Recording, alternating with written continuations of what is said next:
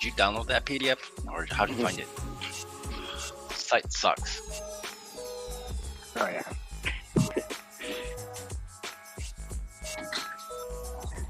Yeah, 1 second.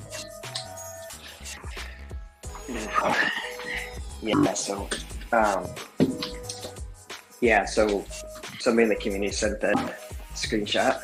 Good morning, everyone. You're right. Let me turn the music down a little bit here. That's a little aggressive. I don't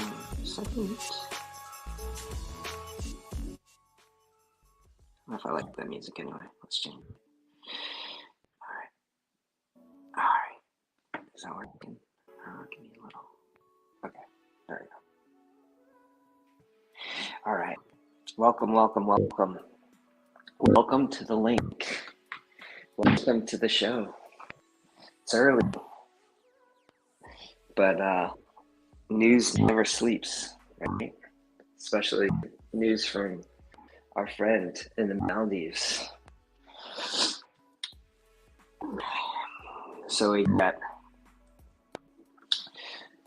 got a leak, and it's from Fortune magazine, November edition, and to confirm the leak that it wasn't a fake photo, I found the actual PDF version of that magazine, and this is the image that was in it, in the background. I was going to do an overlay too. I did another overlay. Somebody had, put this as a,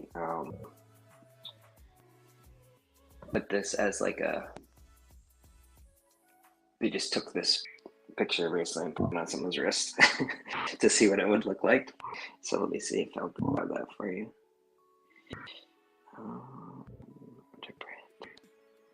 I figured the easiest way is to just make it overlays. Yeah, there you go. Yeah. So this is it, guys.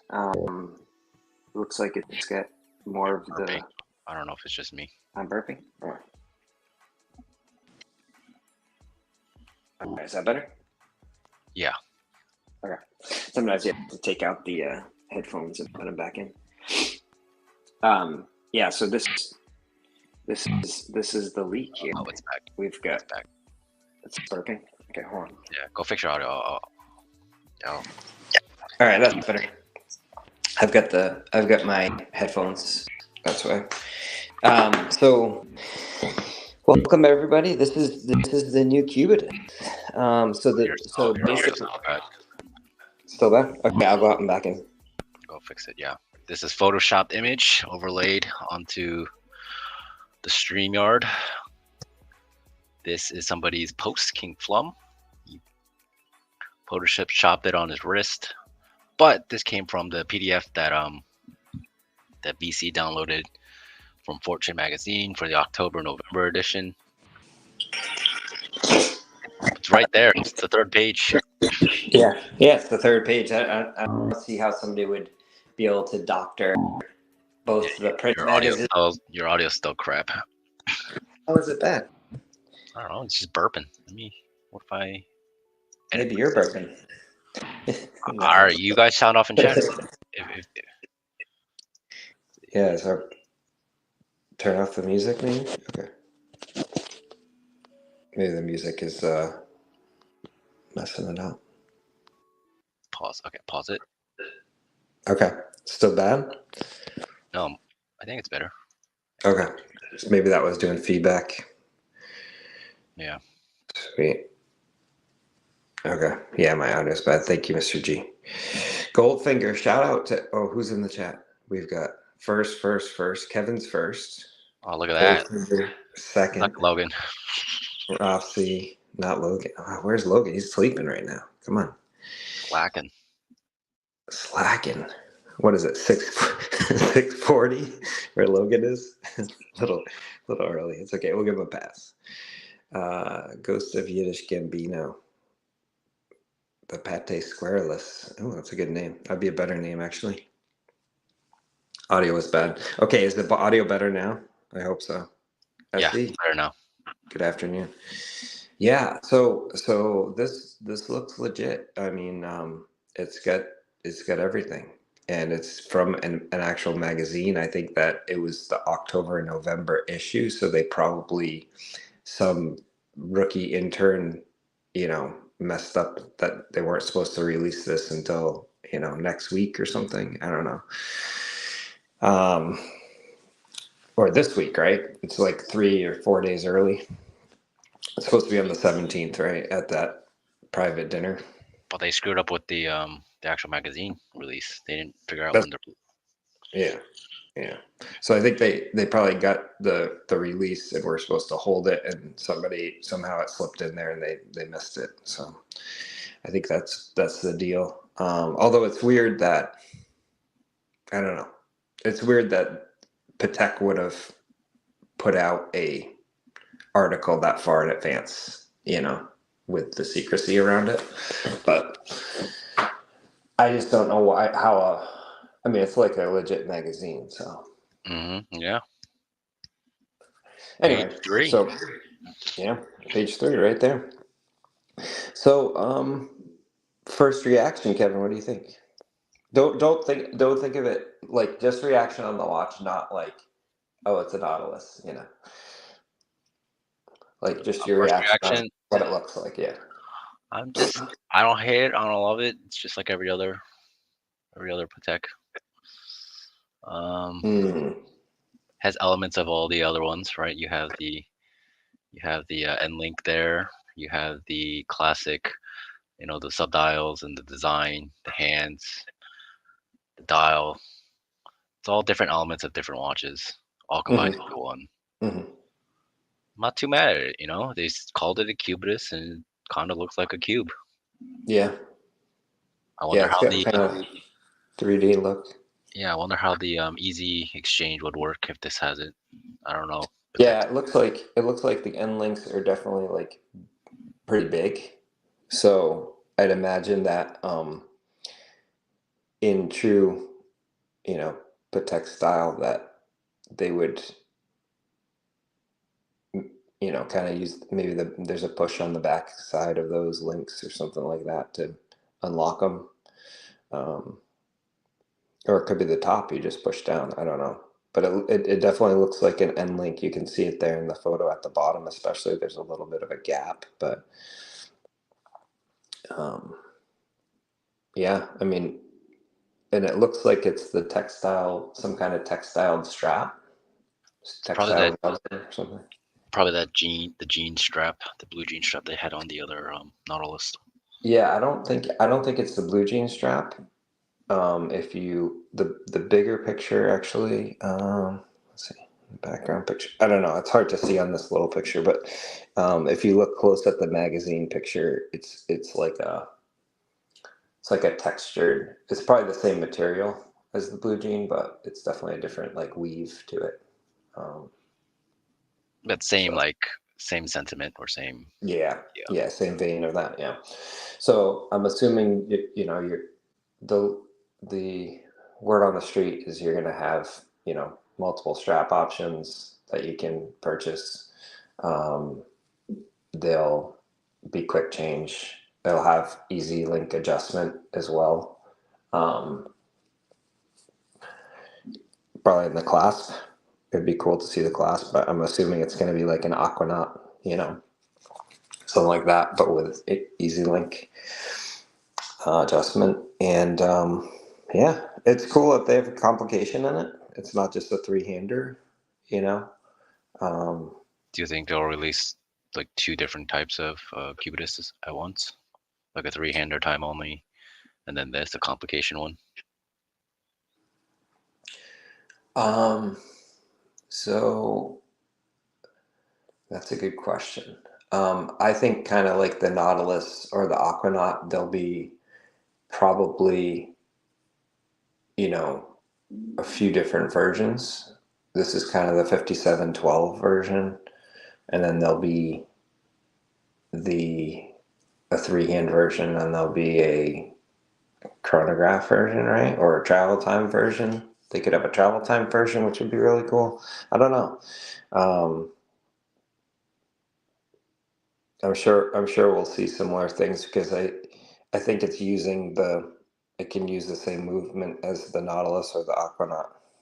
So it's just the case and the functionality of the case, and it's more casual. And I'm sure, there's such a demand for the Aquanaut and the Nautilus, and they've started putting it's just weird that they put the straps on the Nautilus a little bit. Like, I feel like if they had kept the Nautilus as like leather, and I mean, Nautilus really is the bracelet now. Like, that's the reason to get it, But now you can have all three. Yeah. I don't think this is going to have a bracelet though, necessarily. They might just keep it to straps.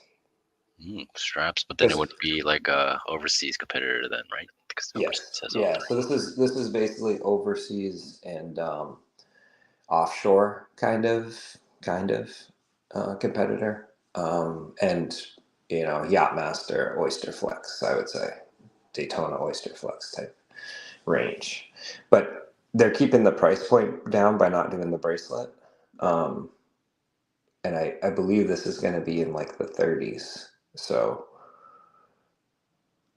obviously at that price point, people are going to be interested, and it's gonna have, or starting maybe. I'm sure the gold piece will be more, but looks like their leather strap. Yeah, it looked a little more textured, Patel, in the actual photo. Yeah, it's like a rubber. It's like a textured rubber. It's not leather for sure. They might have different versions too. Like they might put leather in the magazine and have the rubber version, but I think the movement is the same as the Aquanaut and Nautilus. Is that right, Kevin? I mean, I think probably. that was the assumption anyway with the size of it, and I think people looked at the dial size and they could fit this, so it makes sense. I don't know. So basically, the biggest deal is the quick change and The shape. Shape, and I mean, it kind of. I mean, to me, it's very much similar to the Cartier Santos. Yeah, that shape. The more I look at this, the less I hate it. Yeah, I mean, I think it looks good. I don't know. I don't know if it's. I don't know if it's better than a Nautilus, right, or better than an Aquanaut. It's hard to like make that jump, but it's certainly like very close to those. And I don't think anybody's going to be like, "Oh, that's the ugliest thing I've ever seen." I think the step down of the case and everything looks pretty good. Yeah, it's not bad. That would be the 240 movement. Doesn't have a big day, but the rest of the subdials look off. Yeah, I mean, this it could look off, but this is coming straight from the magazine image. The King Flum just stole the image and put it on his wrist. Right, exactly. So I think it's been confirmed that this is real, even though this may look slightly different than what you're used to. Right, and the sizing could be, it seems like that's ish in the range, depending on your wrist and whatever. But it could be smaller, it could be bigger. But I think it's supposed to be 40. But that, squares wear big too, so it's probably gonna fit most people. Yeah. We have a super chat from Muhammad Ali, £4. 5 pounds. 5 pounds. 5 pounds. Do you think my chances to get an Aquanaut is easier or harder after this comes out? Oof, that's a I good would question. say harder because a lot of people don't like the look of this so far. So people will want the Aquanaut even more. Yeah, true. Yeah. I think this, so I would say, so obviously there's going to be more sports watches available, but I don't think it makes anything, in theory, it should make things easier, in theory. However, the wait for everything is so crazy. It's like saying, like, if it's equivalent if Rolex was like, okay, we have the white dial and the black dial steel Daytonas, and we're coming out with a blue dial. And everybody's like, ooh, I want the blue dial. And other people are like, ooh, maybe I'll get my white dial faster. But it's like the list for all of them, right, are huge. So I don't know if it's about, in theory, it should help you. Yes, because Don't this forget the is green more dial. watches. Green dial, yeah. Oh, this will have a green dial version too, right? Probably, right? They do green, Yeah. blue, and then the brown. Yeah, green, blue, and chocolate, probably. So it'll be interesting how many they release in the different configurations, but we kind of know what they are because it's Patek, right? Like this is probably white gold, I would guess, right? Blue and white gold, like the 5811, whatever. And then I don't think the green. Well, green could be white gold too, I guess. I don't know. Yeah. Well, initial reactions. Rad Time says it looks cheap, no elegance. D Wood says first impression not good. I don't know. A lot of hate. A lot of hate. Well, I think the thing is when you have an iconic model like the Nautilus, and even the Aquanaut is so popular at this point, it's hard to introduce another shape that's so close that people are like, oh yeah, I love that even more. Like it's like this doesn't have the soul of those yet. It doesn't have the history of those, so it takes time to kind of wrap your head around it. And it'll be interesting, the perception of this. Is this watch looked at as, oh, you got the hype watch, or you get the latest and newest thing, like you're into that, especially from Patek owners who are not like that. So I think that'll be interesting, the perception of this actually on people's wrists. It's like, oh, you got the new Cubitus, nice. Like I don't like it's. Oh, that's not the Nautilus or the Aquanaut. Like I don't know because it is going to be like the lower price range too. Like it's definitely, like, this is not replacing the Nautilus, guys. Like that's not what it's for. And this is like they're going. People are going to play golf. They're going to do sports, travel, whatever, and they throw this Yeah, on to wreck their dress watch. yeah. I think people are gonna dislike it at first, but it's good. It's a sports model. People are definitely gonna wear it. It's on rubber. You can change straps. People will get over the shape and be like, "Oh my gosh, I loved it at first. It's a great Oh, it watch." looks so good. Yeah, it Yeah. looks so good in person. Yeah. Well, I mean, again, Cartier, such a iconic shape that a lot of people love too. So if Yeah, it's exactly. it's a mix of those, the Aquanaut and that basically, or not also that, but oh, looks good to me. Yeah. Just a reminder, we are triple casting on the Watch Colony or Yep. Watch Community OC and the Boston Collector Community channel. So if you guys don't see comments that we're pulling up, that because we're multi-broadcasting here. An auto Yeah. says, doesn't this just look ugly as F? It all depends, right? It's all subjective. Honestly, I'm sitting here. The longer I look at this thing, I don't think it's that bad. It's actually pretty Yeah. cool. I kind of see, like, again, the Cartier a lot, and Cartier Santos, but I think. I don't know. The case looks pretty good. It's not too square. I was worried they would come out with like some weird square or octagon or rectangle, or there's a lot of ways they could mess it up. But I think it's like Mr. J says, it's a brave release. I think it's like a very conservative release. I think it's a boring release. If they actually had done like something like the Cartier Centre kind of shape, like a really long rectangular release, that would have been bolder than this. This is very Yeah. Or Patek. like the code 1159 for AP is way more bold of you know Oh yeah, design. definitely. Like This is like changing something 5 to 10%, and then being good at it. I mean, I don't know. I think it's good if they'll put a lot of them out. It's good. If they're going to cut back on Nautilus and Aquanauts and only have 10% sports watches still, and it's even harder to get those, and this is just interjected in there, I think it's not necessarily good. So I guess we'll see. Time will tell. I would love if they made 10,000 of these, but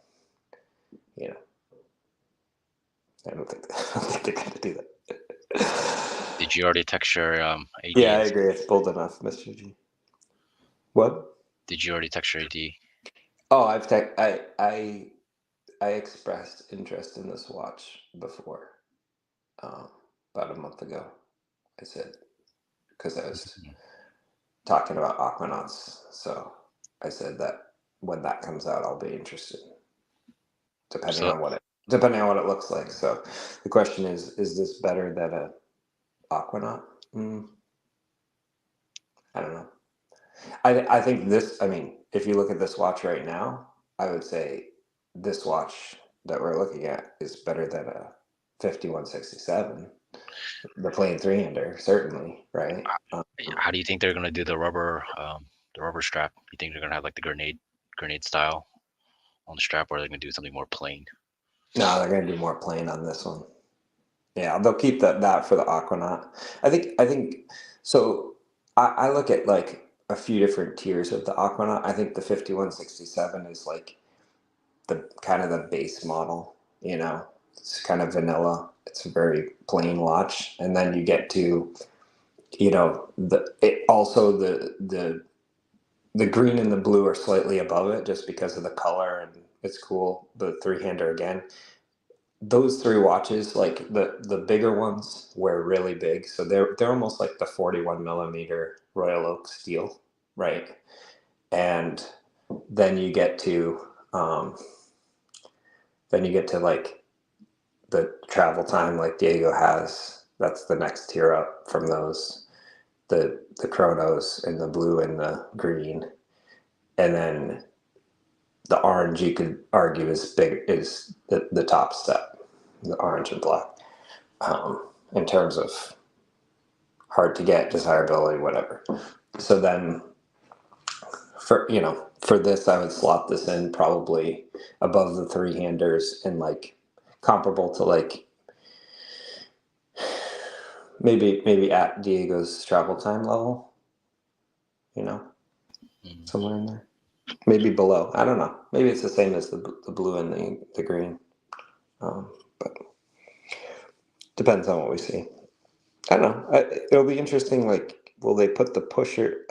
I'm assuming if they have a chronograph version, like 5980, they'd have the pushers on those kind of angles, which would be interesting. Yeah, the pushers. Yeah. I love the triple cast, huh? Yeah. I figured I would. It's breaking news, so we would do that. It was interesting too because we get the super chat from Muhammad, so I'm like, oh, he's watching on OC's channel because my channel doesn't have it, and the watch community definitely doesn't have.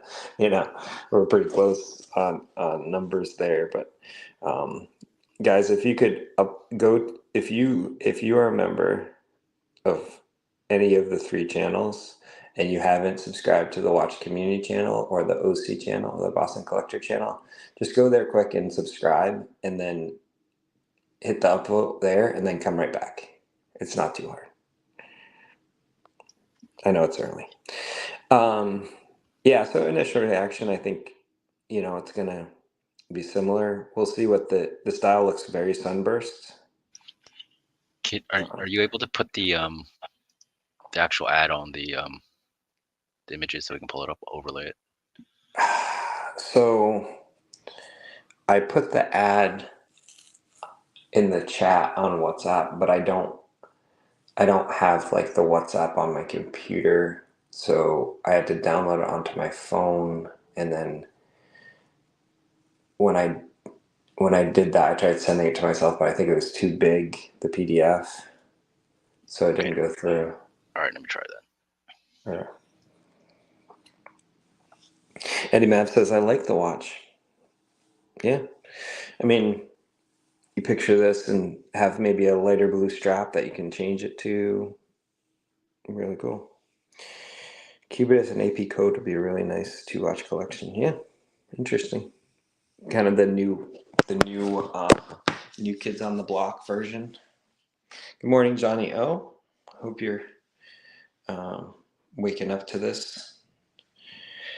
You know, looks like a 1980s Citizen. Yeah, doesn't every watch though, Jonathan Quill Higgins? Pretty sure every watch that's ever been produced has, something that's close to it. Cartier, Gerald Charles, and Octo Finissimo had a baby. I would say, I mean, really, like Cartier Santos mixed with the Nautilus is very close, I would say. Yeah. I think people strong reactions were in the chambers before the actual release here. All right, I'm gonna pull it up. Let's hopefully there's nothing doxing on my screenshot. All right, okay, sweet, looks good. There it is. There it is. So there's the different page on the digital version there. Yeah. I'm my biggest concern is the end links, because those end links are, pretty far out. And if this is a 41 millimeter, I think it's like 40.5 for the Aquanaut, whatever. If it's that big, then you have those end links. You could have wingspan problems. Shout out to Dave. But it could taper. It could just like drop down, right? Yeah, it depends on the angle, right? Then you're looking at that, and then how rigid is the strap? Is it a rubber strap, or is it because some people don't like the Aquanaut strap. Oh, they don't. Yeah. Speaking of rigid and angles, I see What's going on. I'm feeling very rigid and angular. Yeah. Yes. And confused, like all of us. Hey, everybody. How's it going? What do you think, Cassie?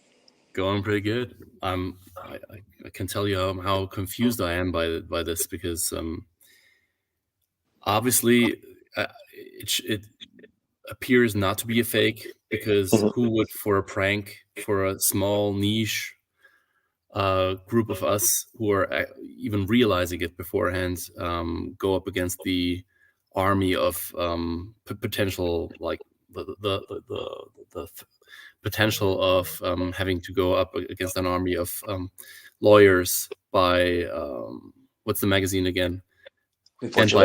Fortune magazine. Right. Who would actually do that? And I think it's the real deal. And on the other hand, they have been maneuvering Thierry Stern has been maneuvering this move for a couple of years now, and I'm completely confused why they would produce something like that is taking away so much from other lines, and it's far less. I wouldn't say it's very bold, because in comparison to the Code 1159 that actually hints to the Royal Oak in a much more subtle way, they're really taking all those different cues from other lines, and I feel they're cannibalizing it to a certain extent, which is a very safe move for them, because people will like it more than if they had come out with something completely new altogether, because it took a long time for the Aquanaut to become popular, just because people couldn't get the Nautilus and the I forgot the name. What was it? Poseidon or something?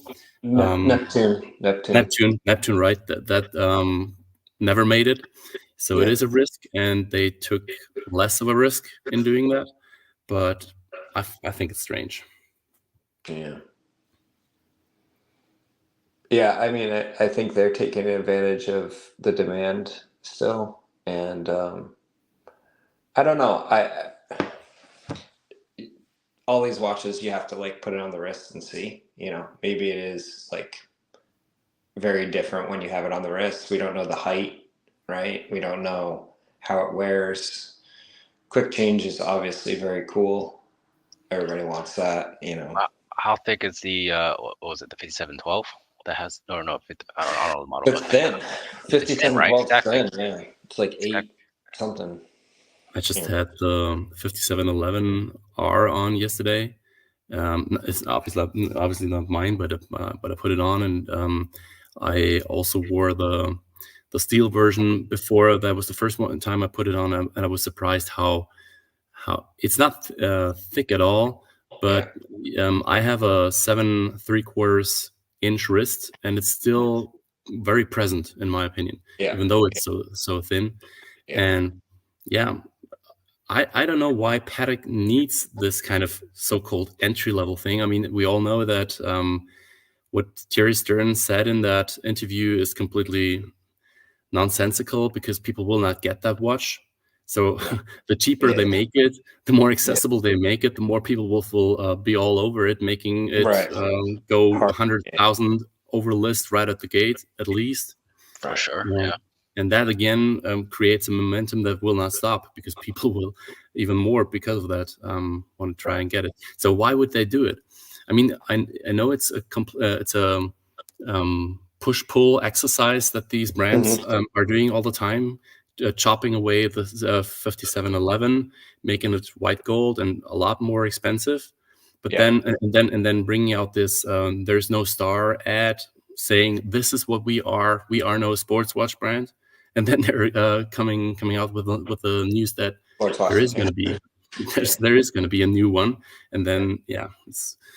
Well, the fact that we're talking about it is the answer to the question of why they're doing it.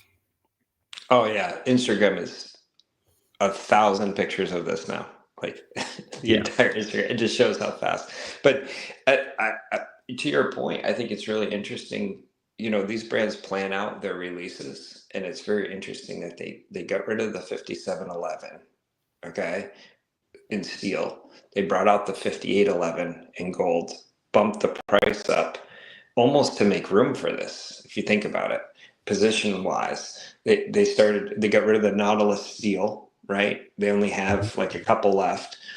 This is kind of going to sit somewhere in the Aquanaut range, Nautilus range, in the middle there, and then to get to the Nautilus, you're like the highest level. So now they have 3 levels. So if they make you do dress watch, sports watch, dress watch, sports watch, dress watch, sports watch, instead of it being a dress watch, then an Aquanaut, a dress watch, and then a Nautilus, now they've got a third option in there, and they can say, well, you have an Aquanaut, let's get you a Cubitus next, and then after that we'll go to the Nautilus. So you're 6 watches deep now, right? Like, so I think everything's planned with these guys. They know what they're doing. They've had this in mind. I think part of it is releasing in that mid-tier, trying to attract clients at a lower price point without seeming cheap, right? And I think releasing it with like the new feature of the quick change kind of boosts it even more for people. So very safe move by them. But it is. Don't you think it's a risky move to a certain extent? They're taking a certain risk because it's clearly riding off the back of the Nautilus, design Q wise, which means that a lot of people who let's compare it to Ferrari, for example. Many Ferrari collectors did not like them coming up with the California, because it made it more accessible. And they tried to do something similar that Porsche did, going into all those different kind of segments. But you only do that if you have to, if you need to diversify. And now at a position of strength, doing something like that is also a certain risk, because they might drive away some I don't know.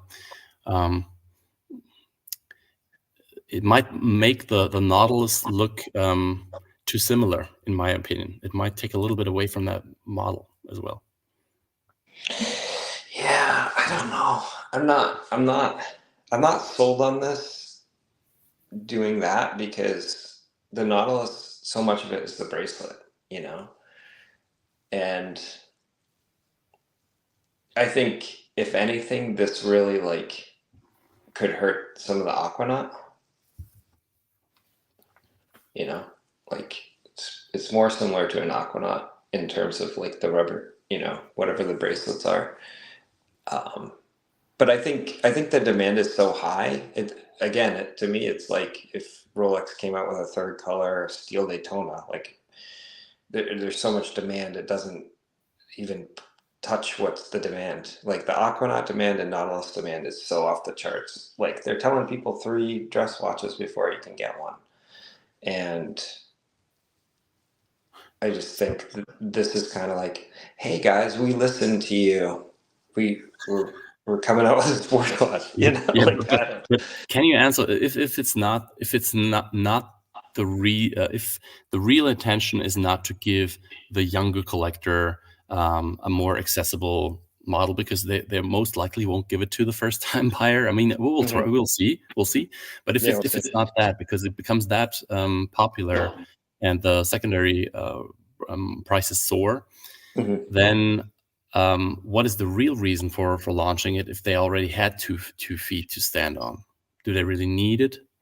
And why? Because it's not that accessible at all. Yeah, the only thing I can think of is that they were afraid to roll out quick change to Aquanaut and Nautilus models, almost making, you know, hey, I bought mine last year and I don't have quick change, you know, almost, you know, make them old if they can't change. So this is like kind of a safe way to roll that out, and maybe they see how it goes with the quick change and people like it and everything else, and then they can, you know, add that to the Nautilus and the Aquanaut models. Maybe, I don't know, that's just a thought in my head. But well, definitely, if you come out with something completely new, it's more okay to quote unquote copy from other brands, because everyone went like they are copying Vacheron and Constantin when they did the extension thing that they have pretty much come out with. Right. Yeah, I think it'll be interesting if they do target kind of newer, younger demographic with this, and that does 2 things. One, it kind of says like, don't worry, older collectors that have been with us for a while, like we got you for the Aquanaut and the Nautilus. Like these are, you know, more for the younger kids. We're gonna do this other watch. Like, don't even, nothing to see here, you know? Like, I know you don't want it. You know what I mean? Type of thing. Like it almost puts this other path for people that are younger to get this watch. Yeah, but, this whole $30,000 to $40,000 thing came from Terry Stern directly. He said some people can only afford this amount of money, but we all know that the distribution goes through all the retailers that have huge interest in making you buy jewelry and everything else before they even consider you as someone to quote unquote suggest to Patek as a potential buyer. That means your entry point is a lot higher than that amount. Yeah. And I would imagine that's the starting for the steel. You know, the 30 to 40,000. Like, I doubt that he's capping all of these watches at 40,000. You know, just like there's no way. If they have a chronograph, it's going to be 60,000. You know, like easy. So like, why would they do that? I don't think. You know, I don't know.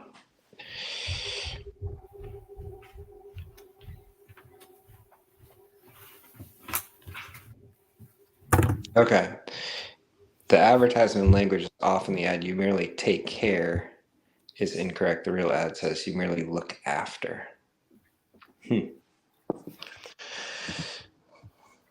Yeah, maybe that's hey, for your kids' college graduation, buy them this watch. I don't know. maybe they're sick of maybe they're concerned about an aging client base and that they're having trouble attracting new buyers, and they're the ADs have, because they're not in control of what the ADs do to some degree. It can really easily be like, hey, I've been working with you for 20 years buying Pateks. Of course, you're going to get the new Nautilus, not like some kid off the street, And that definitely creates like a demand, but it also creates like there's a mix between demand and accessibility and like moving on from a brand because of that, right? Like it's a balance there. It's tough. On the one hand, it sounds contradictory for them to come out with an entry-level piece altogether, but we're already past that, obviously, because it's about to come out in 4 days. But while they're pushing everything up, prices along with precious metal models, it's still a good idea to actually to have some cover-up to follow. Yeah, I agree. I'm actually going to go to the venue later, like after this. I'm gonna have a look at the venue and check out what it's going to be like, because I'm unfortunately not invited. I've talked to someone who is.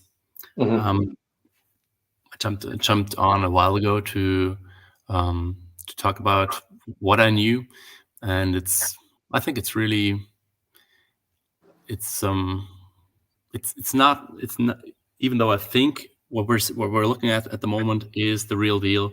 I think there could still be a surprise, and it not being that at all. I would actually be happy if it wasn't that, because it's not innovative enough for me. It's not creative enough for me. It's taking everything, or taking a lot from other models within Patek Philippe and outside of it, and Patek does not. It's not. They don't have to do that. So why would they? Yeah. To me, the one thing that kind of stands out as like would have really changed this is if they had a different dial texture. Like it just feels like I don't know. It feels too close because the dial is almost identical. So. And it's not the 50s or 60s anymore, where they would actually take an existing base Submariner line and then come up with a GMT, because what they had was proven and so on, and those were completely different times.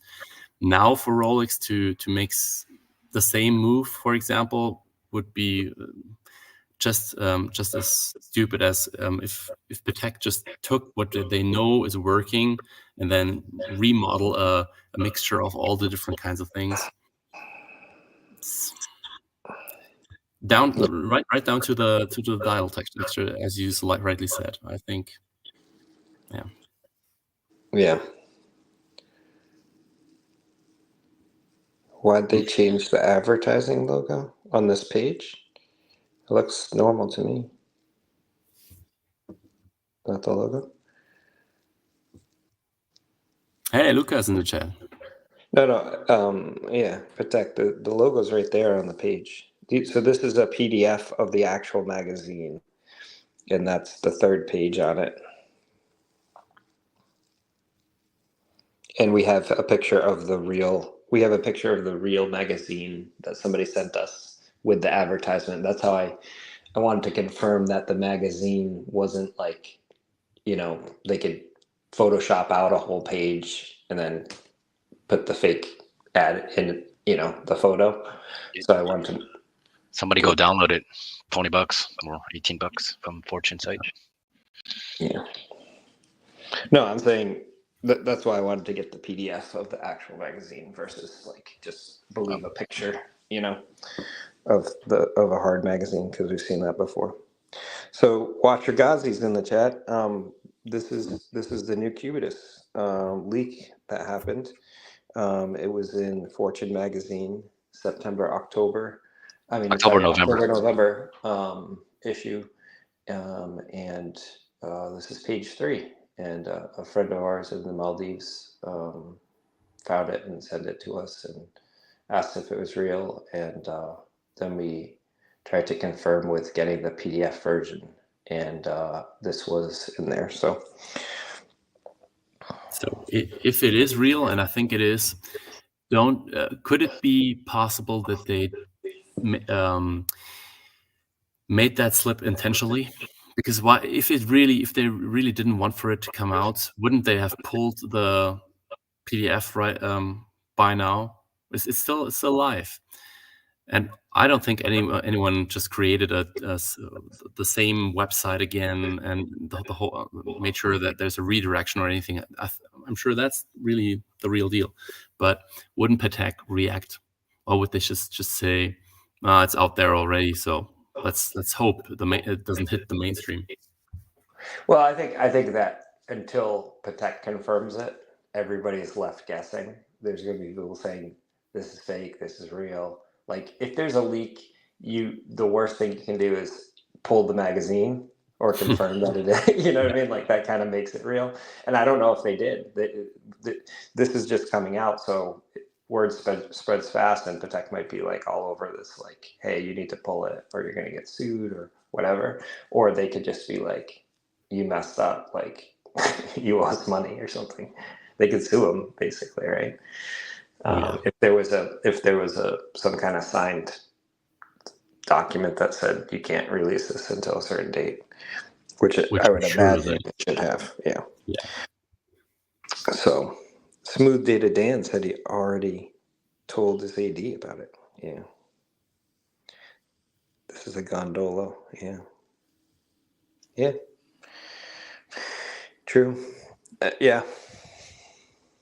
It is a very controversial design, and people in chat are making fun of it. But I'm sure a lot of us will come around to it. And I have not seen one person type in the chat that they love it. Besides Smooth Data Dan, or maybe he just wants it just to have it. A lot of people will, but it might have been the same with the Aquanaut. If I'm honest, for example, no offense to anyone who has the Pepsi, I'm trying to get another one as well. But before I entered this whole world, I thought that it looked like a kid's watch that someone had taken out of a candy machine, because of the color code. So people from the mainstream, they don't have this kind of whole background knowledge. They have a completely different viewpoint of it. Definitely. But isn't it funny? Another thing that I'm thinking of, can you remember the video that was leaked about Rolex releases before Watches and Wonders this year? I'm sure many people can actually remember that. And I talked about that to my AD after the launch, so there was no incentive of keeping it secret anymore. No one in there knew about it, and I haven't encountered anyone else who has. And it didn't make too much of a wave in the mainstream press either, that there was a real leak beforehand. So we're this very, very tiny, niche group, and no one really realizes or even cares.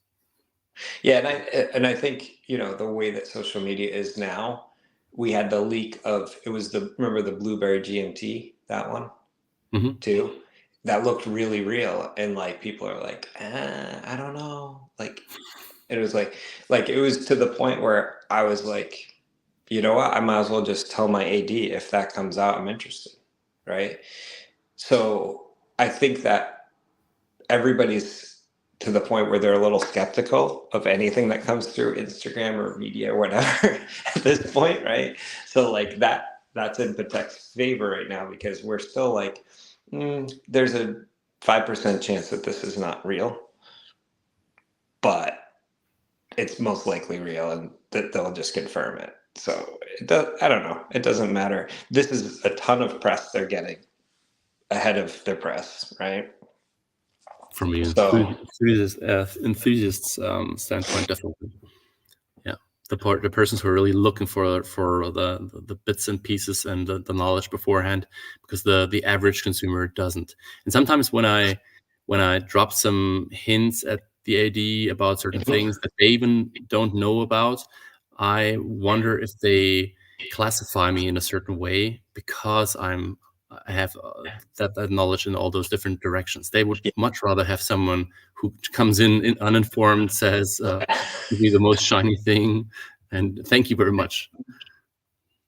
Well, it's funny you say that, because I'm kind of in that where I'm like talking with the AD and I'm like, oh, you're doing this, that, and the other thing, or like you came out with this new material in this watch, and they're like, oh, yeah, like they didn't know, Yeah. It's like they haven't gotten the training on it yet, or they haven't, heard through the grapevine about that change, or saw that. But that's funny. Yeah, I think they know you're passionate about it, like I think that's the good thing. But Yes, absolutely. but if I like, I'm in a group chat that involves ADs, like people that work at the ADs from Patek. So I could just I could have put out this Cubitus and say, hey, Elite, what do you guys think? But like the Patek person's there, so I'm like, I can't do that. A little bit like, But like at the same time, you go to Instagram, it's all over Instagram, so everybody's gonna see it anyway. So it doesn't matter. I don't know. So anyway, I gotta get going. You guys have a great day. Kevin, can you continue? All right. Yeah, I'll just continue for a bit longer. Yeah. Bye. Well, actually, I don't want to leave you hanging, but I want to jump on later, maybe a little bit, if you guys are interested in the venue itself. I'm gonna pass it on the way home, and but I'm gonna jump on later. Okay, yeah, sounds good. Maybe Pour you can back in. just riff with a chat. It's Okay, good talking yeah. to you, Kevin. Yeah, it's good talking to you too. Bye-bye. All right, I want to drop the link. Otherwise, I cannot carry a show by myself. I will end the stream in 5 minutes. 5 minutes, guys. 5 minutes. Drop in the link. It should be popping up in all of your YouTube chats. What? Something's wrong with the... Oh, there it is.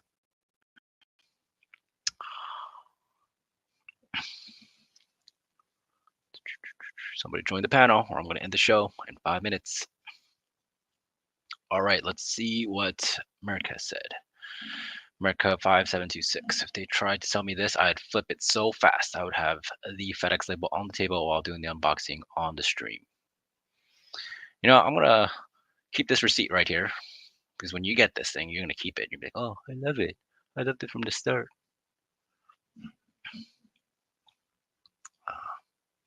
It's not that bad. Come on, America. Not that bad.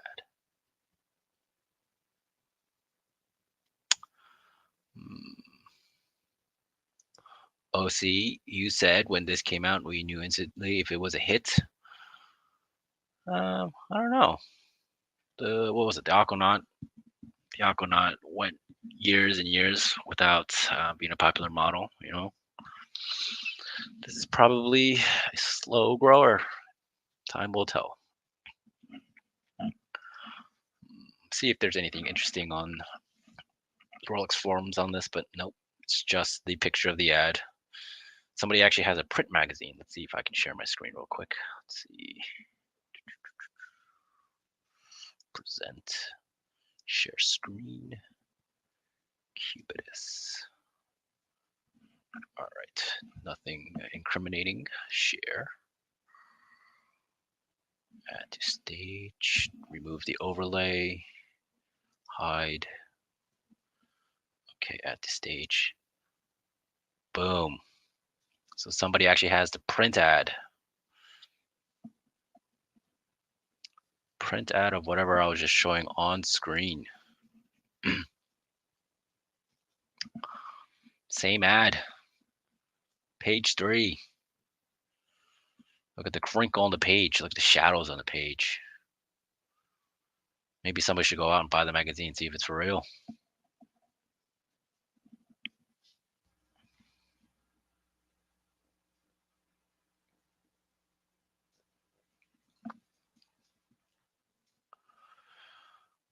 Smooth Data Dan, it's a hit. It is a hit. Yep. All right, America. All right, what else do you? I want to announce that now that I'm calling for the public and shameful resignation of the entire Stern family for this design atrocity. It's going a little too far, don't you think? I don't think it's that bad. I don't think it's that bad.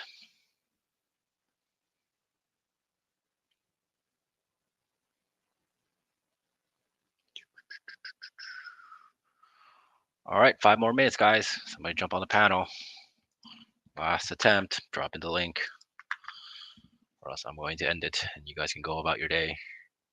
But before you guys do, before you guys go, please remember to like and subscribe.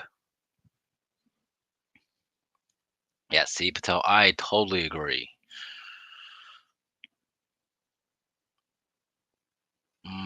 Yep, it's over for like the 10th time. America would be like, it's over. It's over.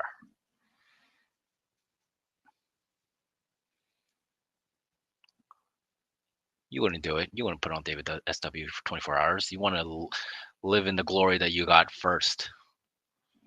Come on, America. We know you. We know you. Oh, the link worked.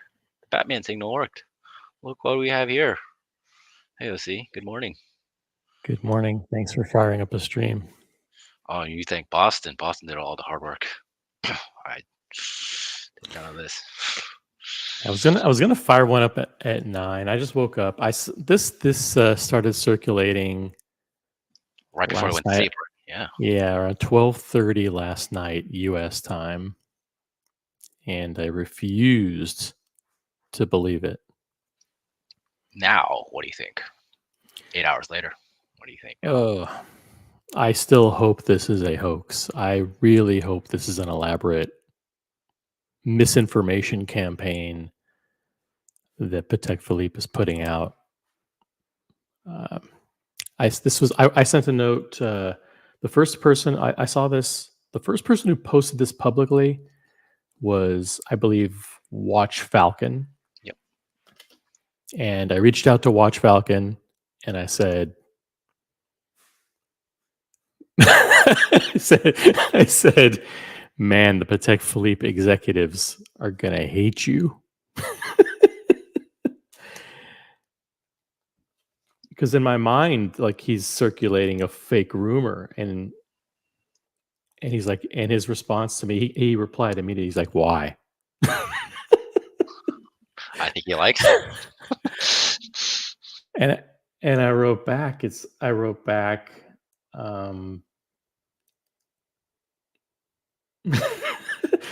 such a nice guy. What did I say? I wrote back, if this is real, this is a disaster. I said, there's no way they would come out with a watch this ugly. And this is an absolute debacle. I mean, now let's get it straight. If you're asking me, is this going to be a hit? Is it going to sell? Are people going to buy that? That's immaterial to me. That is regardless. I said from the very beginning, you will look at the watch. Give can you blow that up, by the way, or can you show us some other shots, like the one from? Hold on a second. Which one? Which one do you want to see? We have 3 images. We have to have this in an ad is just vulgar. To have that to have the Patek Philippe credo that you never actually own a Patek Philippe, you merely take care of it for the next generation, associated with this picture is an abomination. The fact that it looks so plain, there's like nothing elegant about the picture or the ad. I know this is a format that previous ads, so which leads me to believe this is fake. Even with the PDF, someone's got to buy the real PDF and just prove it to us. I see there are all kinds of fake images circulating on Instagram. All kinds of them.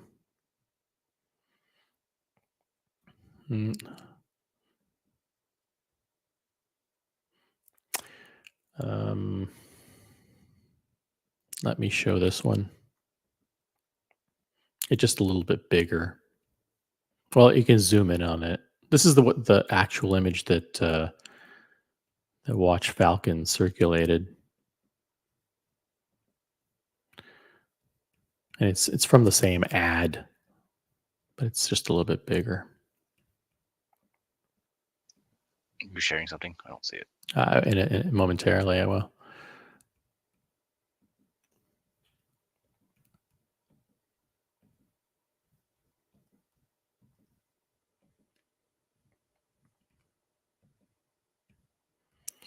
See if I can make this. All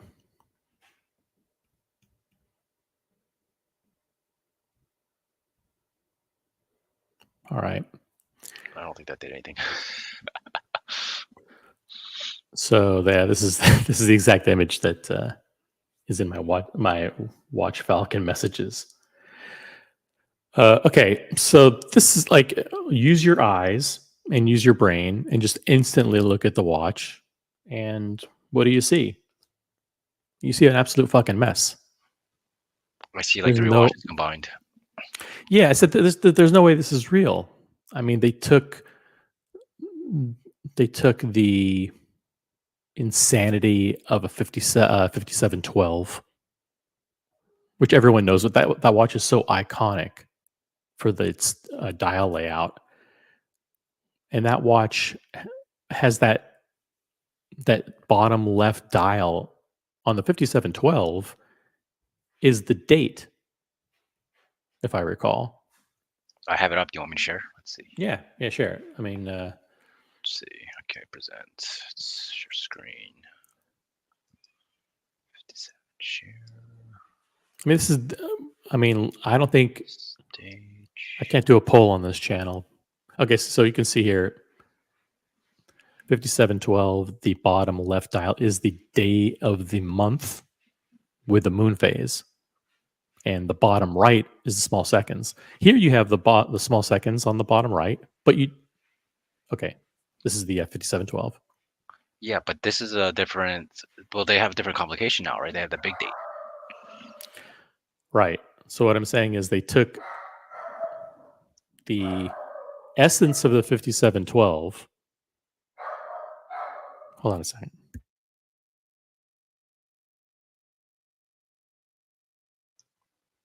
Oh no! Don't throw out the dog. Just kidding. Okay. No.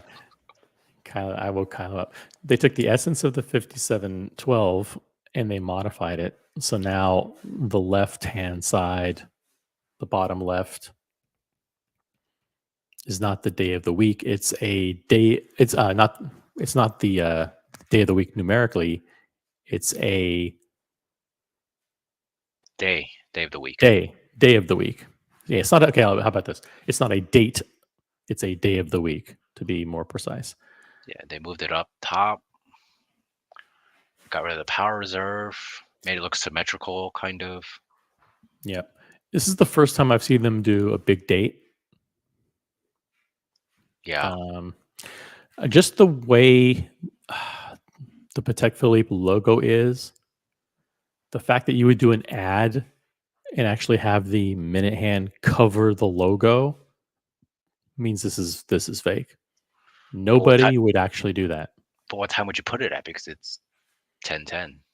right? They would have. You'd put it. I mean, I know that there's this stupid Swiss rule, this watch industry rule that your watch has to be set at 10:08 or whatever it is, or some other time because it looks like a smiley face. There ain't no smile on this fucking pig that's going to make this look any better, Kevin. Wow, that was a strong words right there. I mean, this its dial is an absolute abomination. It's the proportions are all wrong. Okay.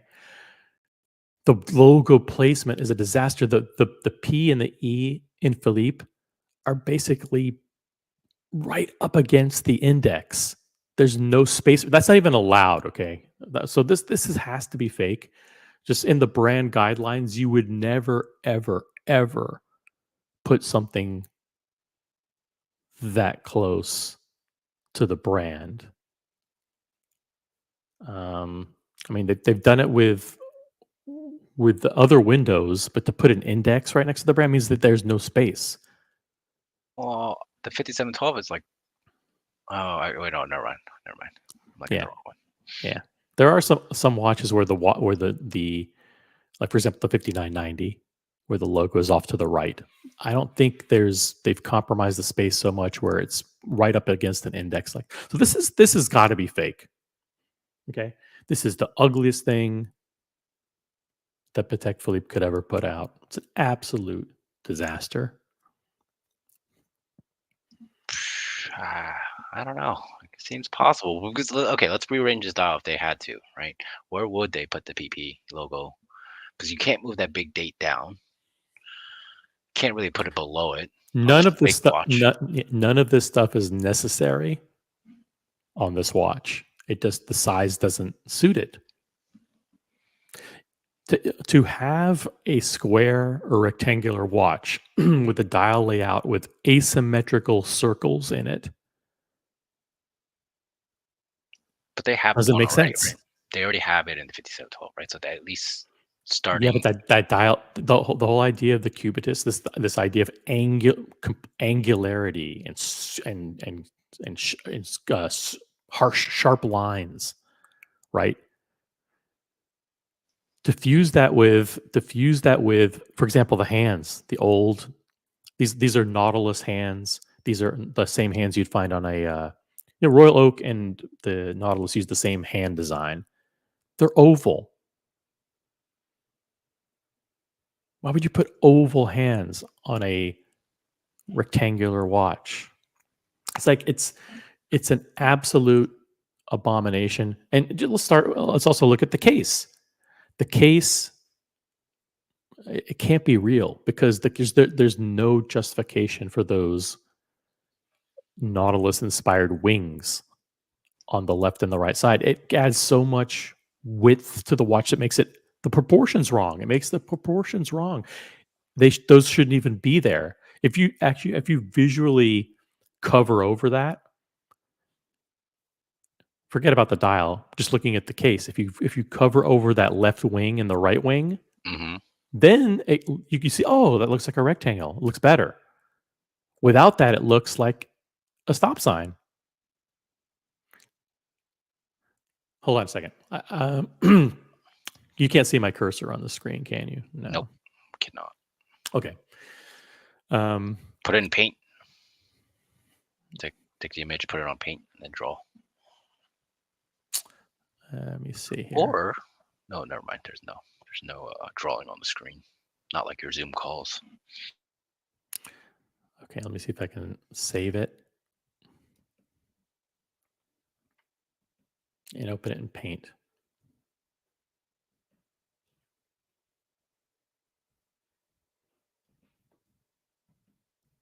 All right, while you're doing that, we have a member chat from Bhavan Nair, member for 2 months. Thank you for being a member. This is so hideous that people are calling their essays to get their name on the list. By 2027, we will call this a masterpiece and salivate all over it. Not so sure that you're wrong there. I think you're right.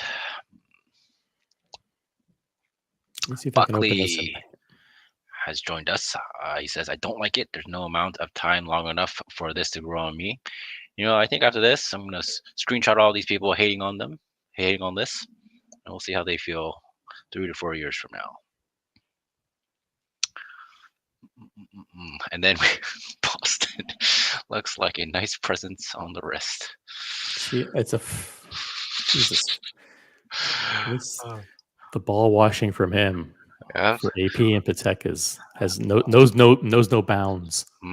Otto says this is a Bell & Ross interpretation of a PP doing a ripoff. Yep.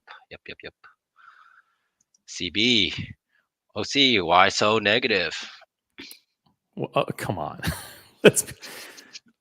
Come on. D Wood, all morning long, we are struggling for an analogy of how ugly it is. Zoom out, no one is describing this as a beauty. Okay, no describing its beauty. And Rohit. Welcome, Rohit.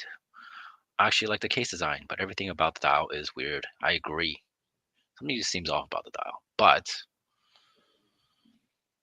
it's all there. It has all the hallmarks of a PP watch. America, this is a very, very beautiful watch. Wow, America, you've changed your tune. Very beautiful watch. America 5726. Everybody, get in line. Put your name down.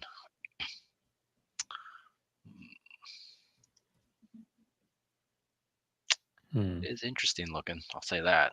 I wonder how thick this is going to be, because the 5712 is 9 millimeters. With the big date, I'm guessing it's going to be a little bit thicker. And it's probably. Do you think they're going to have a 30 meter water resistance? Or since it's a sports piece, are they going to change that? Probably not, right? Probably keep it at 30 meters water resistance, even though it's a sports model.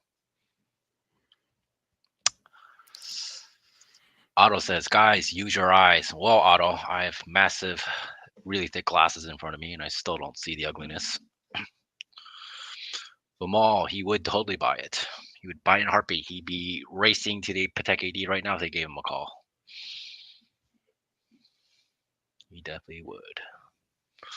All right, let me see if I can share my. Okay, let me stop sharing. Let me remove the overlay. Okay, let me remove the comment. Great producing job, by the way. Let me see here. I am in. What window do I want to use here?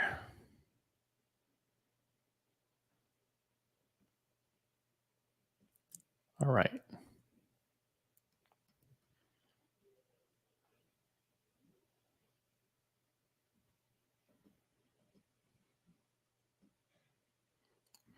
All right, I'm in Paint. Nice, okay. Now, let me see.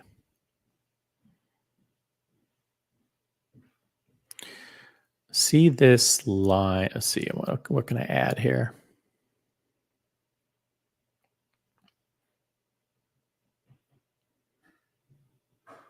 Mm-hmm. 2D shape. See, all the wings, it's like on the Nautilus are rounded, but here they're more like straight, squarish. Yeah, exactly what you're drawing. Yeah.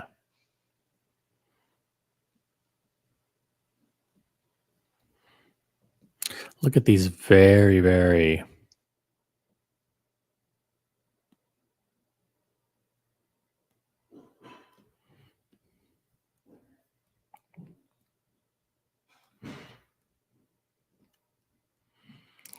see this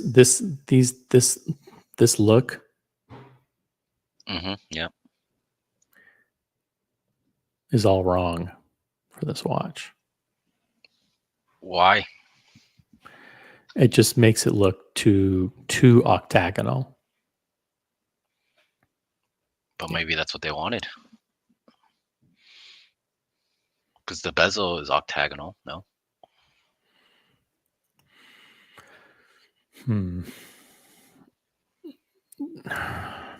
What would you suggest? It's no. It's the bezel. Well, the dial is more rectangular with a little tiny little cut here. It's a little tiny cut. And as you go further and further from the center of the dial,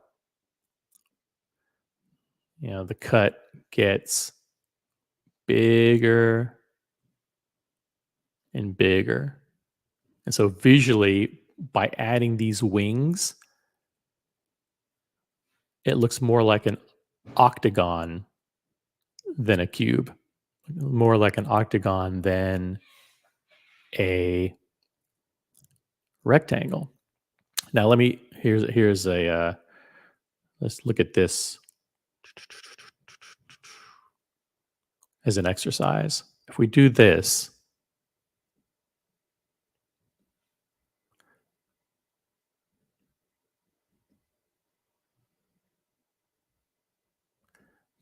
you do that to the left side. Now look at the side. Now look at the watch. What am I looking at? I don't know. Oh, you're saying if we get rid of the wingtip, looks more like a cube. Yeah, exactly. Let's say you keep the crown, but and you remove that. Now visually, it looks way better. Nothing.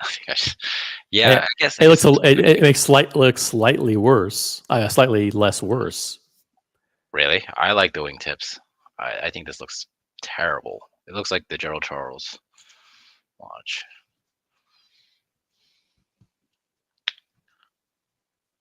I think this is without the wingtips. It doesn't look as good.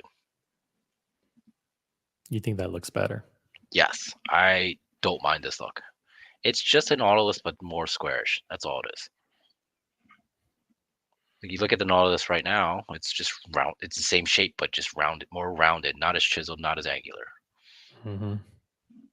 Same exact hallmarks. Even the wingtips on the Nautilus are kind of round. While here, it's very straight, very angular. Yeah, which is why, I mean, they couldn't come up with new hands for it. This is basically a Nautilus extension with this dial and with these indices and with these hands and with this they stole a 5711 5712 basically look. Yeah, but now they have the rubber straps on there. Okay, so let me ask you this: what hands would you think look good in this design as the rest stands?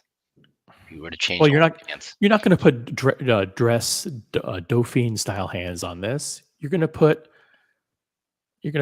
like Daytona style hands, long rectangular hands with a little bit of strip of loom in the middle, not these long fucking tubes. Okay, but looking at their current handsets, they have the needle hands. I don't think that works on here. Why do you have to start by looking at their current handset? Why this is a new collection? Why not do something that fits the look of the watch? Because they already have so many different handsets. Look out how many different handsets they have. They have the ellipse handsets, which is just thin needle hands. Then you have the syringe hands. Then you have the Dauphine hands. Then you have the Nautilus hands. And then if we even include the pocket watches, you have none of them work. None of them work. Yeah, but like you start thinking about like how many different handsets are they gonna have? Just so many. This is fake. Has to be fake. There's no way. This is part of an elaborate and well executed hoax campaign to. I mean, this may be the most sophisticated and well choreographed fake out of all time in the watch industry. And here's why I say that. Everything from the trademark filing, which they've never admitted. They never said that was the name of the watch. We just assumed it. Okay? We took the trademark filing and said, oh, it's the watch. And then we're now eating, we ate up the fake dial image. We ate up the rumors fed to us from the sales associates, which were all unified. They were all unanimous. All of the essays said the same thing. Why would so many essays repeat the same information? Why does Reddit not everybody have the same information? Oh, it's a sports. entry-level sports watch with interchangeable straps with these medals in the $30,000 to $40,000. Nobody would know that if it were real. And then you have people who actually saw it. Bullshit. Oh, well, I saw it. It was inspired by the Nautilus. That's the right dial. And then these images come out with an obviously fake ad. And these people, like, I saw this guy, this social media influencer who I think he's a fucking douche. Mike Nouveau here in New York. He does a video last night at 1 a.m. That's why I didn't do a stream, because he did one and he goes, well, we found a leaked image. It's from the Fortune magazine from November 2024 and it's leaked early. Patek Philippe wouldn't give an ad to anybody, to any publisher, and say, embargo this until. It's just dumb. It's just, all of this is dumb. This is a fake. So somebody infiltrated Fortune magazine, put in the fake ad. Well, there's no evidence that Fortune's even running it, but maybe. Someone's got to download the episode. Someone's got to download that magazine. I think that's also misinformation. Someone might have fed that. Like, oh, by the way, I snapped this. This is from the November Fortune magazine. No, but that's what I'm saying. You can download the magazine PDF version today. So someone shell out the $18 or whatever it is and download it. What does the chat say? I mean, I haven't been paying attention. Oh, the chat been pretty much. This is disgusting, abomination. You had America type in the same thing 20 different times, that it's very ugly and you'd sell it. But then you have some folks in there that actually do like it, Who are those folks? Because we should have them committed. Smooth Data Dan. Okay, there's one. Boston, are you shitting me? He says he downloaded the magazine and got the ad. Oh, see, okay, so he actually downloaded. Yeah. So that's what I was showing on. Let me pull up the overlay again. I've seen that image all over Instagram. I just don't know the source. So this was from the PDF that Boston downloaded. Yeah, you're showing my screen. I'm gonna stop sharing. Oh no, I didn't. Let's say show this one. So this is the screen grab from his PDF that he sent this morning. To have this, this logo and that tagline associated with that image has to be one of.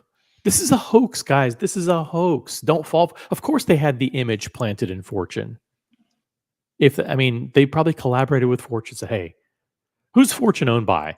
They probably called up like a friend publisher and said, like, "Hey, we need your help with this hoax. Pretend that this is page 77 or what? Or the front cover or the back cover. Come on, or the first spread. There's no way. Did you see the left side of the ad? Have you seen the left side? What's the left side? This is it, right? This is the ad. No. This is a spread ad. Okay. Hold on. Let me share my screen again. Where is it? This is supposedly a spread ad. Oh, you mean of the other page? Okay. Yeah. So whoever shared it on Rolex Forum didn't share it.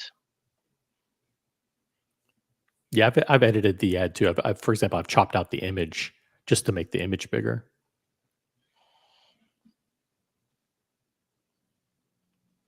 Yeah, somebody go actually get their print magazine. Guys, we've been duped. There's no way this is real. We've been duped. Man, you are very... No, it's not. It's some people are duped. I'm not. This is the they're laughing right now. They're laughing at all of us. There's a small circle of executives. They're like, oh, look, they're fucking lapping it up. They think we would put something out this ugly. And look, they're the fucking sheep in the global watch market are some of them are saying good things about it. People are calling. I guarantee you, the two-faced fucks watching this show, and I mean our wonderful audience. There's some of them who are like, this is the most disgusting abomination Patek Philippe could ever introduce. Meanwhile, they're texting their ADs right now going, I really like it. Could you please consider me for one? Get the Man, fuck out of Don't here. describe America like that. Come on now, be nice. No, America wouldn't do that. But listen, and I understand why they would do it. Oh, by the way, just saw the new Cubitus. A rectangular watch like this would look really great on my 6 3/4 inch wrist. Whatever. I've been waiting for a watch like this, a fun summer watch that I can use with whatever they say. This fits But my this- wingspan so well. No, I wasn't talking about Diego. You have to pull up an image though, Kevin. Okay. Share something. Let me share People back. don't want to see it. Yeah, people don't want to see our ugly avatars. Okay, hold on. Sure. But do you have the left side of the ad? No. So whoever took the picture, shared the picture, didn't share the left side. Oh, okay. Let me get it for you. I'm only looking on Rolex Forum, stealing from the Rolex Forum. Oh yeah. Okay. No problem. Let's. But I'll see what you're saying though. This is a hoax. But I don't even want to entertain any notion that this may be real in any way. But do you know how crazy it makes you sound saying that? No. What do you mean? You think these executives went to great lengths just to attract the small little community?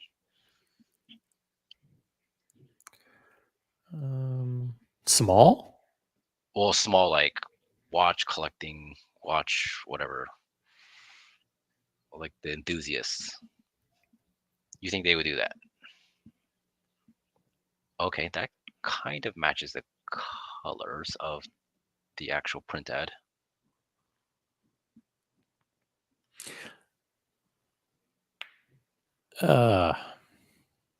Look at this guy.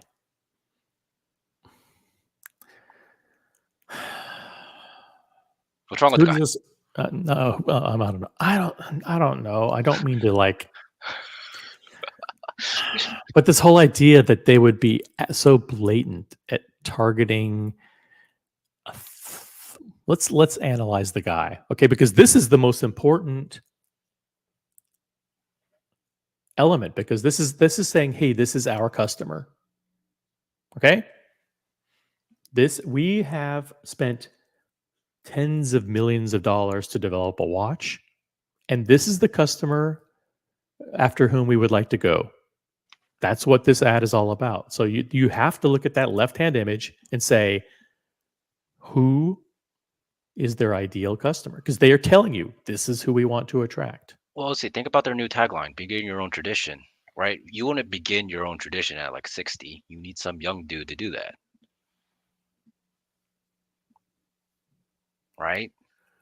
If that's really their new tagline or their tagline, begin your own tradition, you don't start traditions very late in life. You normally would start earlier. Yeah, you start earlier. So this guy, let me ask the chat. First of all, let's acknowledge the incredible Muhammad Ali. £5 super chat. I have already sent the donuts and pastries to my authorized dealer asking for one. Of course you have. There's so many people who have. They want, I could at 12:40 in the morning last night. I could have, but I would be embarrassed. This is fake. If you send your AD, here's what I hope. I'm going to be blunt. Here's what I hope is happening.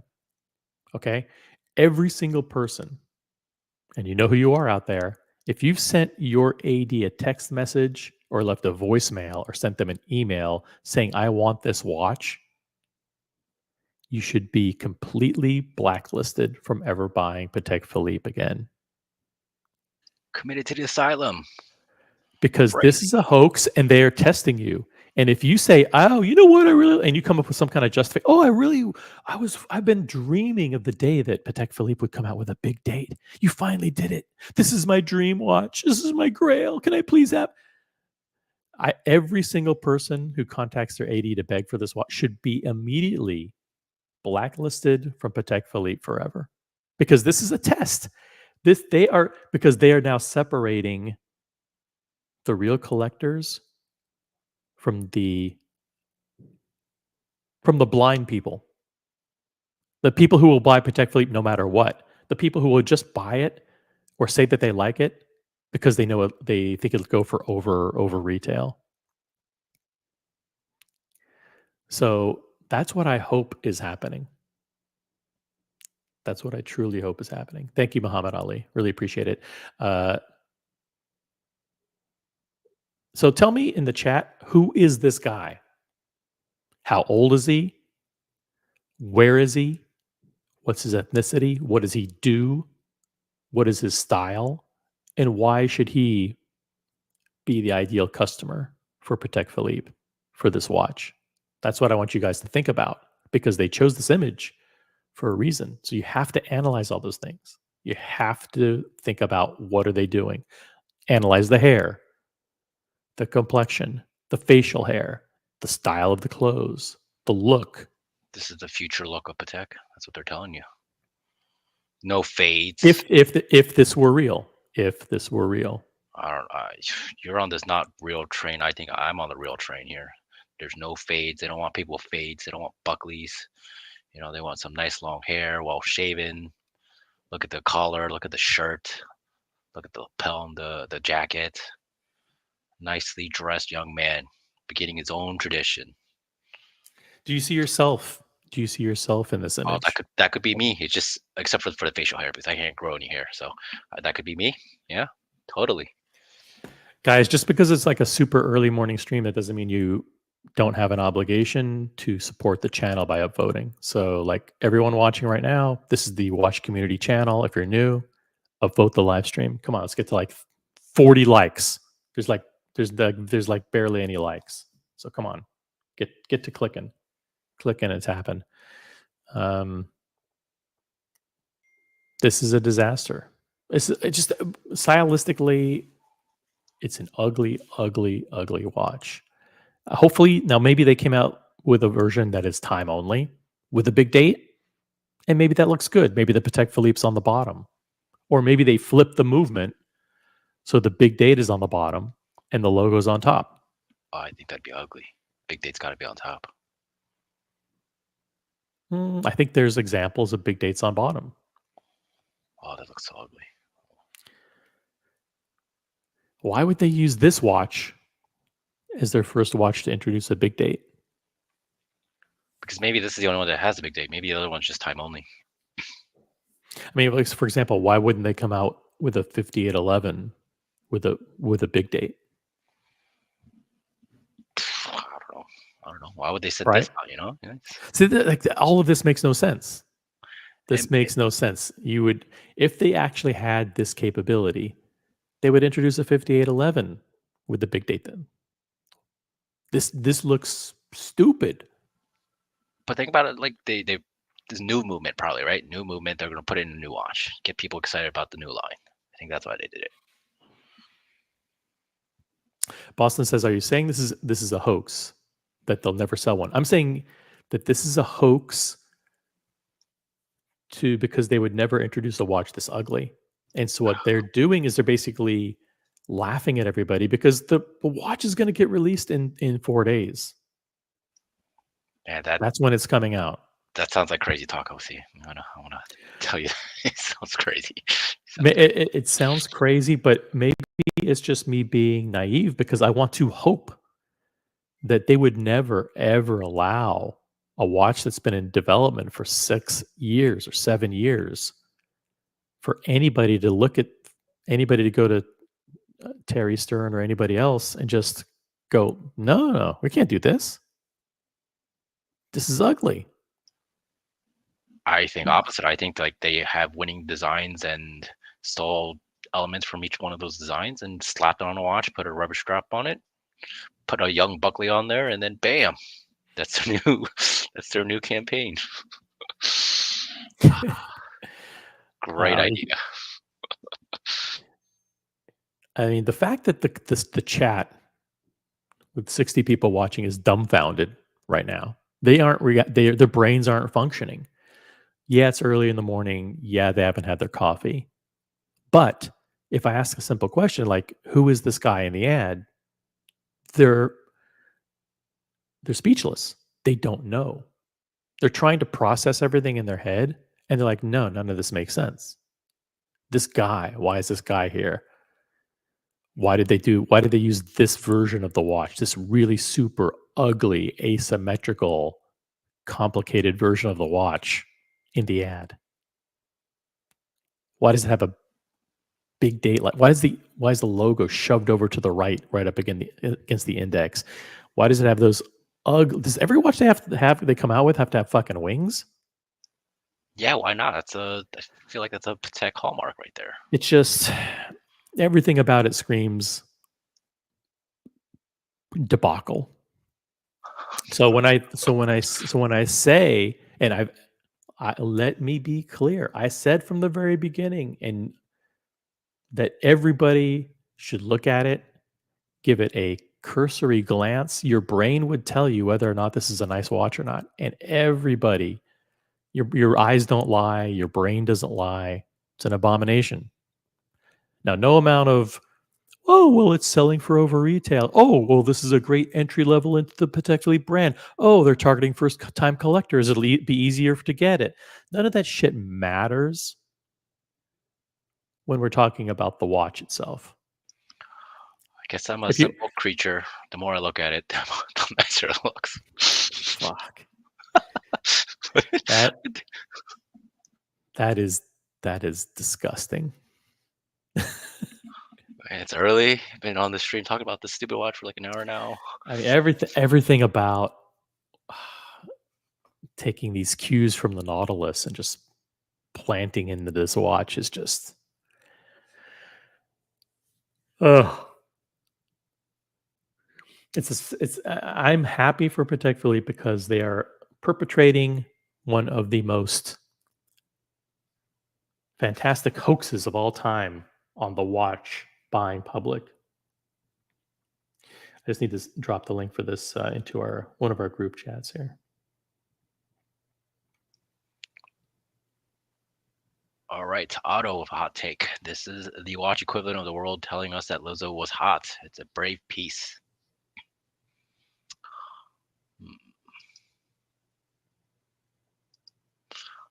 Boston.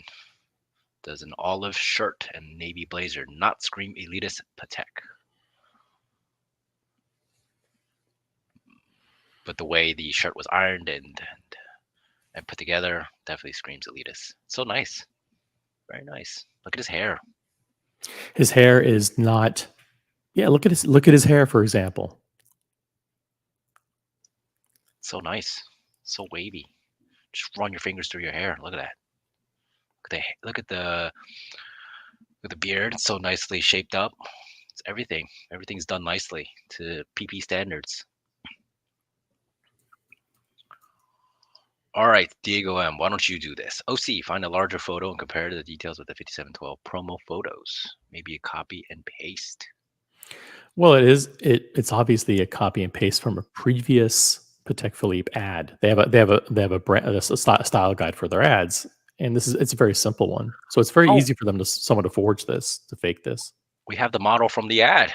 Welcome, not for me. I take that as an insult. Oh wow, you don't see any of yourself in this person, because I think that a lot of people would say that everything that's happened over the past 6 months with you being attracted or courted by Tiffany and Co. to get your first Patek Philippe, and that you're supposedly like the target buyer for this kind of watch. Someone who's under 40, someone who's yet very successful, entrepreneurial, has a lot of money, and wants to build a lifelong tradition with Patek Philippe. You don't see any of yourself embodied in this, number one, the image, or number two, the watch? No, but the scary part is everything about this watch matches everything we were told by the Patek employees it was going to be. Which is why this is a hoax, because there's no way, So when you think about it, Buckley, that let all me. of the ADs and all the essays and all those people would have the same fucking information about a watch that's supposed to be top secret. So, I mean, we never even talked about the event publicly that I went to. That was just in that private planning we did. But there was a change. There definitely was a change of conversation that happened. I sat across from the person at Patek Philippe that would know. Let's just put it that way. Did their And messaging sound like they were going younger with beginning your own the tradition? messaging is definitely that they're going younger, but the info that we had gathered, which was from two Patek sales reps and a Patek service rep at Henry Stern or Henri or however the fuck they pronounce it, Yeah. was that this was the watch, blue and green dial, time only, some with complication, quick release strap, Nautilus hybrid. It all matches. I think it's I don't like it, but it all matches. But what shifted at the dinner was there's only two people in this room who have seen what it looks like. Everybody else has been given information. And we think the brand is leaking out fake information. They Yep. said that. They said those things. That's a fact. They said those things. But that level of conspiracy to pull that off. Oh, I think they don't want Moser, that guy, Edward Melon, to be the one guy that does hoaxes in the watch industry. By the way, if you're watching this on the Watch Community channel or the Boston Collector channel or any other channel, Yeah. if you wanted to super chat, go to the original OC channel. So the super chat from America 5726, $10 super chat. I'm calling for a complete and total shutdown of Patek Philippe until we can figure out what's going on. Resign and disgrace the entire Stern family. You spit on your forebears with this trash. This is So why all America, these, so if you, America can't get watches. all the super chats are on the original OC channel. I might have dropped a link to the Watch Community channel. You can stay there if you want, but if you want to be in the chat with all the people super chatting, make sure you also have a tab open on the original OC channel and the Boston Collector channel. It's a multi-platform takeover. But yeah, I think everything from the dial getting leaked to all that information coming out that was all completely unanimous and uniform, Right.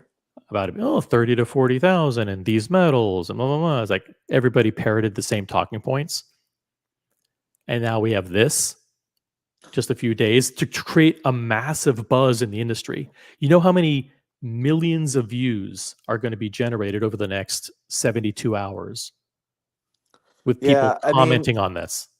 a lot of people don't realize it's been 25 years since they've done a line. 1999 was the last line they did. Been a long time.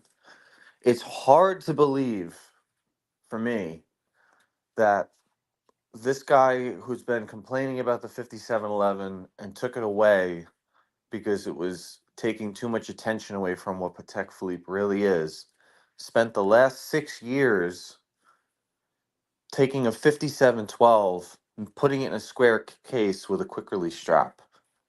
That doesn't sound correct. That sounds very un-Patek. I don't like it. I would not ask for this. I can't imagine someone would get off a list for a Nautilus or an Aquanaut to get this. But if it is real, unfortunately, it will be fucking 5x retail for a number of years.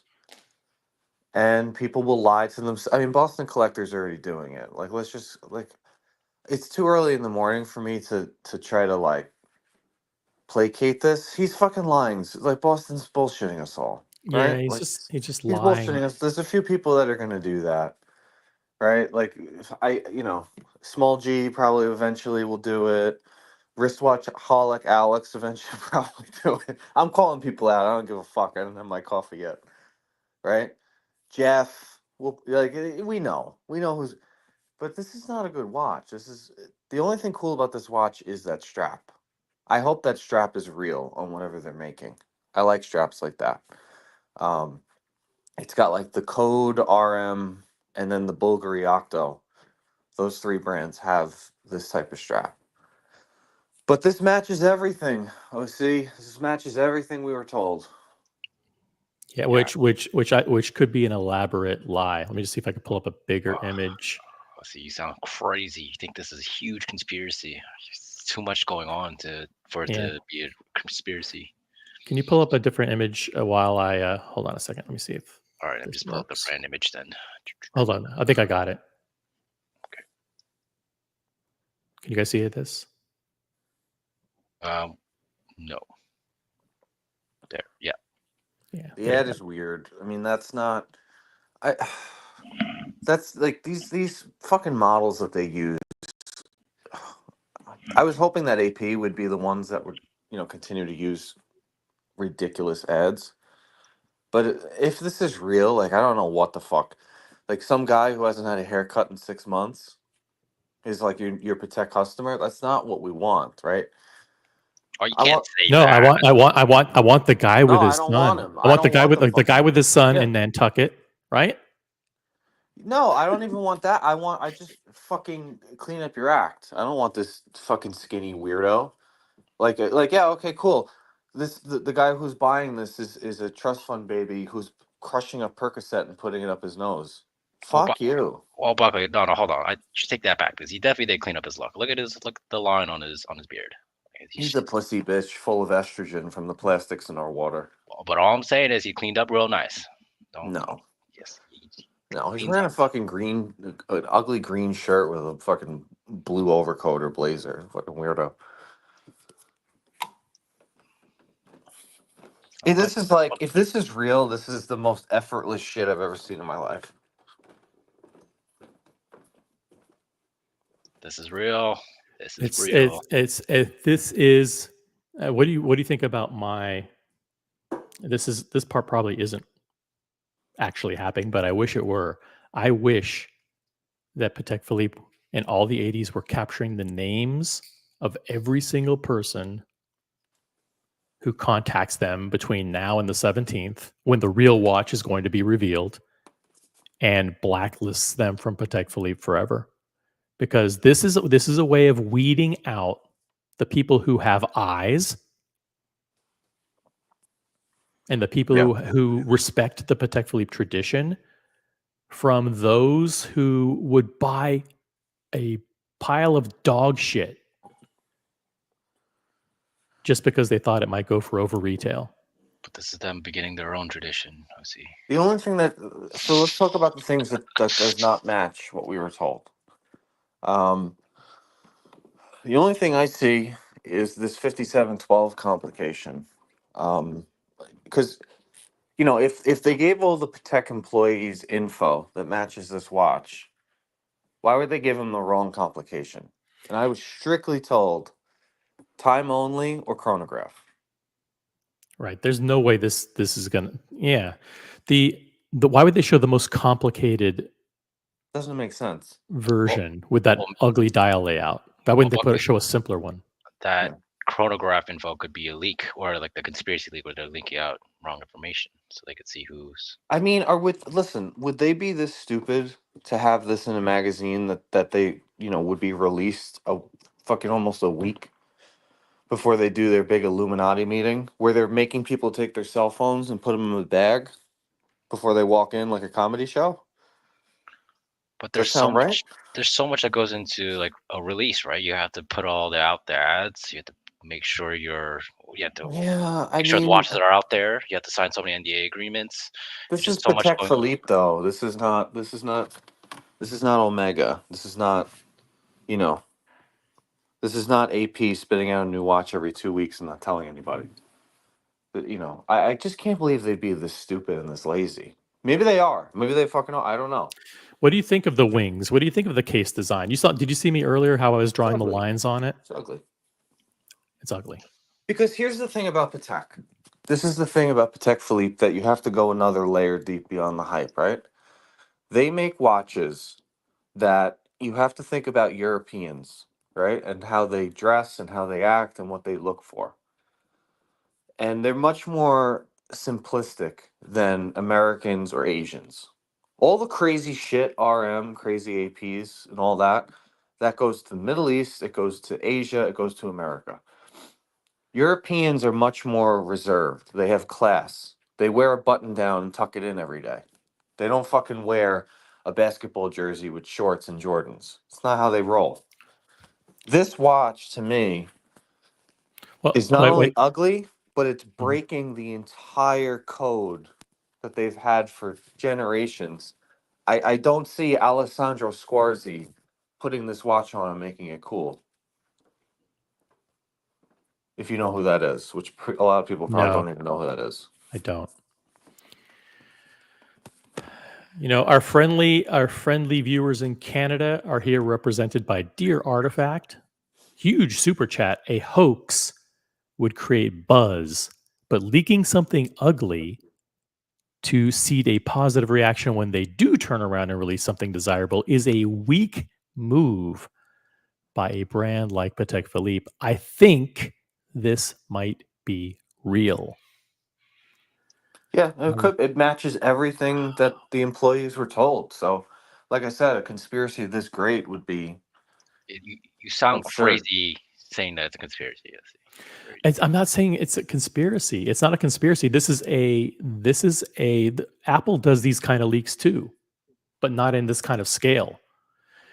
But one thing that, on which I can agree with Dear Artifact is that maybe putting the image of it, creating a huge fake. I mean, I can see creating a fake dial and leaking a fake dial, but creating a whole fake watch and then leaking fake ads, that's a little much. Yeah, definitely.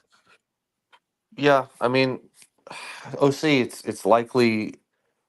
It's likely this is it. It's likely this is it. It's just an example of them being lazy, and this is a very sloppy release. I think it's gonna hit because most people are buying new watches for the wrong reasons. But anybody who's honest with themselves, this is not a good watch. I would say this: if you're on the list and you're 2-3 watches deep with Patek, and you're on the list for a Nautilus or an Aquanaut, and you take yourself off that list to put your name on this one, you're very dumb. That's very stupid.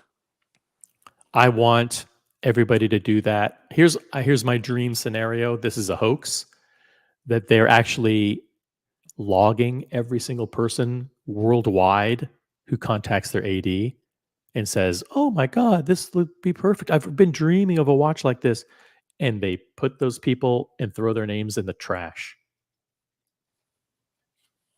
I don't think that Because, will happen, but I don't think I that will mean, happen. this company's run by like 6 people. Okay. Like Terry Stern and like maybe some son somewhere, and then like and like two close confidants. And they're like, "Listen, fuck it. We're gonna do this thing and we're gonna teach people a lesson." Terry Stern said, "Listen, I'm getting rid of the steel 5711. Fuck you guys. I'm not a Nautilus company." And then he fucking punked everybody by coming out with a green one. And then he punked everybody by coming out with a Tiffany stamped one. And then he retired You can't stamp this. 5711. They don't stamp these. No, but what I'm saying is that it's not above this guy to play games. No, and it would be it honestly, if this was fake and they came out with a really good watch on Thursday, and that would be the fucking greatest pump fake in watch history. And I know me and you are hoping that's the case. I can't believe the people in the chat that are like getting into this watch. No, You're not it's being Boston Collector is trolling. He's doing his obvious pro brand trolling. I get it, because he knows his AD's watch the show. No, they don't. There's a lot of his essays actually do. It's a great watch. They go back and watch the replays. So let's screen capture this, because Otto I think summarizes my feelings It's not good. perfectly. Use your eyes. Remember, for 2 months, thank you, Otto. Use your. I mean, I said from the very beginning, months and months and months ago, you're going to look at the watch. Your brain's going to tell you what it is. If you're being honest with yourself, it's a disaster. So this is wrong. This is wrong. So people are saying they've had 2 years. No. They haven't made a watch in 25 years. It's been Yeah, 25 years. And they've had this thought for in 7 production for years. 7 years. So this is the thing, is like, this is not it's not fucking Rolex taking a GMT and changing the color. It's not what we're talking. This is supposed to be a major thing.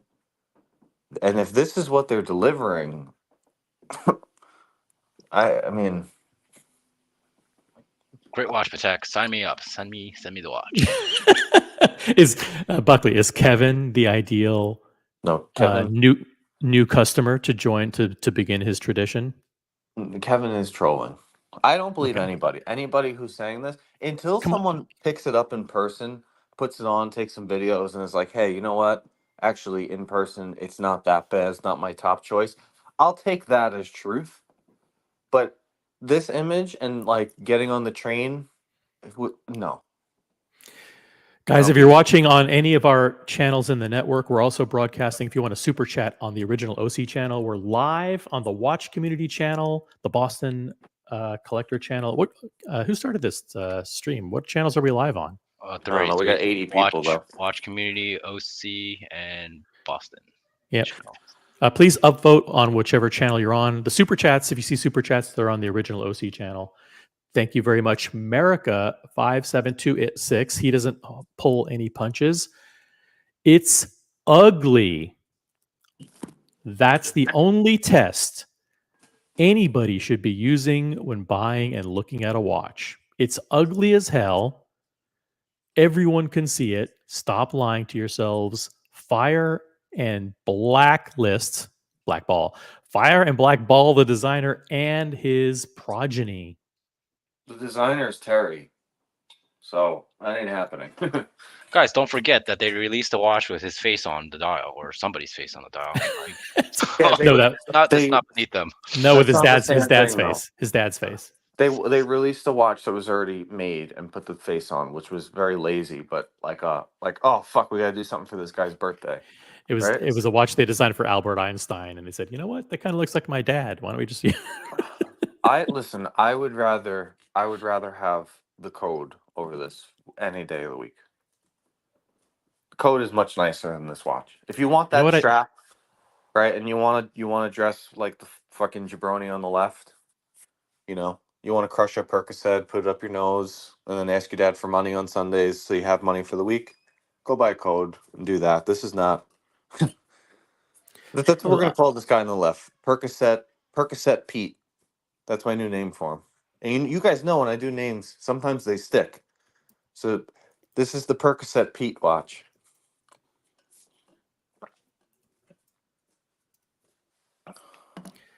All right, here's what we're going to do. I think the opinions of the panel are quite clear. I'm going to drop the link in the chat. I want Patek Philippe to come on. I want Rose to come on. Don't fucking waste time. Well, I didn't have my car. Fuck you. And PG too. PG. All right, I gotta make a coffee for this shit. Get on the fucking panel right now and commit yourself. None of this bullshit like, oh, well, at the beginning, I reserved my judgment, and I always thought I was kind of intrigued by it, but now it's growing on me, and it really is beautiful. Fuck you. Yeah, get on the panel right now. Well, I'm going to stand by my claim. It's a great watch. Sign me up. Send it to me. If you're out there. You don't believe that. You don't believe that.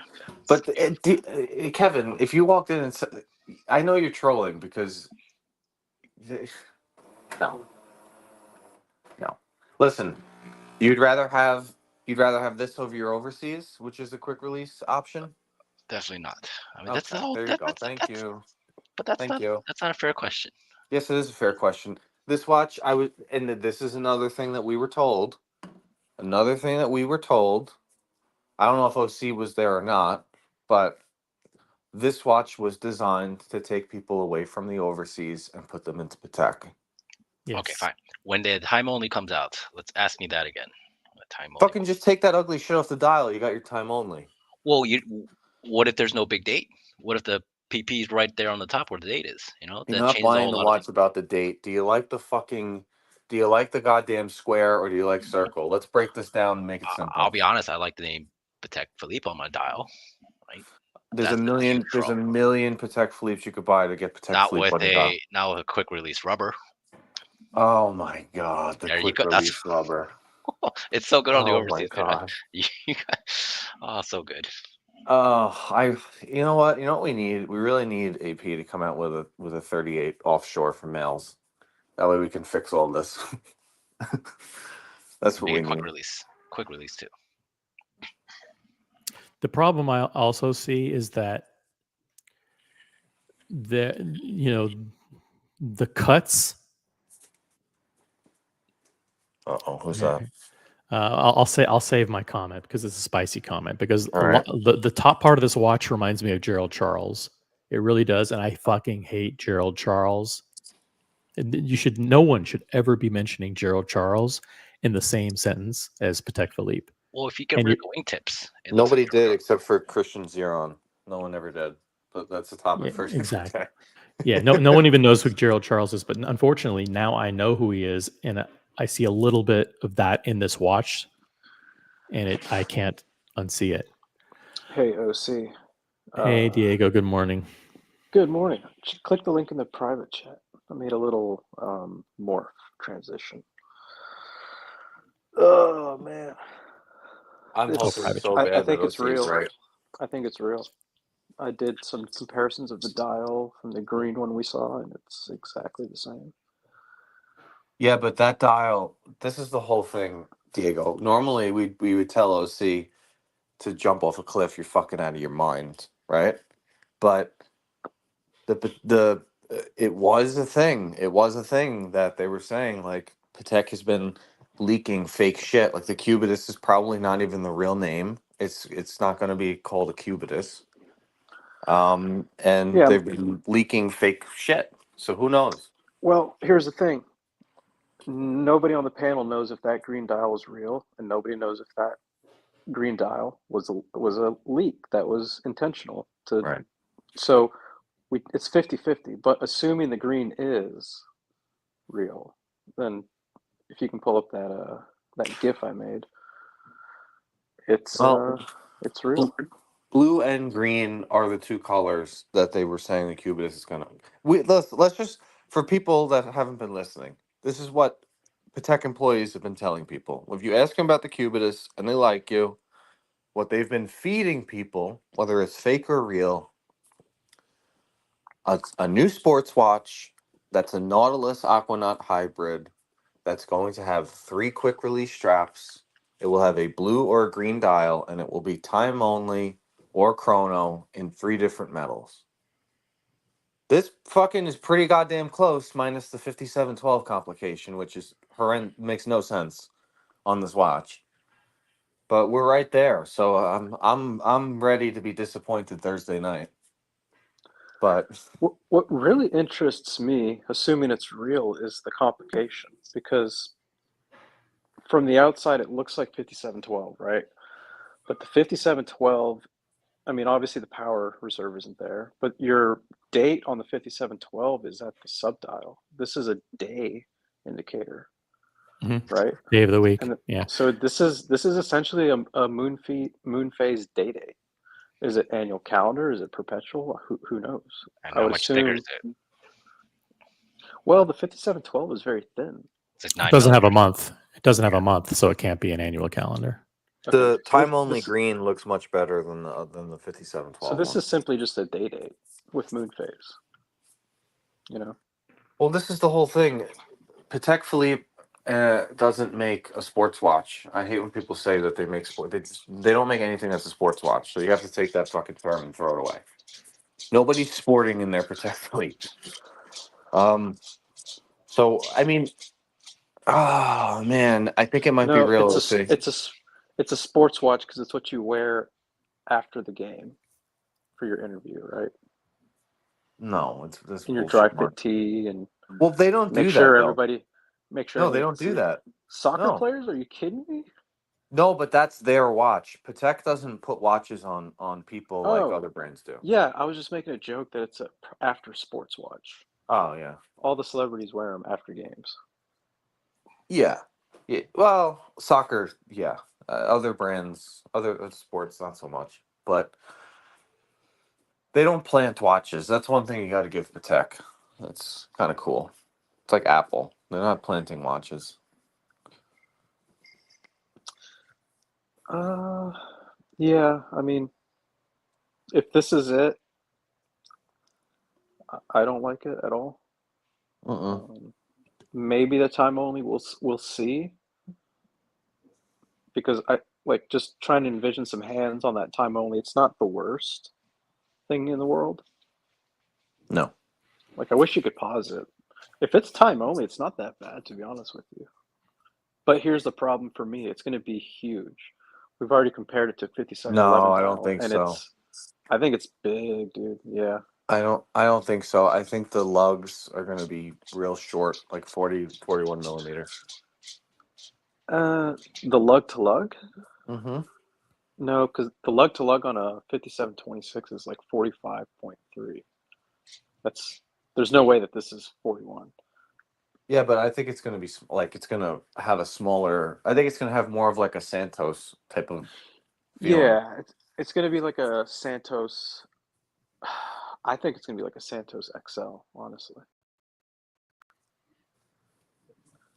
It might. The chrono. Patel brings up a good point. The chrono might be attractive because you're taking away some of that super square element. But that, listen, I think we're only judging this blue on blue 5712 is gross. This might be the worst image that could have been leaked because this watch makes no sense. I'm with OC. I never liked the 5712 design. It looks like they took the 3 or 4 elements and just kind of threw them at the wall and they're like, okay, that's where it's going to stay. It's fucking terrible. That text, OC, you would know about this. That's very modern text, right? Are you talking? I mean, the thing that Begin your own which text tradition. specifically? That is very young, modern, new age font. That is not typical Patek Philippe. No. Yeah, the font that the font in the ad, I don't really worry as much as I'm looking at the font of the date, the big date, Mm-hmm. and I'm trying to think: is that a font that Patek Philippe has used before? Is it just a big? The 8 is a little suspect. I was zooming in a little closer. The 8 is. It almost looks like it was, pasted in there. But why would they? Do they ever use 18 as a date? Every watch, yes. Okay. On the releases, yeah. Let me see if I can get a bigger picture here. All right, while you're pulling that up, Bamal Nair, $2 Canadian super chat. Thank you. Will this be priced below or above Aquanaut? Above. Probably above. Yeah. Yeah. Well, here's the thing. The only watch in Patek Philippe's range that's under 30,000 is the 5167. Right? Yeah, but if they're trying to bring in Percocet Pete, they got to keep it below 50K unless you're going full precious metal. Yeah, I mean, 5712 is, how much is that? 48, right? This might be around there. Wait, which one? 5712. Yeah, but you're getting the bracelet. I know, but what I'm saying is, if this one here, yeah, it's obviously not. The question was, is it going to cost more than a non? Oh, wait, hold on. What was the question? Price below or above an Aquanaut? Obviously above, but there's only one Aquanaut that we can really judge it on. 57 or 5167 steel. You know what this watch is great for? Let me tell you what you do with this watch, and you got to have a little bit of balls. Okay? Yep. If you are in a situation like for me, if I was in a situation where they're like, it's very sought after. We have one. If you want it, you can have it. I do think you pull a Diego. I think you say, I really appreciate that. It's not the watch that I really love. I want to stay for the Aquanaut or whatever. And that should go to someone, especially in the beginning stages.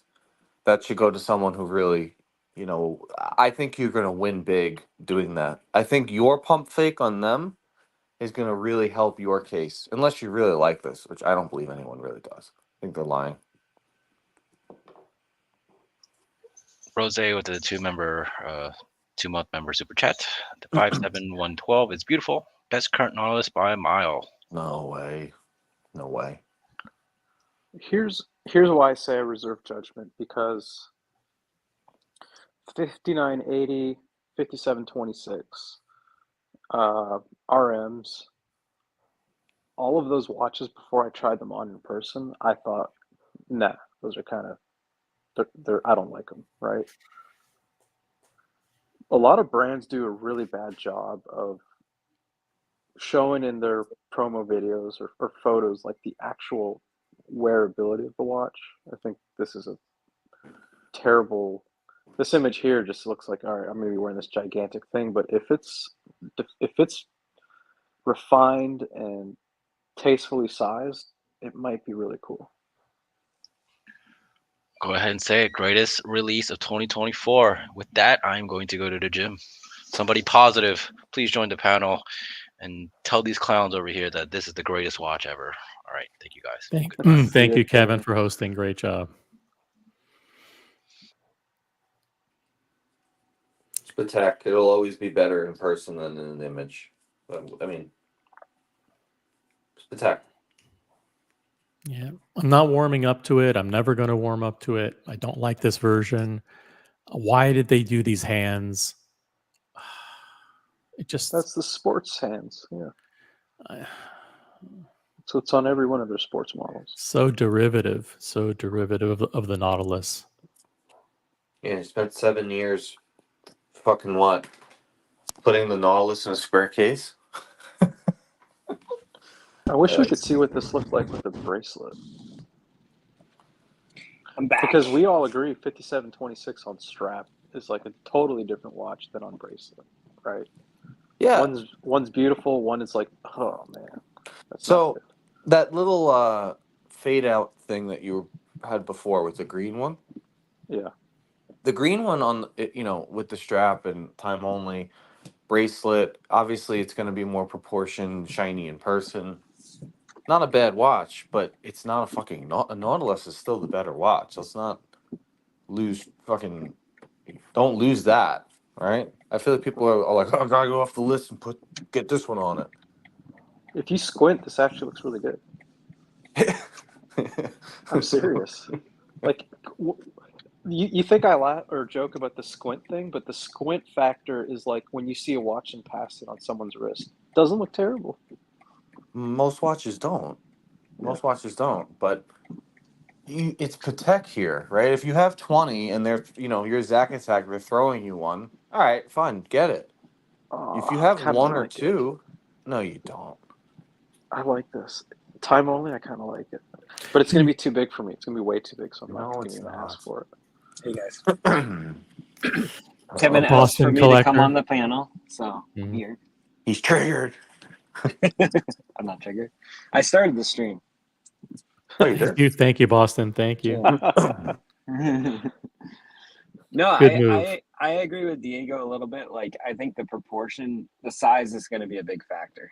Because if it's a couple millimeters too big, it's going to wear like the Santos, the Cartier Santos XL. And it's going to be way too big.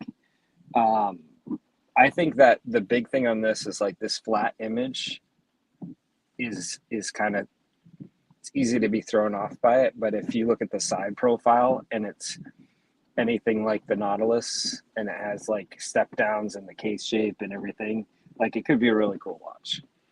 That's my opinion.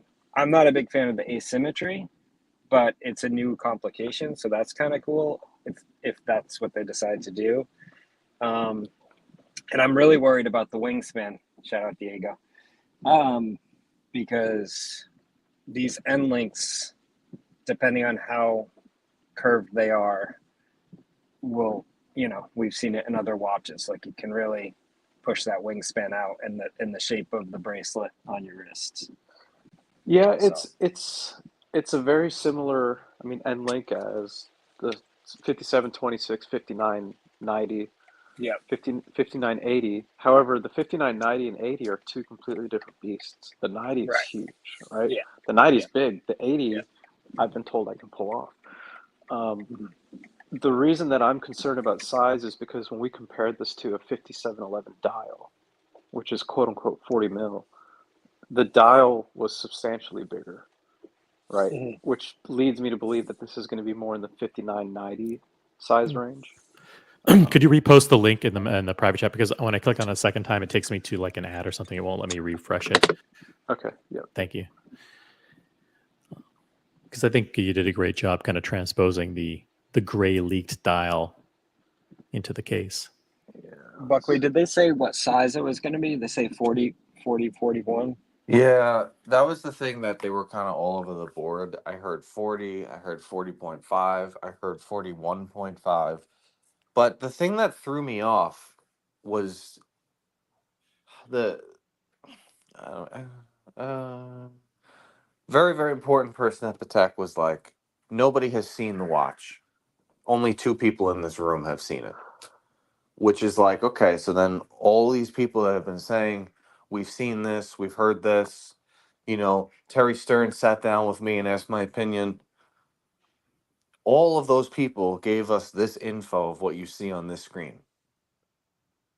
So there is a pump fake between someone, right? It's either Patek Corporate or SA. Someone is off. All right, see if that works, OC.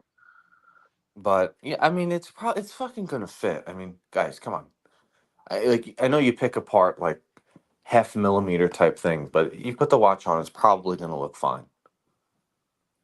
Well, it depends on what you like. I see a lot of people walking around with Santos XLs, and I go, It's "Oh, completely different. It's fuck, completely that's not different. a, that looks horrible." But then but then you have to think that they really like it.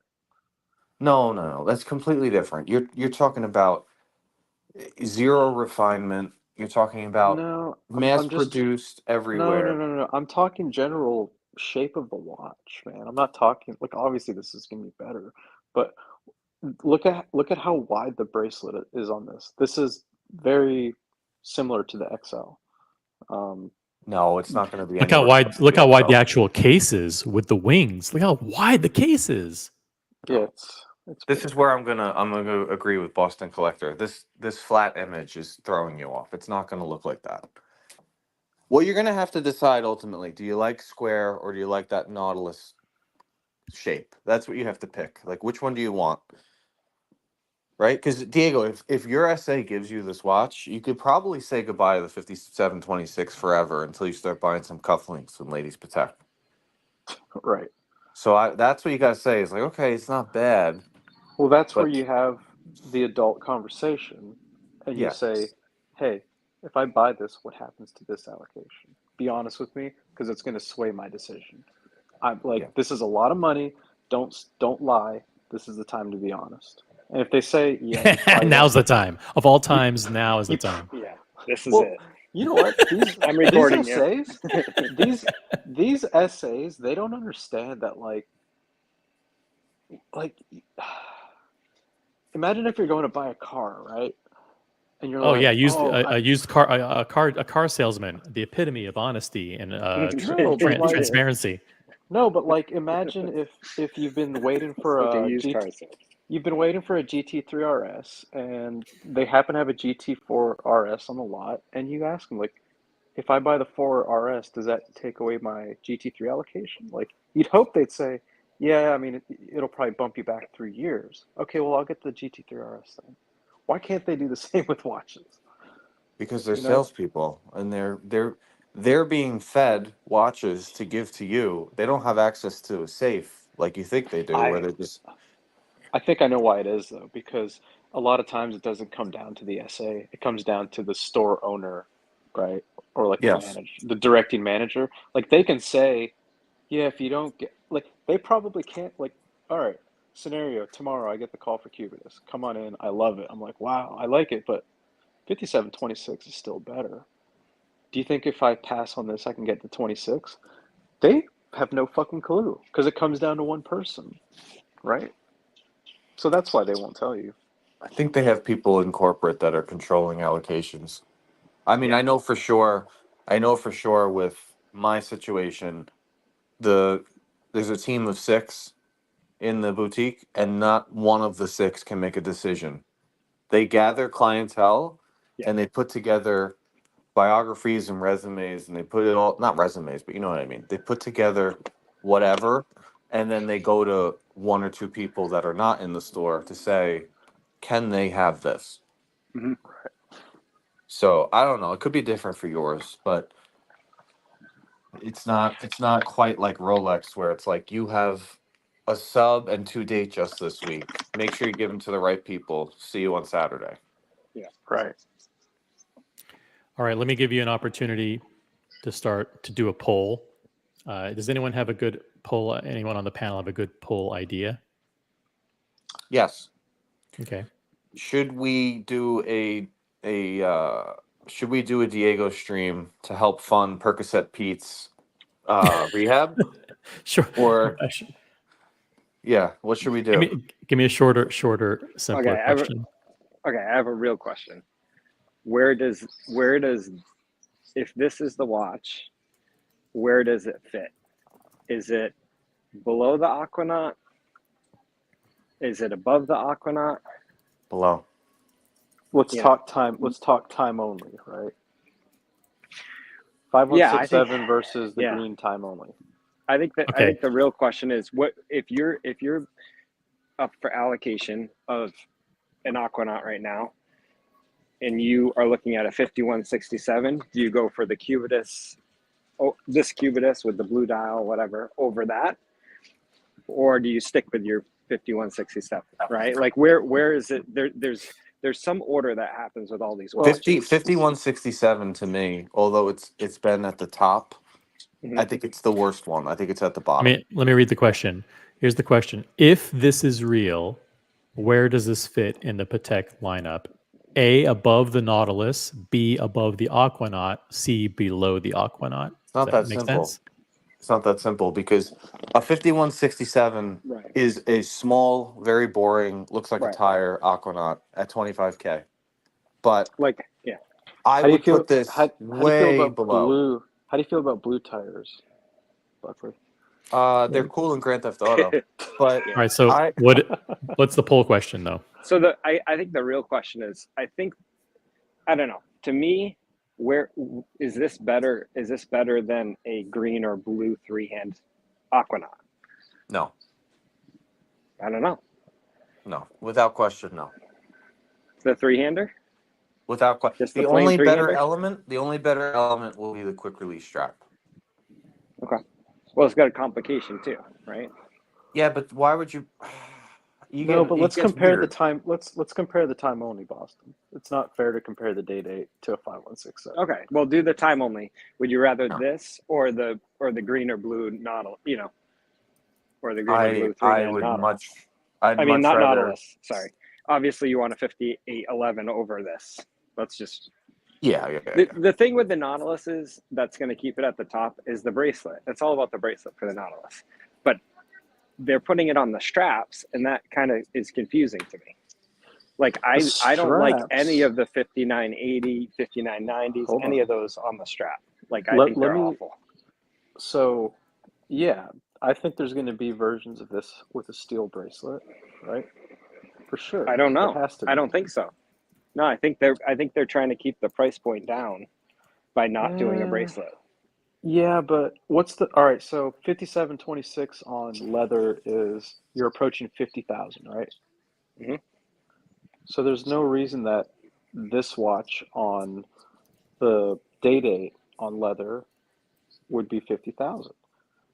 The steel or the assuming steel Timoni on leather would be, or I'm sorry, the time only on bracelet. There's no reason it's not going to be in 5711 prices, right? 42, 40, whatever it was.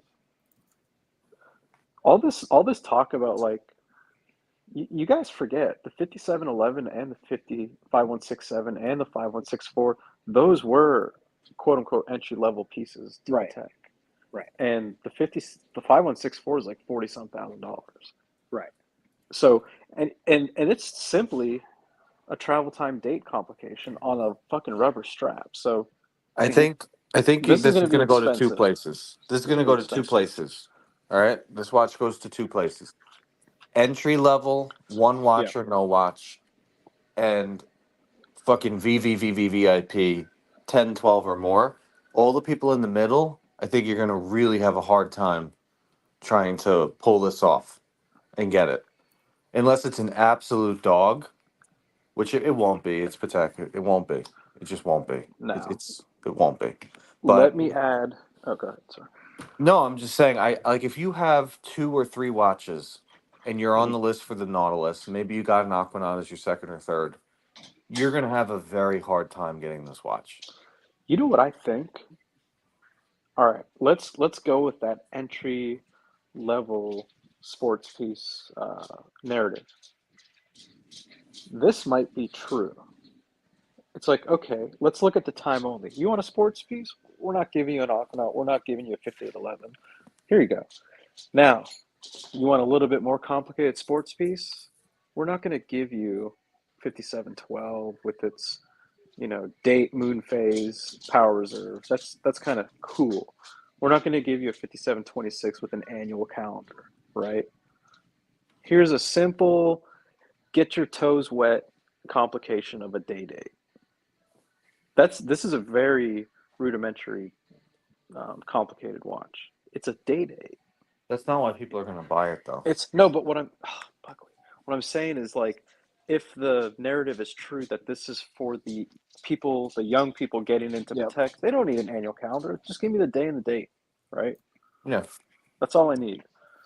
Throw in a moon phase, whatever. Like, that does jive. And to my knowledge, maybe in the past, Boston, has Patek ever done a simple day date watch? I can't remember one. Maybe on a 3-hander. I don't know, but I don't think a Nautilus or an Aquanaut.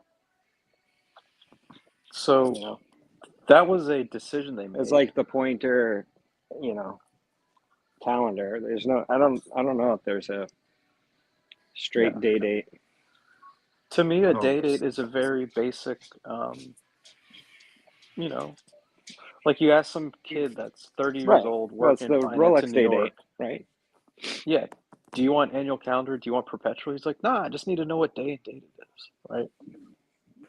That's this. Yeah, I think if it's this is, if they do this in white gold, I mean, I think there'll be different versions, right? There'll be steel 3-hander, which would be like around 30, and then I think the white golds are going to push to 40, 45, something like that.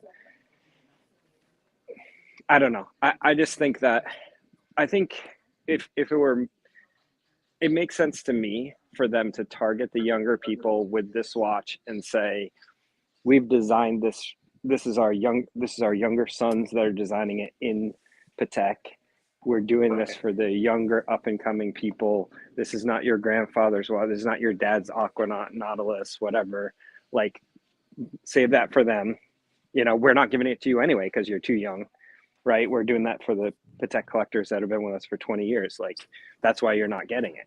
So, and I think that it's more acceptable for their current clientele to say, hey, this watch is for the younger, whatever people that were trying to get excited about Patek. Like, I don't know. It's easier to allocate within the hierarchy, because the hard part for these ADs is that all these clients know each other, and then they're getting watches and they're like, hey, what the hell? How come this young kid who's 35, or 25 even, that, he's up and coming, but like, you gave him a Nautilus over me, or an Aquanaut over me. Like, it's a tough sell for them. But if they have this watch position, I don't think that happens.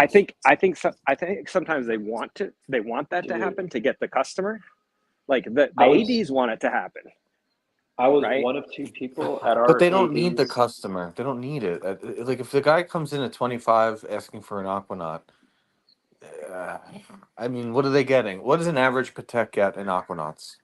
In each color? 1 to 3 of each color per year? They don't need that guy.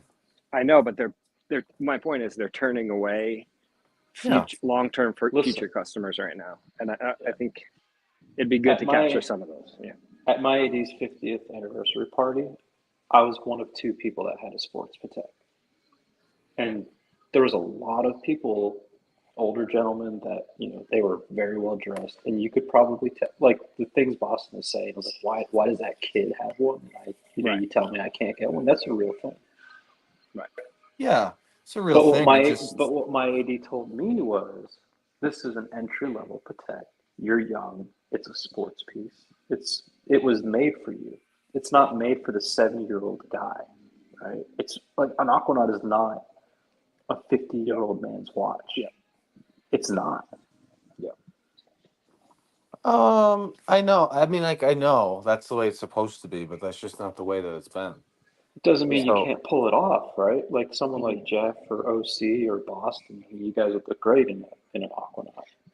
And by younger, I'm not. I agree with Buckley. I don't think their target audience is 25. I think their target audience is mid-30s to 50. I think they're having a hard time even in that range right now getting people watches, because you have to remember with Patek too, these guys have been buying watches for 25, 30 years, some of their customers. And they're, you know, it's hard to keep them satisfied with the number of watches they make. They're capped at how many watches they make. So think about this too. Let's go back. The Aquanaut design is over 20 years old, right? Maybe more. Going back to that time, wealthy people in their 50s, they weren't walking around in Xenia. They weren't walking around in super sporty, like expensive luxury clothes. They were walking around in fucking suits, like the people with a lot of money, right? So at the time of the inception of the Patek, some people say, yeah, it's your weekend watch, right? You don't want to fuck up the perpetual calendar, fly that chrono, take this. But it also, I think, was a very modern, trendy design for younger people. Now, though, you do have those older people with money. You have the Jeff Bezos walking around in the muscle tees, and you've got, you know, people like that where, yes, they're older, but the 5167 still works for them. So the original intent of the Aquanaut line is kind of, it doesn't work in today's society, because if it was designed to be a young person's watch, well, the people with money today that are older, they're dressing like young people. They're dressing like hype boys. So.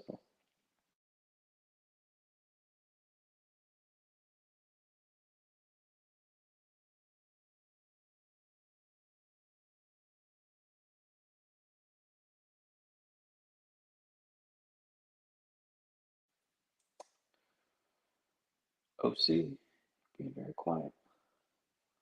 Hey, can you hear me? Yep. I want to bring something to your attention that was highlighted by a Patek Philippe expert and maybe important. So the tagline that's used in this ad is actually not the traditional line that they've used for decades in their advertising, and very few people have picked up on it. So this reads, "You never actually own a Patek Philippe, you merely take care of it for the next generation." That's not the actual wording that they've been using for decades. The wording that they've been using is, "You never actually own a Patek Philippe, you merely look after it for the next generation." So they've changed. If this is real, they've modified their iconic headline from "You merely look after it" to "You merely take care of it." So this could be a way, this could be one of those Easter eggs that they drop into the ad, the fake ad, for people to go, oh, it's a hoax. Which is, I'm so crossing my fingers that Patek Philippe is giving a big fuck you to everybody who's sucking this watch's dick. And that they're actually blacklisting everybody who contacts their AD. But that's just me. So What an is that extreme. significant? Hold on. Patek has uglier watches than this. Let's be real. I know, but you know that anybody contacting their SA today asking for this watch is doing so not because they like it, but because they're trying to get an early allocation of a watch that they think will go for over retail, or that will be very, very difficult to get. Yeah. Aussie expat. Good morning, gentlemen. Give us your hot take. You guys are fucking out of your mind.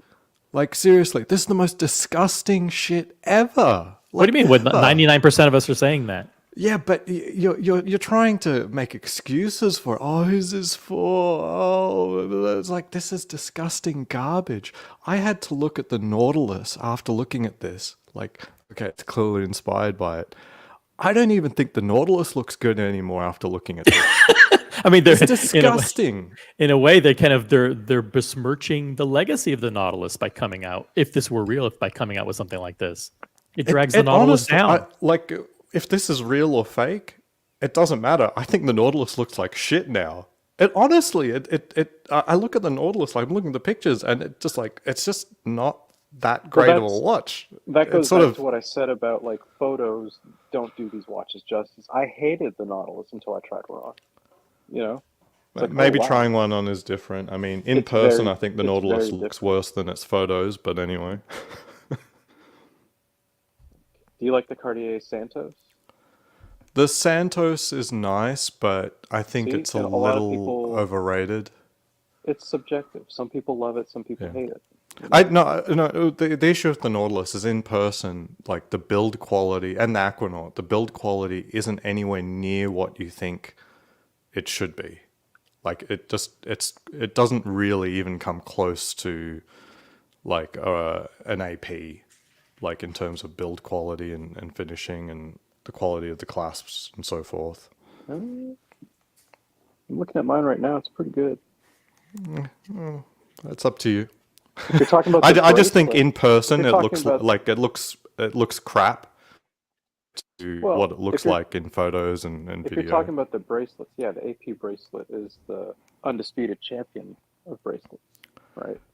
Yeah, and the Nautilus, it doesn't really come close, and the rubber on the Aquanaut is pretty cheap rubber. It's not special rubber, you know. So I've talked about the rubber on the Aquanaut. It is very stiff. It's very, it's not as comfortable as Oyster Flex or even Zeniths that I've tried.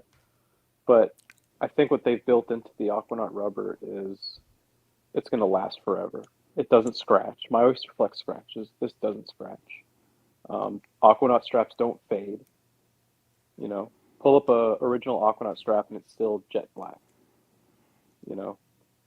Mm-hmm. So I think that their rubber is a little bit more resilient and long lasting, and that has some downside to it. You know, it doesn't feel premium. It's very stiff. For sure, they'll give you replacements for like forever, right? I mean, it's not that big of a deal. Yeah, but they don't. As long as your wrist doesn't change size, they don't have to. Is what I'm getting at. Right. I kind of like that about all the rubber options. Is like even though they're luxury, they tend not to charge too much for replacements. Yeah, about $600. Oh, for the Aquanaut, you can't buy one side or the other separately. Oh, I guess not. No, oh, wait, they come in a when they come in their little vacuum seal pack. It's two straps. I don't know. I disagree a little on the bracelets. Like, I think that the Nautilus bracelet is one of the best bracelets. It's okay, but I would say the Moser bracelets are better. Oh no! You fucking brought up Moser. No way. Oh god! No, not even close. Oh man, you've been watching too much Hodinkee. I've looked at the Mosers up close in person, and I'm like, these are nice. While the Nautilus, on the other hand, it strikes me as being So not that nice. here's the thing with, and let me see if I can turn my camera on. I'm still in bed, so stand by. But the old Nautilus bracelets, they're very, okay. They used to be flip lock, and taking it off, you feel like the watch is going to explode because you don't know how hard you have to pull. It was one of those deployment clasps where it's a, what would you call it? A friction fit, right? Snap it, yeah. It's sort of so the new pressure fit, really. Yes, let me show you this. The new ones, and all new Nautilus and Aquanauts have this, is, come on, baby, hold on. A butterfly. Yeah, it's a true, let me see if I can get this focused. It's a true spring-loaded butterfly, just like that. They all have this new clasp. That's amazing. And the Nautilus on bracelets have extension. And look, that's all you need to do. The new clasp. This looks really cheap to me, by the way. You're not really impressing. Like the finishing is nice, but the overall mechanism looks pretty cheap. Okay, I challenge you to find a better butterfly clasp in the industry, and no one uses that anymore. It's not a really good idea. It's an you see them moving away from butterfly clasps. What are you talking about? Let me show you. It's an amazing idea because when you cut the strap, the clasp is perfectly centered on your wrist. It's an incredible idea. What are you talking about? It just looks cheap. That's all, with the holes and the pins and then the logo split down the middle. It's not like when the two clasps meet together, you can still see the line. All of that's like. I'll show you. Are you wearing your watch? Are you wearing your watch with the clasp open? No. I'll show you a pen that costs $70, and you can't see the seam between the two where it meets up.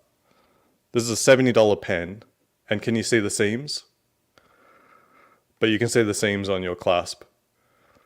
This is a $70 pen. So, yeah. You tell me. Yeah, but that's a twist, right?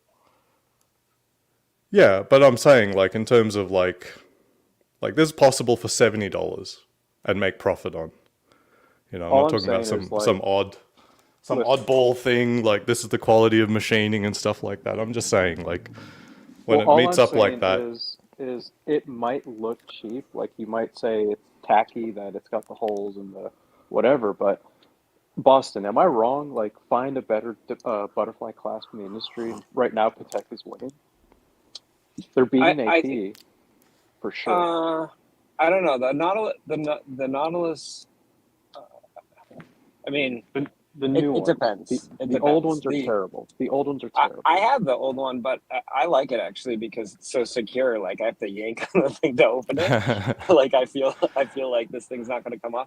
But like the Royal Oak deployment is really nice. Here's why what I think what Aussie's saying is interesting, because if this watch is real and people really, really, really don't like it, an overwhelming majority of the people don't like it or think it's ugly, it causes people to question a lot of other things about Patek Philippe. It opens up a Pandora's box of criticism and reflection on other decisions that they've made, right or wrong. And I think that's why would they do that? Why would they come out with something so polarizing that would cause some people who may be biased against Patek Philippe, or cause some people who now it's an opportunity to reflect on the whole lineup, the whole sports lineup, to go back and say, oh, well, you know, they should have done this a long time ago, or they should have done that. So I think that point is actually quite helpful. If this could, if it's as bad as it looks, actually hurt the way people perceive the Aquanaut or the Nautilus. No, it's derivative. Do those. Yeah, it's derivative as opposed to like the code. Like the code being completely insanely undesirable doesn't really hurt the Royal Oak because it's not a derivative of the Royal Oak, so it doesn't get people like getting a taste in their mouth and then they see something that looks similar, which is, you know, the thing that was actually the Golden Goose, and there's like, ugh. You know what the code does though? and I think this watch might do the same, is people are mortified to go to an AP boutique because they feel like they're going to have to buy a code. And if people really hate this Cubitus, they're going to be mortified going to their AD and saying, I'd love a 5811, right? No, Because they know this might be, like, if this is the code for Patek, like, what if you just really don't like it, but you got to buy one? You know, like, this is the difference, though, between Patek and AP. AP, with the code, tried to do something different. Yeah. Right? They actually tried to make a new watch. They tried to give some of the DNA, but it's a totally different watch. No one's looking at that watch saying, from day one, no one looked at the watch and said, oh, that's AP. They're like, what is that? You know, that's different. And this is like, you look at it and you're like, oh, that's a Patek, right? Like there's no question that this is, you know, not a Patek. They basically took all the DNA from the other watches and shoved it into one watch. But I think that it's just a different philosophy. What do you want? Do you want something that's just slightly different? Or do you want something totally new from Patek? I think people are disappointed that it's not along the lines of a Code 1159, where it's a completely different watch. And like, this is something they've been working on for 25 years and they come out with it and you're like, wow, that's totally, like, we've never seen anything like that. That's really neat. I think people are disappointed because that's not happening. But I don't think this is hurting the Nautilus or the Aquanaut. I think those are still going to be the most desirable. And then this is just another addition. So I look at it as a good thing. More options are always a good thing for watch collectors to be able to choose. But I don't know. Anytime a brand makes a watch that some people find undesirable, it's not the best for the brand, but every brand has ugly watches. So I don't know that it's like the end of the world either. That's my opinion. Like I can go every brand and say a watch that is super ugly. So like I think all of us would do that, right? Sure, but Boston, I think the main difference, and you acknowledged it in the first part of your talk there, is that at least the code wasn't derivative of their Golden Goose. Right. Like had some nods, but Right. This is clearly derivative, and it reflects badly on the Golden Goose, potentially. You know, it can be very difficult to shake the, you know, you go from one end of the spectrum, this is disgusting, and it's a derivative design. That's why I hope they don't do a bracelet. I hope they don't do a bracelet on it. Because if they 100%. Do a bracelet, it's gonna that's where it's gonna really hurt it. That's my opinion. I think if they keep it, this is a rubber strap, this is an entry level, this, you know, I don't even like that they do a bracelet on the Aquanaut, to be honest. They should discontinue it. Because I think that, and I also think that the Nautilus should only be on a bracelet, in my opinion. I don't think that, I don't like the denim, I don't like the leather. I just think they look cheap, and I think that they're not sports. They're not like the high end. And I don't like there's a reason AP doesn't really put theirs on leather, you know, a Royal Oak. Like, it's all about the bracelet. Like, so that's just me. It's like putting a day date. It's like putting a day date on like a leather strap.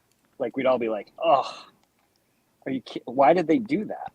And it's like, yeah, why did they do that? Like, they have one of the best bracelets, and that's what classes up the watch. So that's just me. No, that's a good take. I hope. Good take. Hey everyone. I completely agree with Boston as far as the aesthetics go of a Nautilus if it's not on a bracelet, and I see why you don't want for a bracelet to be put on a Cubitus that might look like that, but I think it might merge in the entire this model just as well might merge in this not in this sports compartment that is not accessible, because my first reaction was, oh my god, they just made a Nautilus of it, and everyone else, I mean, the 95% of the rest of the customers of Patek Philippe will go, oh my god, it looks like a Nautilus. You know what I mean? We are so we're so immersed in those little details that we find it offensive that they would take so many design cues from other models that they have, and even outside of their personal brand, like for example the Santos or something. But the general public that also buys is the majority might just go for it and say, well, that's cool. It looks like something that I've seen. Mm-hmm. You know what I mean? The code 1159 might not have gone enough into the direction of the Royal Oak in order to be considered from an identity perspective, AP. Whereas this thing went, if it really comes that way, went all out and makes very clear to everyone that this is a Patek, and the majority of the people that Patek cares about, like not the niche nerd douche character that is geeking out over all those little details, but the general Patek buyer might not see it as offensive as we do. Right. Yeah, and I think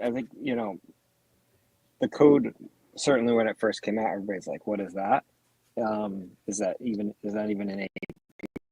Like, what is that?" And then I think now we've gotten to a point where you see it on the wrist on somebody, and you're like, "That's the code." You know what I mean? Like you do recognize it at this point, but I wish that they had come out with something for Patek's sake. I think they can still keep the design language, but the actual watch, I mean, you're basically tweaking it by millimeters to make it square versus like the shape that it is. Like it really isn't that much different. Now they have quick change strap, they have different complication. They're at least trying to do something different. They're not just slapping the 3-hand dial on there. So I don't know. I think it's always a good thing, and some people, I think, when they get it on the wrist, are going to be like, "Oh, this is really cool." I think this picture is like one of the worst pictures I've seen on an advertisement. But shout out to No Biggie Sal, member for 2 months. Thank you for being a member. Cubitus is the redheaded. I hate the fact that people are, but I'm doing it too. Cubitus is the redheaded stepchild of Gerald Charles and Daniel Roth. The fact that people see Gerald Charles in this or Daniel Roth is not good. It's just not good.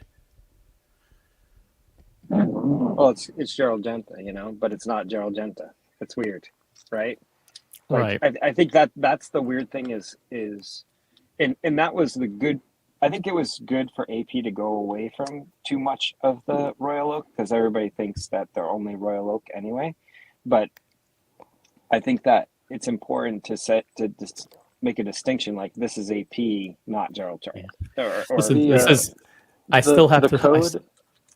Really quick, the code is the Urus of Lamborghini. Okay. Mm-hmm. Some people like the Urus. I don't get it. I like the Urus. I like the Urus. Why? Like, nobody wants the Audi Q5. It barely looks like a Lamborghini. Let's not make this an Urus. Did you see Zuckerberg's wife's new Porsche? That's awesome. Minivan. It's so awesome. I'm a minivan guy, guys. So that hit me right in the heart. Let's get back to watches. I interrupted OC. What were you going to say? No, I was just going to say I'm still holding out hope that these fuckers are trolling us. I know it's not a Patek Philippe thing to do, but I think maybe they took a little page from Moser, from that guy, and they're finally going to stick it to us. I think Patek see what's on the horizon. They see everything declining. They see what's happened to AP values and demand. They know what it's like to sit with your thumbs twiddling in the boutique. And they're going to try something. Is this the thing? Yeah. I don't think Patek Philippe or Terry Stern would lower themselves that low to troll. That's not who they are as a brand. That's not who Terry Stern is as a man. Wait, the guy who released the Tiffany dial 5711?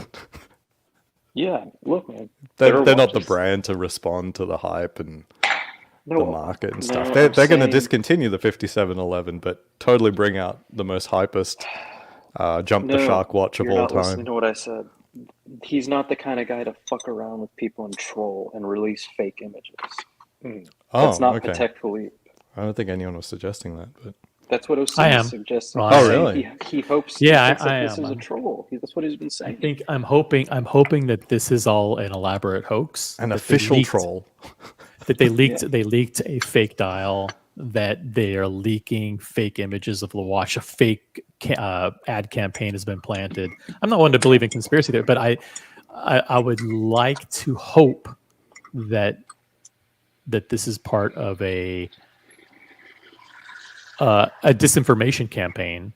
Yeah, I can't to teach imagine people a lesson that you shouldn't get your news from social media.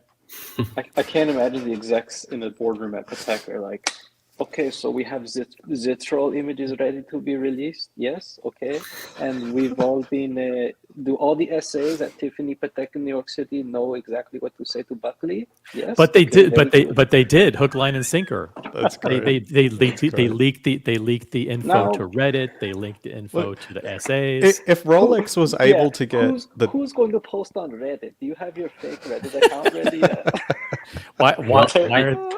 Why do share- are the execs of Patek Philippe Ukrainian? I do share OC's hope, as futile as it might be. I share it very much, but I think they don't have the collector in mind when they launch something. But like you said so rightly, Aussie Expert, they have the broader scope and the market and the perspectives in mind. And if they're giving the market something like that, that's much more commercial. Like, for example, Watch Ragazzi Luca, a stream that I was on just a few moments ago, pulled up the original Cubitus, Patek Cubitus. It looks like a Moser, a streamliner with a cushion case and so on. And that would be a lot more creative. But on the other hand, I think that watch is completely stuck in its time. It's not what the market wants right now. And John D. before said that it might not be offensive, but it's a lazy choice. Thierry Stern prides himself talking about that he plans these releases 5 years prior or whatever. Let's try and get into his head. Is he really saying that? And on the other hand, presenting something after all these years that is that uninspired? Without having a clear strategy in mind. I think the strategy is give people what they want in a little bit slightly tweaked form. And I don't think people will mind at all if they see this coming out of the gate 100K plus. They will be all over it. Jeez, but why this complication? Why this look? Why this 5712? Inspired, cluttered fucking mess to be the emblematic image of the release at launch. Yeah, I'm skeptical, man. Is this the complication that for someone in his early 30s, you're going to look at that watch and go, oh, well, I've always wanted something with a small seconds shoved into the 430 like that, and I like a big giant circle for no reason with a fucking moon phase on it. But the thing is, we all know it. I mean, it's targeted at the younger audience that has been in a huge stream on Instagram with all those different images. They know these design cues, and they will eat it up like hotcakes. That's what I mean. It's not for the older. It's not for the older collector at all, and they will actually not like it. I said it in Boston stream before that this might be the Ferrari California, the one that the real so-called self proclaimed real Ferrari owners hated, but has found its spot in the market as well. I like the California, by the way. I think this is a watch for somebody that knows absolutely nothing about Patek Philippe. They walk in and they make an emotional decision. Like, think about the people growing up today that are 25 to 30, they grew up in a different time than we all did, right? They're a lot more modern, you know. So I I think think they you're see you're This this. is reaching a here. Skibbity toilet No, watch.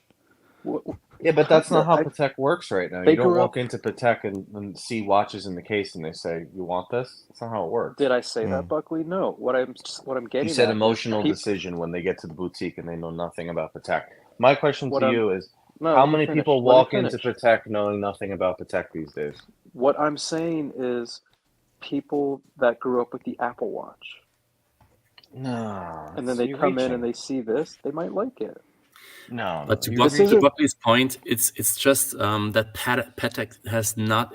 They don't need to do it. I would understand it coming from a brand that is weak, or from a stronger brand in a very Yeah, weak position. But right yeah, now, but why would they? Patek doesn't have to convince us to buy their watches. Patek also didn't have to make the 5811 bigger than the 5711, and they did.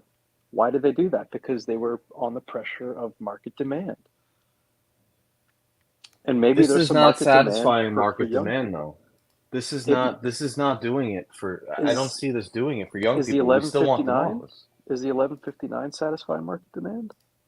No, but No, they do it. They do it though. that's So who's to say Patek won't do it? yeah, but you're They're, talking about two. There's a misconception here, and people no, always get this wrong. And even what's his name got it wrong before? Aussie I'm expat. He talking said about a the guy that golden has goose. zero taste. He doesn't know shit about watches, and he walks into He's not Patek. buying Patek. No, nobody who knows zero about watches walks into any Holy Trinity brand, except for AP with the Royal Oak. It doesn't happen, Diego. You're talking about something that just never happens. Nobody does. No one who's like, okay, I'd like to get a nice watch, please. Where do I go? They don't wander into Richard Mille or Vacheron. They go to Rolex or they go to Omega. They go to Cartier. I'm telling you, nobody knows. Most people who own a watch do not know what Patek Philippe is. That's correct. You have to like really think about that. It's like most people, even if they've got watches, they don't even know what Patek is.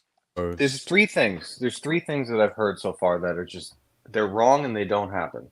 The first one is that no one wanders into Holy Trinity without knowing something up front. Zuckerberg did, and he bought the fucking inline perpetual. Dude, that's a perfect example. He bought. Come on, you're talking about a guy who instantaneously had advisors telling him what to buy. Come on. So why would they and you're talking about a billionaire. Hold on.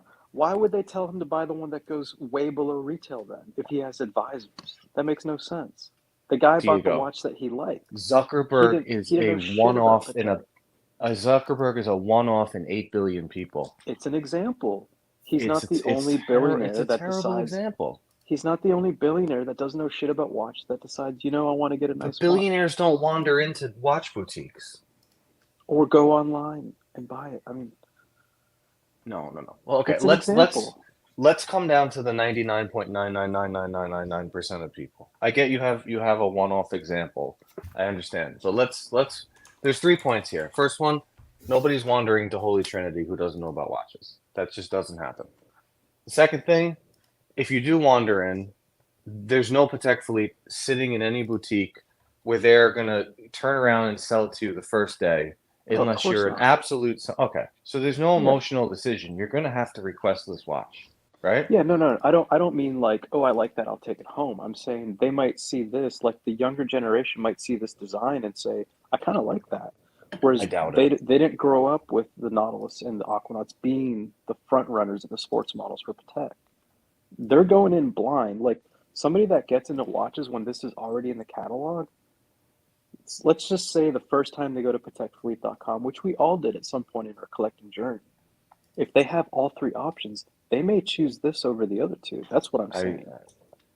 Yeah, but that's not how you're talking about something that doesn't happen. Like you're skipping from A to fucking O in the alphabet, right? You got to go through all the letters. It doesn't happen. We all at some point had our first viewing of Patek Philippe, whether it was a catalog or in person, right?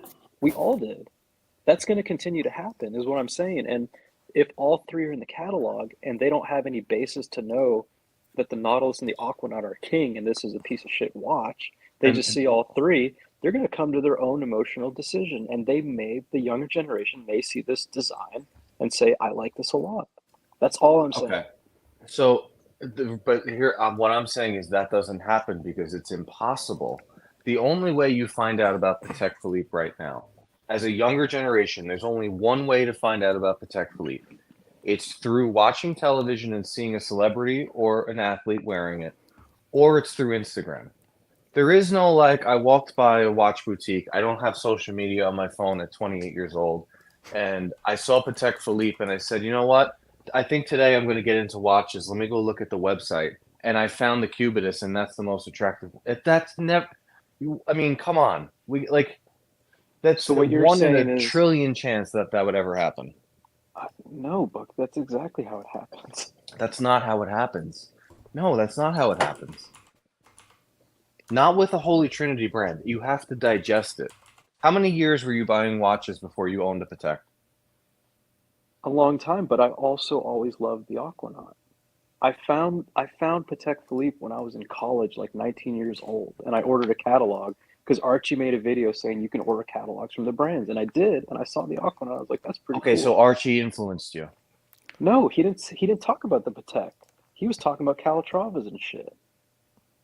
But Diego, you have to give it watching to Archie. That's my whole point. Is you don't discover this without help. Buckley, I'm not saying somebody Googles Am I fucking watches. crazy here?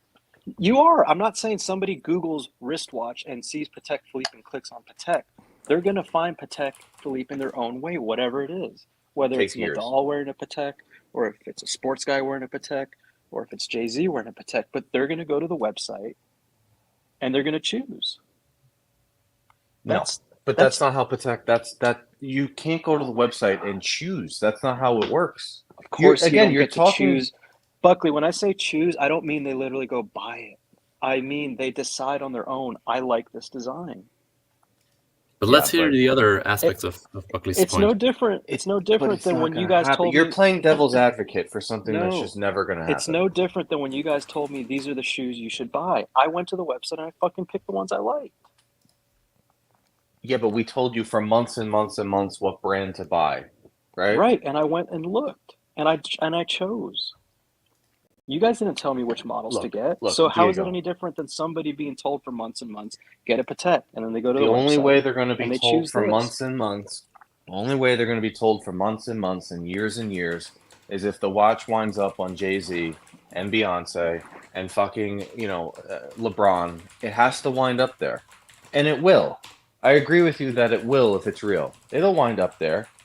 But this is not doing, I'm telling you, this is not doing anything for the younger generation to pull people off the Aquanaut or Nautilus. It's not.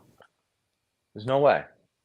So you don't think that somebody that however they find their way into Patek, whether it's social media or their friends telling them, anyway, you don't think that there's a chance that with all three in this lineup, somebody chooses this over the others?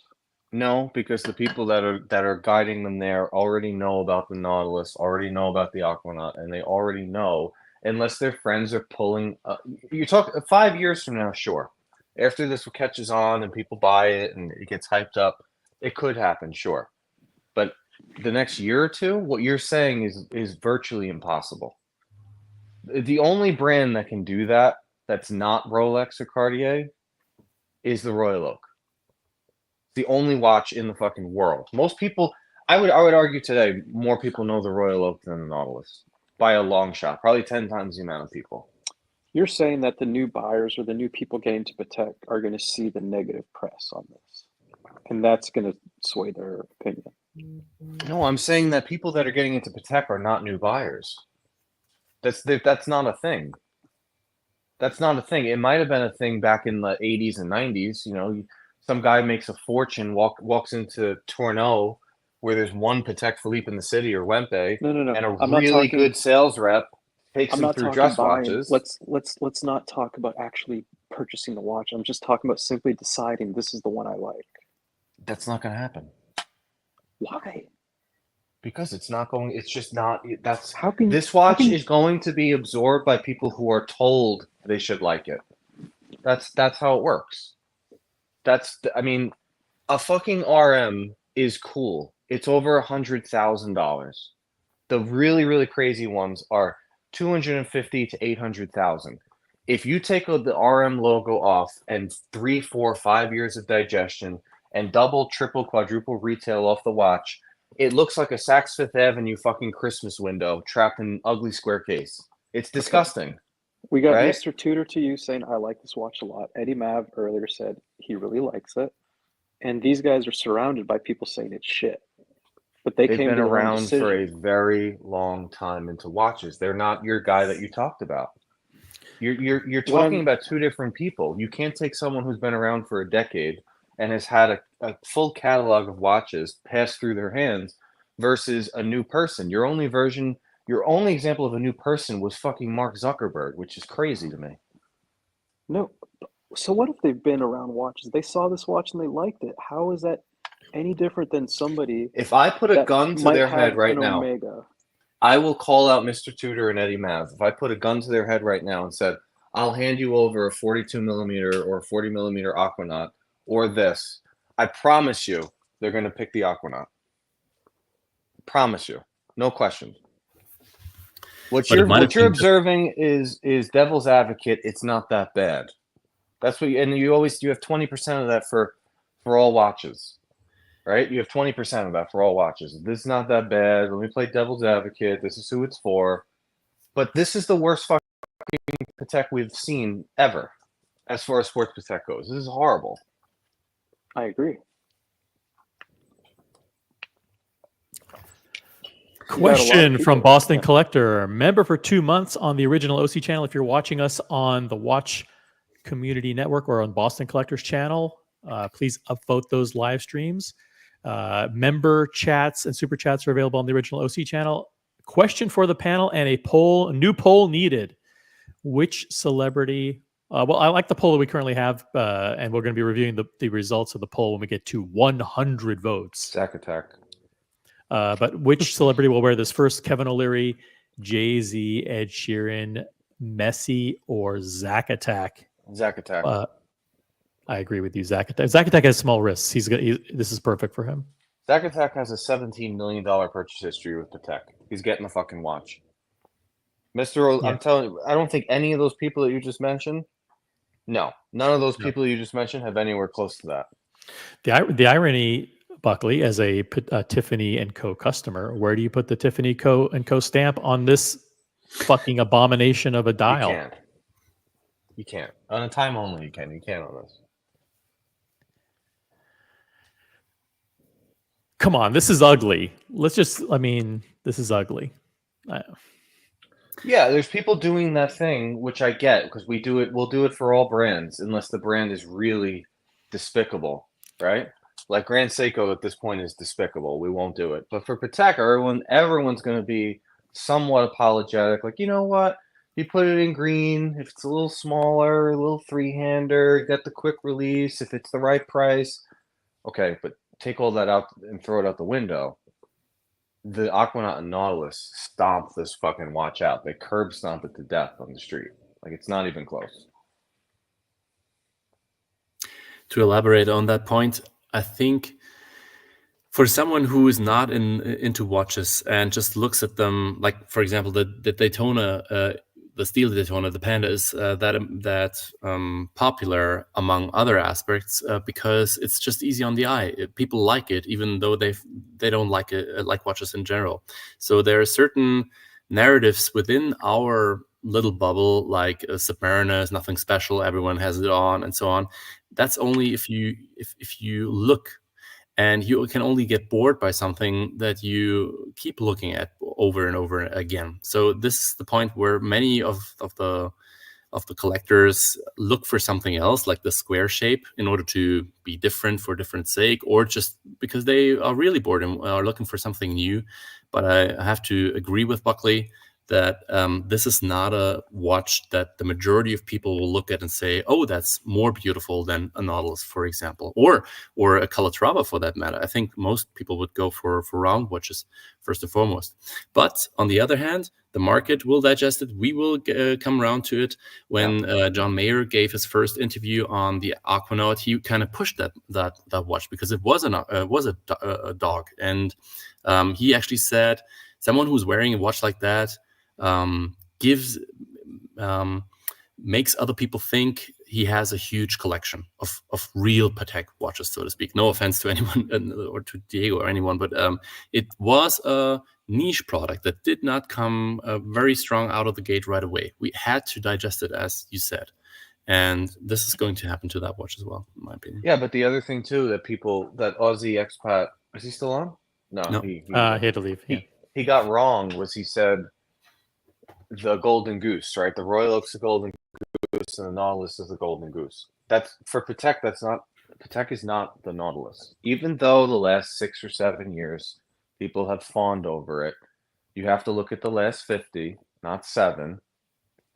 They make 10 to 15% of their production is Nautilus Aquanaut. The top Patek guys are not trying to get a Nautilus or Aquanaut. That's not what Patek Philippe is. It's about minute repeaters and $500,000 watches. That's the stuff that goes crazy at auction. That's what they want. AP is the complete opposite. 70 or 80% of what they make is Royal Oak. So that's like a totally, everyone always does that, and I get why they do it, because it's like, if I have all the money in the world, do I buy a 5711 or do I buy a Blue Dial Royal Oak Jumbo? It's not the same thing. Two completely different things, you know? So this is if this is for entry level, and it's real, I truly think it's Terry Stern saying, serve up this dog shit to give all the people who said, we want a sports watch, here's your sports watch, shut the fuck up, and now all the good people get the Aquanauts and Nautiluses. I think OC's onto something there. Because I'm telling you, not one person in our community, if they had the option for a Nautilus or Aquanaut, is going to choose a CUBITUS, this version of a CUBITUS, over those two. Never going to happen. Another point is that I've heard older interviews by Thierry Stern where he says one of his kids, who were very small back then, will only get a Calatrava or an Aquanaut as their first watch and not a complicated one. And by the way, it's clear why that's more interesting, because if you have a lot of complications, there's more to it than just the pure design. But the Aquanaut used to be a really entry-level piece, so to speak, and was even by Patek themselves not considered. It was really meant for someone to get to know the brand, and I think they might also like think into the future and say if we're really coming down again to what used to be normal, because hype phases are great for brands, but on the other hand, there's also a danger connected to it, which is why they took away the 5711, for example, as well. So if it really goes back to normal, then they have something a little bit more relatable. And yeah, it's, you know what I mean? The two things about this ad that make it a possible Suspect. Conspiracy is everything is right, except for the thing that we didn't get a confirmation on is what the case looks like. We don't know what it looks like, but the complication here is wrong. No one ever said anything about this complication. They said time only and they said chrono. And that they changed their phrase, like OC pointed out. Yep. It's adjusted. Slightly adjusted. The traditional tagline they've used for decades is you never actually own a Patek Philippe, you merely look after it for the next generation. And here it says you merely take care of it for the next generation. Why the change? There's other things too, like for example, I mean, if this is an ad, sure they have Patek.com at the bottom, but there's no QR code, which they sometimes do in ads. They'll have a reference number here. Would they say the CUBITUS collection? Maybe. I mean, that means that they have more varieties other than this, that they have a time only, maybe a whole bunch of different colors, maybe versions on different straps, which we know that this has a quick change strap system. But yeah, I'm hoping that this is okay. If Patek didn't do it, then somebody else did it. Like somebody else who's like one of those a fan site, you know, like Patek enthusiasts said, "Oh, This is like our version of April Fools. They come out with a watch once every generation, so we're gonna come out with a hoax campaign and trick people and have fun. But that would be a lot of expense or a lot of effort in order Yeah, to. but those guys are rich. SE, these guys who've been, have been following Patek Philippe for decades. All it takes is one wealthy benefactor to say, "Oh, here's a few $1,000. Create a version of a case using AI and take the dial, slap it in." And to add to that, on the backside of the invitation, it says, or Terry Stern can be quoted, "I wanted a watch with a sporty, fresh spirit of a cabriolet." I don't see anything new, anything fresh. And I don't see any hint towards a cabriolet either. Why would they? They could have said anything, a lot more in general terms, but they kept mentioning this cabriolet reference. Why, if you look at that watch? The one thing, with the shape of the watch, if it didn't have the wings, I could see how they could make time-only versions in small sizes, and it would be a great women's watch, something that could compete against the Santos, compete against even other lines that they have, like the 24, and bring a lot of new people into the brand. The square or rectangular watch isn't inherently unattractive. I think for women particularly, that's an attractive look. If they had a integrated bracelet with a slender rectangular shape, I think it could be very attractive, but not this one. And I know Kevin likes the wings. I know that their whole sports line has the wings, but to me, it just makes the watch way too broad. And I'm sure maybe on the wrist it'll look different, but it just looks, length to width, the proportions are way off. Yeah, I see what you mean. I have a 7 3/4 inch wrist, and yesterday I put on 5711R on my wrist, and it barely fit, in my opinion. It was almost overpowering, even though it's very slender and it's thin and everything. But you're right, it is a pretty hefty watch, and this will be as well, in my opinion. Which watch did you try, SE? The 5711R with the brown. Yeah. The thinness, Boston and I have talked about this. The 5711 and the 5712, they were bigger than the 5726 and the 5980s. Might want to try one of those on. Mm-hmm. They're just so flat. Yeah, they're great watches.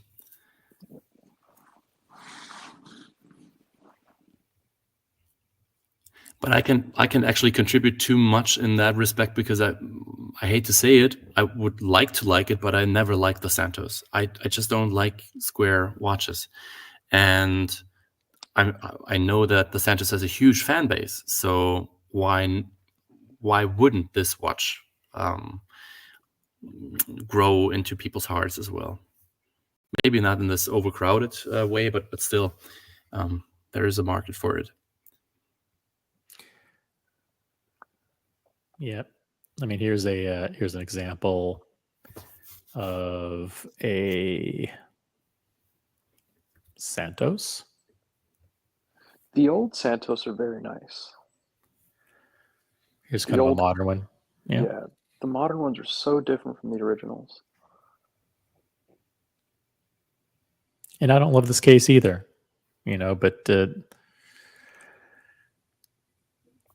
it's nicer in person. If you really put it on the wrist, then it's better than pictures. But I just don't like the shape. The funny thing is, Lucas just said the CUBITUS in this rendering looks nothing like the Santos, like no resemblance at all. And I said, again, you have to take yourself back to the times that you didn't know anything about watches, and you just looked at it from the outside, and people see this resemblance right away because they think it's angular shaped. Of course, if you're so far down the rabbit hole, you see all the differences. But there are many people, if you take the old Panda and the new Panda, you put them next to each other, and you ask people which watch they like more. Many will say, "Well, that's the same watch." So here's an old Santos, right? Square shape, completely different watch in my opinion than the Looks current better. one. This is nice. The modern ones are just, they're an abomination. You know.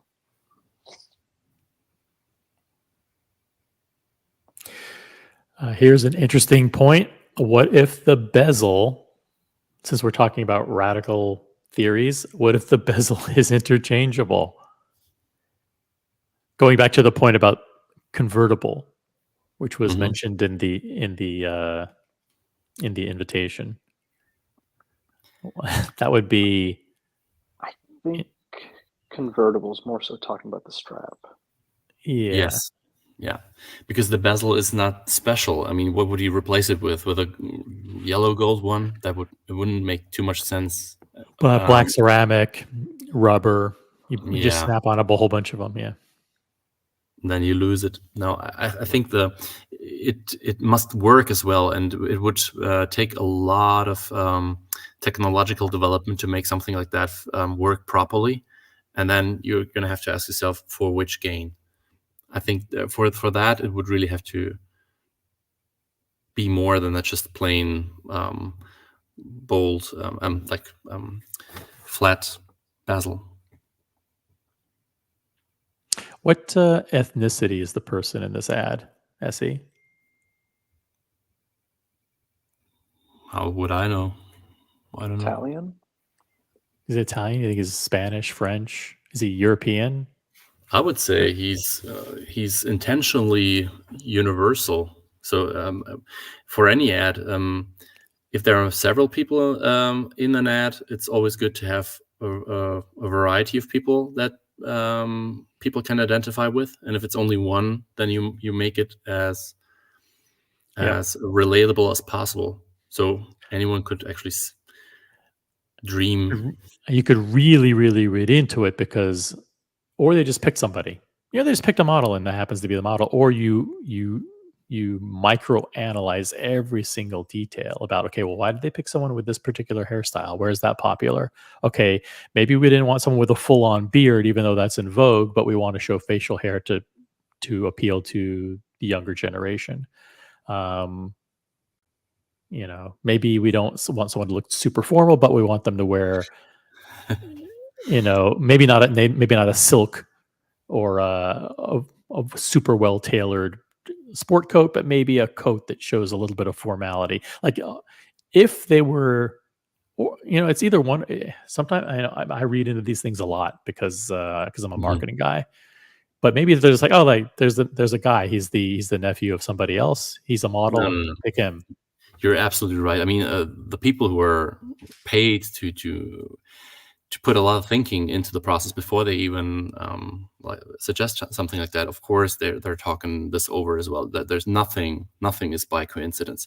And you have to, if you look at Patek commercials and ads from the past couple of years, they have changed a lot. I mean, look at the guy. He's not wearing a tie. He has a very sporty dress shirt on. It's a kind of a quirky combination. It's not muted at all. He's very laid back. That's exactly the kind of customer that they want for this watch to be there. So this is no coincidence at all. They're trying to get away a little bit from. They were always known for having an old customer base, like the granddad's watch. That's what they wanted to get away from, and that's why they merged. They came out with a lot of models that were in between sports and dress, and they also want to get away from that slightly elitist, maybe more white dominated kind of from this kind of section, and want to be more relatable in every direction. But they have to be careful doing that because they don't want to. It's also a dream image. Think of Archie, for example. He was taking these commercials back then, and they had nothing to do with his life, but he fawned over a dream world in which he would be in that rowing boat, and his father would pass on his wisdom on him, and so on. So this ad reminds me a lot of the Royal Oak ads with the guys on the beach. Yeah, I was about to say that. Yeah.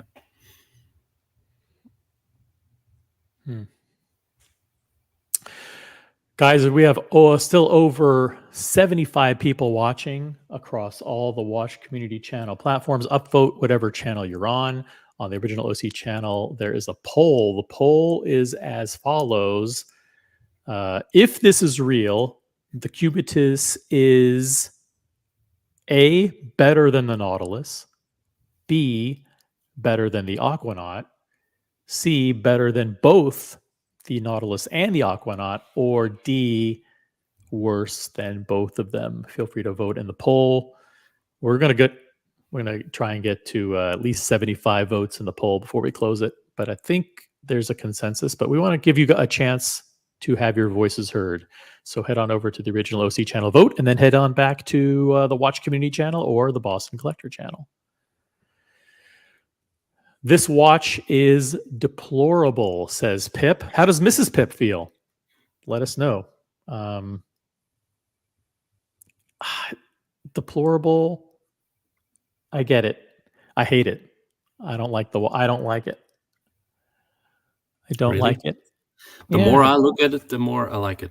If you really see it in the flesh, and then you have a guy that is wearing maybe, let's say, a white shirt, 3 buttons untied, the sleeves rolled up, just sitting on the couch or sitting on the couch looking on the sunset and so on. This watch will work. We will get used to it. That's my whole point. It's kind of funny, and I kind of said it, didn't I say it like 3 or 4 weeks ago when we talked about it on stream, that Patek could actually afford to bring out something extremely hideous and then just for the fun of it, watch people come around to it. It will happen. The Aquanaut was not very loved 10 years ago. Now it is.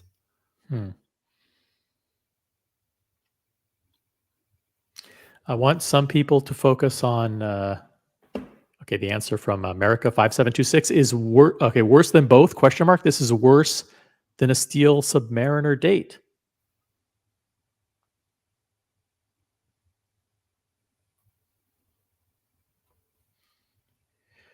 I think I want people to look at a few things here. Let me see if I can zoom in on this image.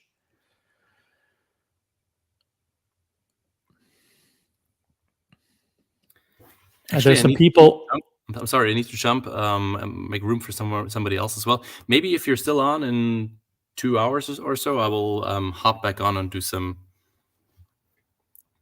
Gaza streaming or something. Thank you very much. I do want, before you go, or maybe you can listen in on this. I think some of the internet sleuths have fairly pointed out that the 8 looks really weird here. The 8 isn't even centered in the date disc. Yeah, it's got a shadow on it too. Yeah, this, Patek Philippe isn't going to do, unless this is a computer-generated image and the person who created the computer-generated image at Patek Philippe fucked it up. The date, also the width. Look at the width of the 8 and the width of the 1.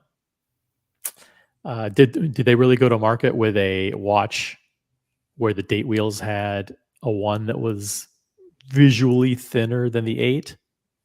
That looks like a mistake. And then some people have commented on the crown. They think this crown is not correct. They think that the crown protrudes too much from the case and actually should be flush a little bit more with the case than this mock-up or this image. So internet sleuths, people who are watching, pull up images of Nautiluses and compare to this. Would the engineering support the crown being stuck out like this? And what do you make of the date? The 8 being pushed to the left. Well, it's a new watch, so the crown could actually be the way it is. It doesn't have to be like the Nautilus example. And the 8 is partly in the shade. So even though we're looking at the watch completely directly, the light is coming from the left, which is why it could be this impression. Because it would have been easy if someone really makes a mock-up and puts some effort in it. It's easy for them to mark the 8 and push it a little bit further to the right in order to make it more authentic. Would they really have done it? It's such a prominent part of the whole watch. If they had feared it would be seen as a counterfeit, then we don't know.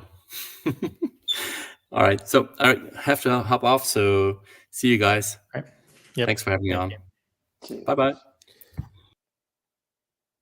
I want to thank the people on Instagram who sent me that information. Appreciate it. Guys, if you have inside information or if you have your own theories about this, please type them in the chat, or you can send them to me privately if you don't want people to know that you're watching.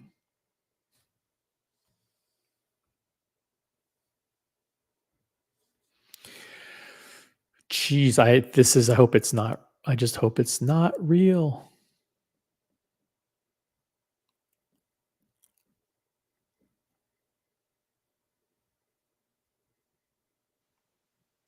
Jeez. If it is the consensus that the other ones are going to get way harder to get? Thank you for the super chat, America.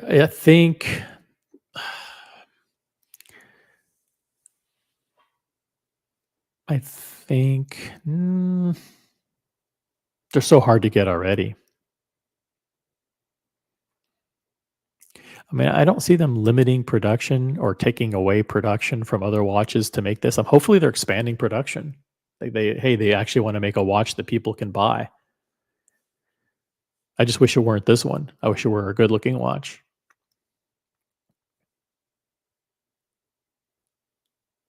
Well, they already took production from the 5164, right? So that's gone. 5711's gone. So any kind of backfill that they had from those being discontinued, they can pump into this.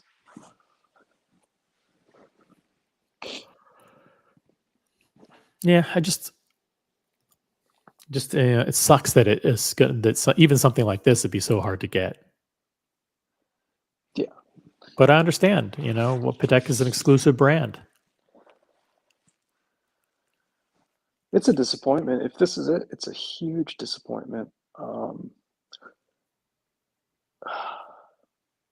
Boston Collector, I have a Nautilus on, and the lugs on the sides are different than this. But the crown's out about the same. This is clearly a computer-generated image.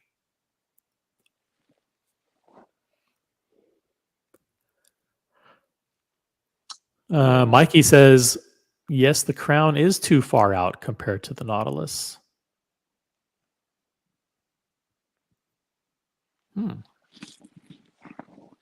That's right, because keep in mind this is going to be a screw-down crown.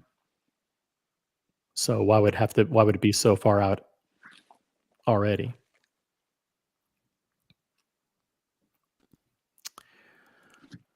Timepiece Temptress, thanks for jumping on. Sorry you got disconnected there.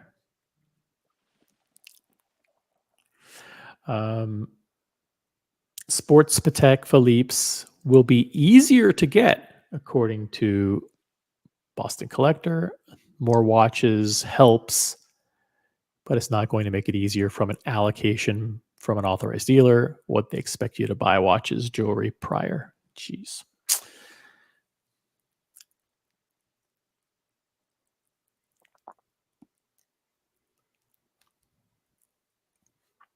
I don't know.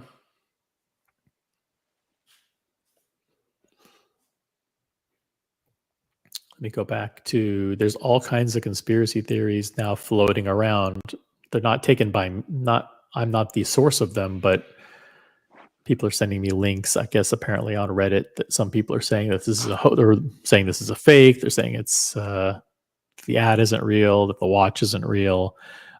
It's impossible to know.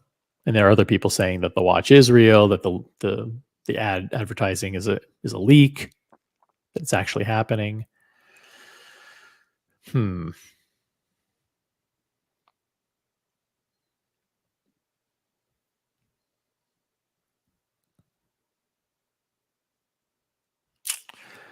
Vimal says, I'm genuinely excited, but I doubt the Cubitus will be allocated to first-time Patek Philippe buyers. But that's what they told us. That's what they told us was the target for the brand.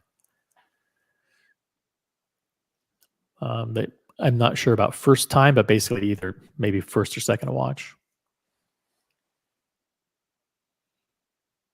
This gives them something else to give you, whatever the watch is going to be. You know. Timepiece Temptress. Well, hello. What's your hot take? Hi. So, two things. I think that the case shape itself not only kind of competes with the Santos, but for women, also the Panther model kind of crosses over into that. Second thing, the dial is too crowded. I don't think Patek would do that. When they do their moon phase and their calendar together, they're usually smaller. They're not bigger. Even on the Aquanaut, they're smaller. So that doesn't it just doesn't feel right. It feels too crowded for what they would want to do. So I'm gonna call bullshit on this one for me. You don't think it's real? I think there's a little truth in everything. I think the case shape might be right. I don't know that the dial is what they're going to do. Yeah, I think this is a mock-up. I think somebody mocked this up. I'm crossing my fingers. You keep saying cross my fingers, OC. Are you kind of holding out that maybe something amazing does come out? Yeah, of course. I want something way better. I want something good from Patek Philippe. I want them to hit it out of the park. I want it to be a great watch. Well, but there's no way they could release something like this. Come on, after years of development. Yeah. There's no way. Come on. We're all going to look back on this in 4 or 5 days from now and go, that was funny. Yeah, they someone had us going there. You got to think, if this thing's been in development for a couple years, 2 to 3, what was the mindset of design back then? Does this fit into that? There was a lot of weird shit. There was, Moser was doing some really crazy stuff, and you know what I'm saying? Gerald Charles was doing some weird stuff. Do you think that this is just an oversight by Stern? Like, yeah, people will love this. And then by the time it actually came out, it's like, no, we're good. I think when they're designing it, they have the benefit of actually looking at it sink in over time, which, and who knows how this will, how people will perceive this, if this is the actual case and dial, how they'll perceive it several weeks from now, several months from now, several years from now. Will it grow on them? Will people be like, oh, okay, I see what they were going for. I do like it. Is it one of those designs that while they're developing it, they say, oh, no, we know it's going to be classic and timeless. They'll come around. Right. So as much as we might look at it on first pass and say, oh, how could they approve this? They may be like, we know, listen, we've been doing this a long time. We know what we're doing. Yeah, my people will warm up to it.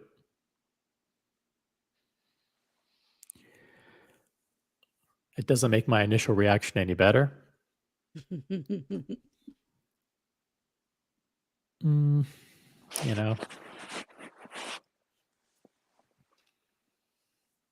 Do you think part of it is that it's going to be a square watch that throws everybody off too? Like that, it's not your typical tech. It's not rounded. It's sharp, you know? I can see them wanting to go back to this. Take advantage of the 70s era design and say, oh, we're going to double down on that. The Nautilus is from there. So we'll go back and do something. We'll do a modern retro. And those kinds of cases are coming back a little bit. I mean, like the Polo came back. D'Angenour came back. Some of the other ones from the 70s came back. So maybe this is a way of saying, okay, well, there were square or rectangular watches in the 70s and 80s too. Now is the time to make them great again.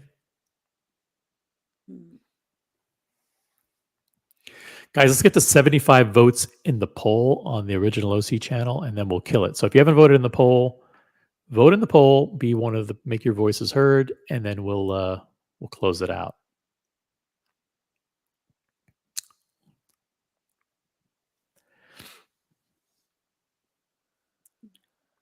Yeah, I got to get my day started. Yeah, we'd have a lot of people watching, so we want to keep going as much as we can. So there's a link to join the panel in the chat. Jump on the panel, share your thoughts. We know you have thoughts. Don't just type them in. You can jump on. It's a beautiful Sunday. Thanks, Diego. Let me see here. I'll pull this up.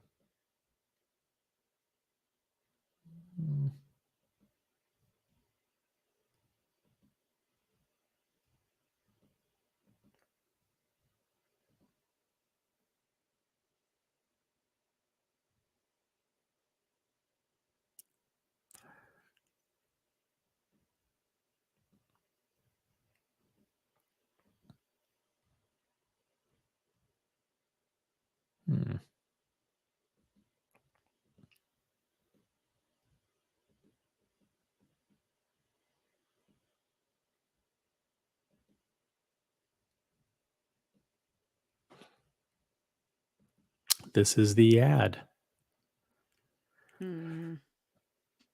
Begin your tradition, the CUBITUS collection.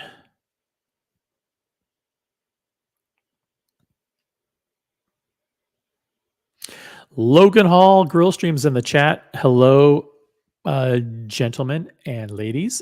Busy weekend. Looking forward to New York in the next couple of days. Yeah. This could overshadow New York because the official launch is happening in Munich on the 17th. This upcoming Thursday.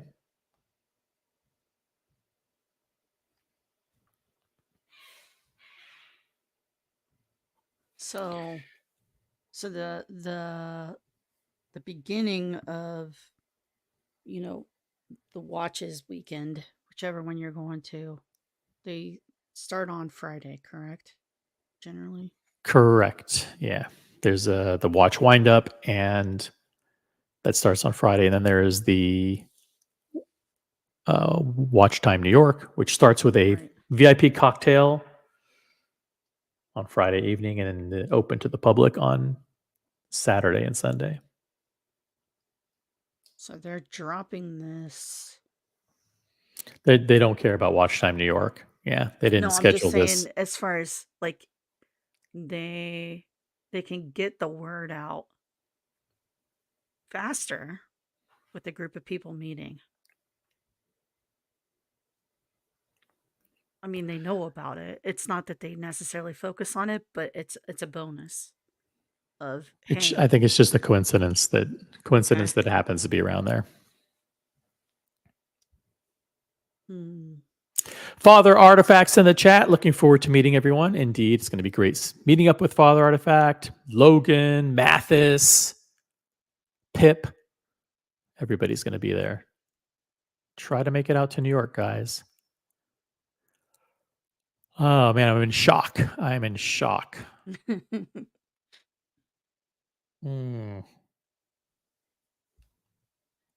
This is the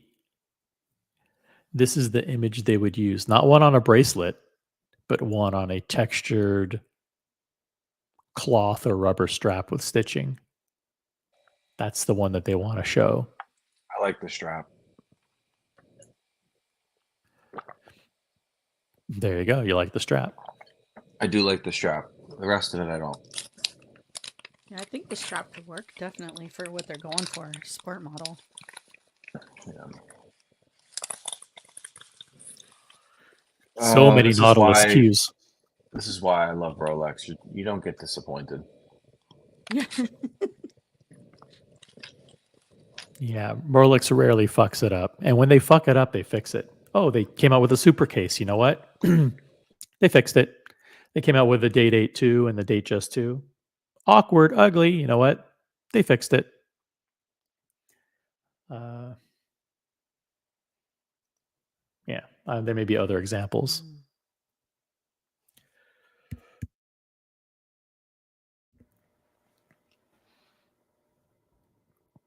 It's not a Submariner.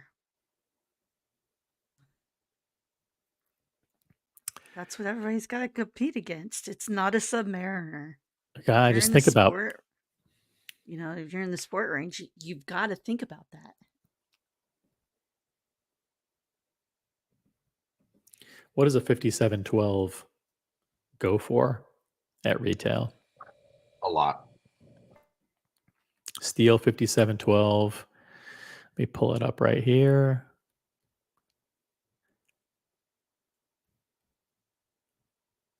Not that this is a 5712, but it's kind of, it has some it's $52,000.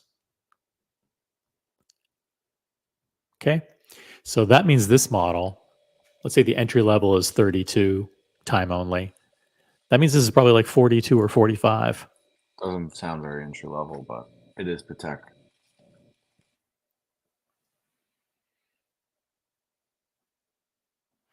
This will be an over $40,000 watch. Mm-hmm.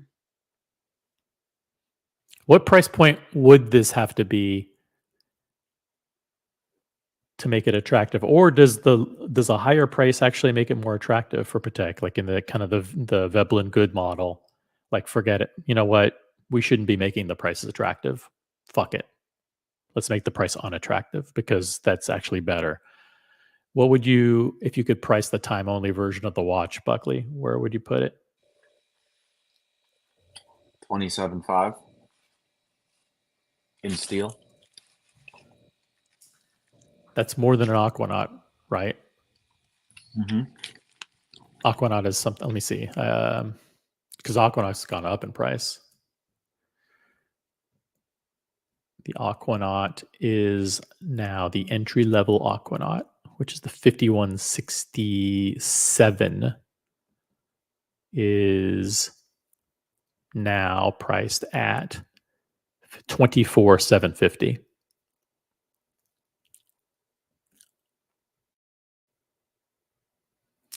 So Aquanaut $24,750. You'd price this at $27,500 for the time only.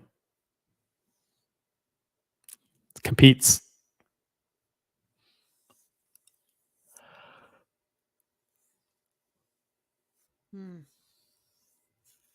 It competes, and it's got interchangeable straps, and it may have a bracelet that looks good. You never know. The bracelet may look good. It's hard to tell. Yeah, I find it hard to believe that they would make a bad bracelet. They're known to make, fairly decent bracelets. And the ones that I've seen, I've liked. So Well, it's just like the Aquanaut on a steel bracelet just doesn't. People don't like the look of it. Right. And then the Nautiluses, they do make them.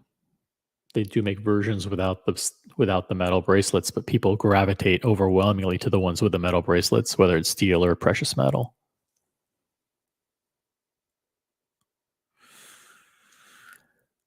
Boston says 45,000 is my guess. I'm assuming for this one with the day of the week date moon phase complication. Yeah, 45. It's expensive for steel. Yeah. It's crazy price. Especially in this market right now. And then we haven't even considered the fact that there's going to be a two-tone and a precious metal version, Buckley. Right. But yeah, two-tone version with a two-tone bracelet. It's going to be what, 50,000? This doesn't make sense though, because why would you take the 5712 complication and call that entry level? That doesn't sound Well, I think right.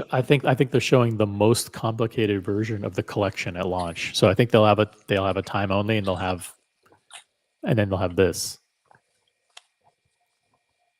And keep in mind it's not the 5712 has the date in the bottom left, not the day of the week. This is a look, similar look, but it's different. This has a big date. 5712 has the date on the bottom left. Yeah, but I mean, but you look at it and you look at it and you say, oh, this looks like a 5712. I get it. So I think they're just showing. Like it. I don't like yeah, of course we don't. No, don't like it. Don't like it. We need 75 votes in the poll. We need one more person to vote in the poll on the original OC channel. One more vote, and we're going to close the poll. Boom, we got it. And here are the results. The results are, if this is real, the Cubitus is worse than both of them, 77%. Yes. So it's worse than the Aquanaut and the Nautilus. 5% of the people said it was better than the Nautilus. 11% of the people said it was better than the Aquanaut. And 5% actually thought it was better than both. So there you go. But 77% said it is worse than both of them.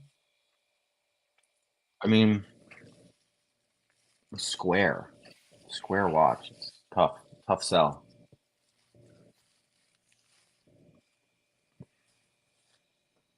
I'm looking at the 5712, and as far as like the moon phase and stuff that they have on there, it's similar. The moon phase is actually bigger. The register is actually bigger on the 5712 than it is on this one, but it is crowded in there. Yeah, it's tough. This is tough for me. Yeah. Tough sell. I don't know. I don't see how they're appealing to a younger crowd with this. It doesn't look like a young watch. It's square. Square's tough. I don't know. I don't see it. But they're eating up the Santos. No, that's not in their competition. They're not competing with the Santos. They're competing. I mean, let's be honest. The issue they have as far as Holy Trinity goes, if they're talking about younger people, and I think Boston said it right, 35 to 40, and they're talking about entry level, they're competing with the code in the offshore. They're not competing with the Santos. By the way, I want to thank James Hess. James Hess upvoted the live stream. And I can't see where you upvoted, but wherever you are, thank you for upvoting.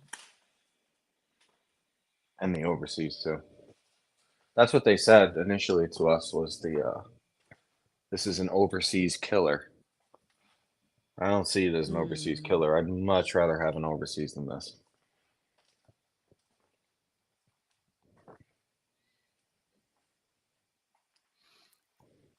Yeah. Yep, for sure. This is just too awkward looking. I don't think it's real. It's not real. It's not real, guys. Real either. It's not real. Don't.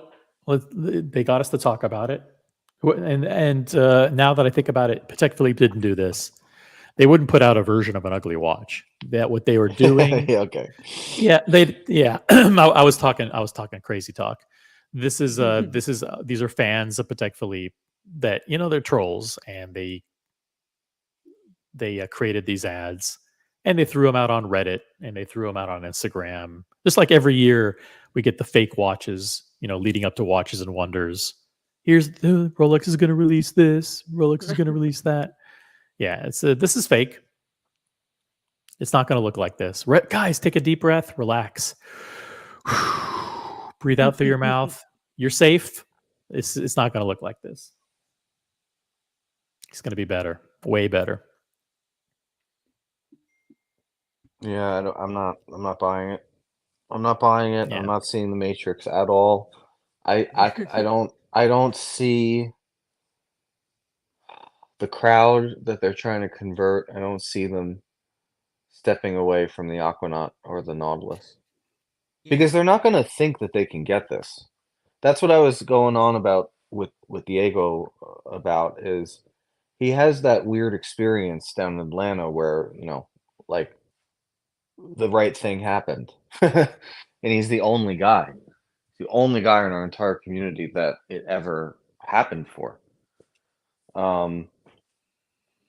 I don't see, in a normal situation where there's 4 Patek Philippe outlets in New York City, and I would imagine New York, amongst all the states, is probably taking in the most Patek Philippe customers because it's a little bit colder here. It's more conservative. There's suits and ties still, right? No one's buying dress watches down in Miami, that's for sure. Mm-hmm.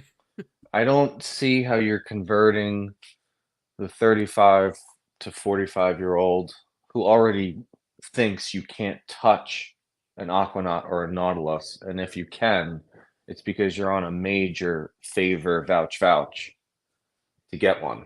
They're all in AP, right? Everyone knows you buy a code or an offshore, you have your Royal Oak. I mean, that's as many codes as you'll take is how many they'll sell you at this point. They've already, at one of these brands, we know for sure they're not doing it at Vacheron.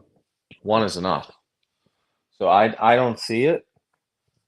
I just don't see it. I don't see it in any. I understood Diego's points. I think a lot of that was devil's advocate.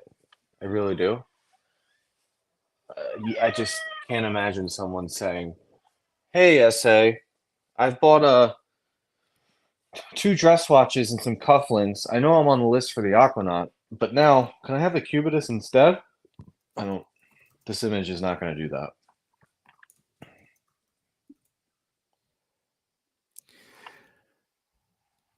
Yeah, I think that's the other thing that throws us off is this whole concept of entry level or bringing in new people into the brand. How is something like this entry? Yeah, they need new people, but how is this the watch to do it? And how is that? How is a $45,000 square 5712? How does that entry level, or how is that? Oh, let's talk about entry level, and let's talk about young people. It's 35 to 45, and it's 500K a year or more earner, right? That's where we are for this. Mm-hmm. I don't know. I don't know, guys. How many of those are how many are those out there? Well, they've already got offshores on the wrist, and they've already got codes. Or to be honest, a lot of people are reverting back down to Rolex. They're getting their Daytonas and their GMTs. This is a weird watch. The Aquanaut in general, like, I didn't like it at first. I've grown to like it. I have a unique opportunity with Patek. Otherwise, I would have never even thought about doing any of this. But the Aquanaut in general is kind of a tough sale. It's kind of a, I mean, for the amount of money they charge, it doesn't do what it's supposed to, in my opinion. It's not, it doesn't have the luxury effect that it's supposed to. It's nice. Don't get me wrong. I've seen the blue one, the green one, and in the wild, 10, 20 feet away, you see the finishing, you see why it's good, cool. But it's still $52,000. I mean, a solid gold Daytona is more recognizable and probably nicer, and it's 20% cheaper. You know, it's hard. It's hard. I mean, without hype and what's happened on Instagram, anything above Rolex, it's tough. It's really, really, really tough.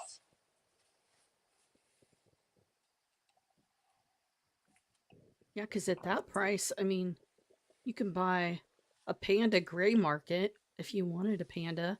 You could buy a gray market, still have money left over. You could still get a sub with the extra money. Yeah. So you got two Yeah, watches you want instead of one. you want a squarish looking watch. There's 5 other better choices. Yeah. You could get a Yeah, you vintage could get a Santos. You could get a Santos. modern Santos. You Yeah. can get any modern Cartier. You can get a steel Cartier for $8,000. Well, but what you're forgetting, this is the Patek Club, right? That people want to be in the club. So the people that really need to have their fucking head examined, that like, I don't even know if we should let them on the panel, and I'm being 100% serious. If this watch is real and someone buys it on the gray, double, triple retail, I don't know if I even want that person in the same room as me. I'm very worried about their mental health.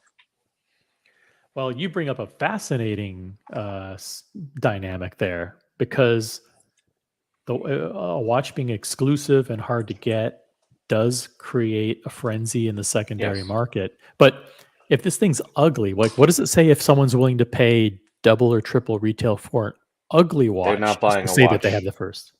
They're not Yeah, buying a watch. They're buying hype.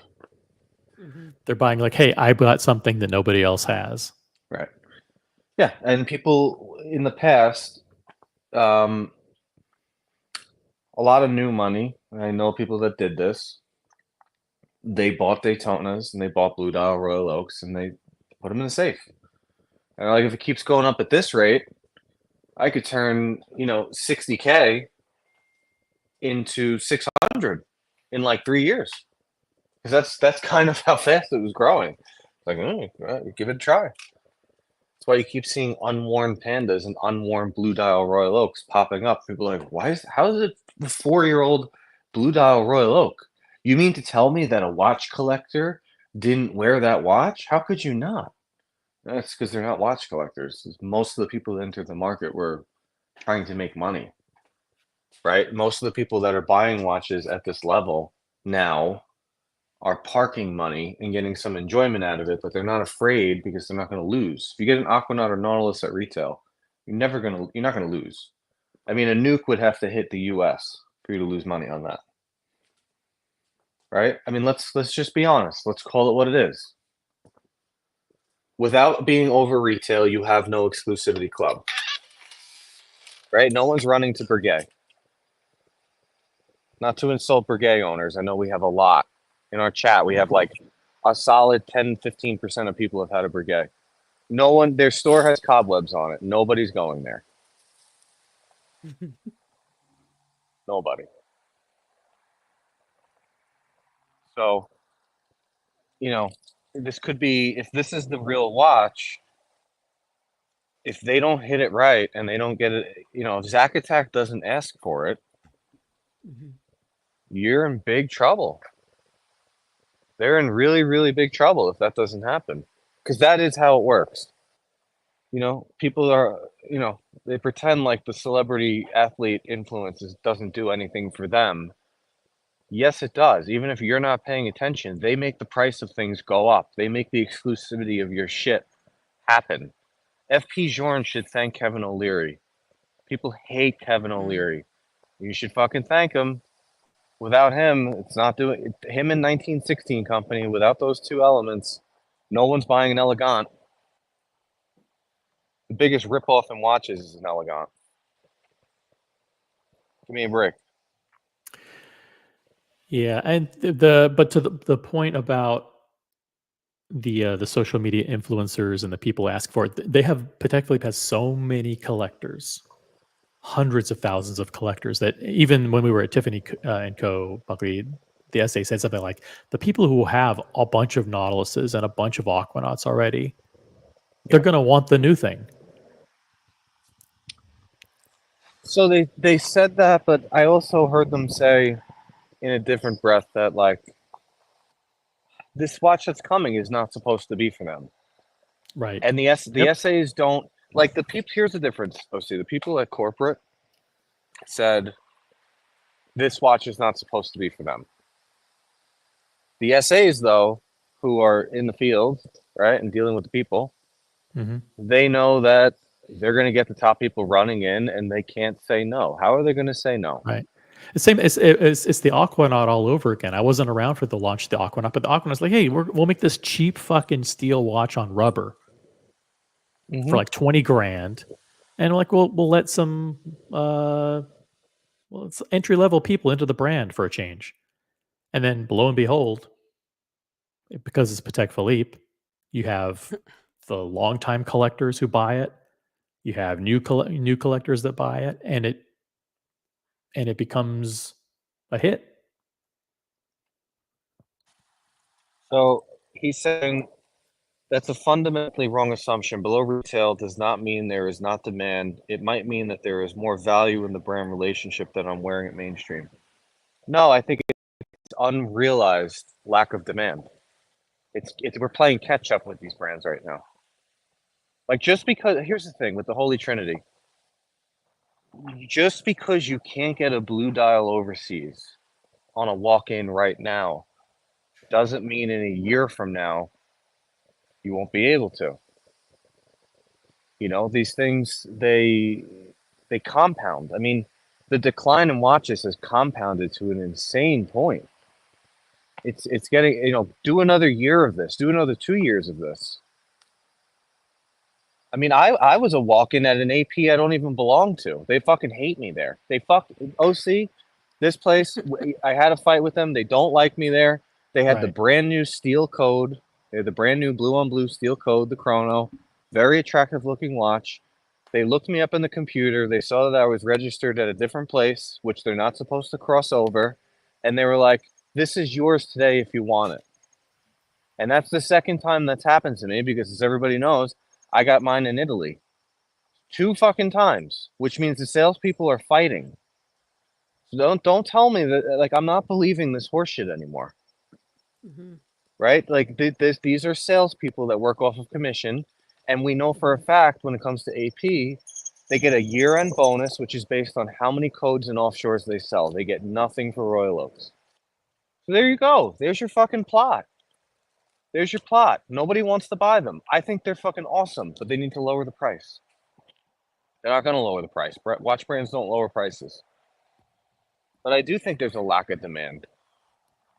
How can you sit there and say that there's not a lack of demand and that demand doesn't create the exclusivity?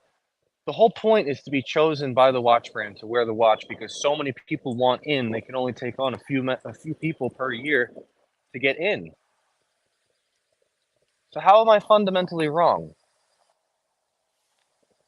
I don't. That's horseshit.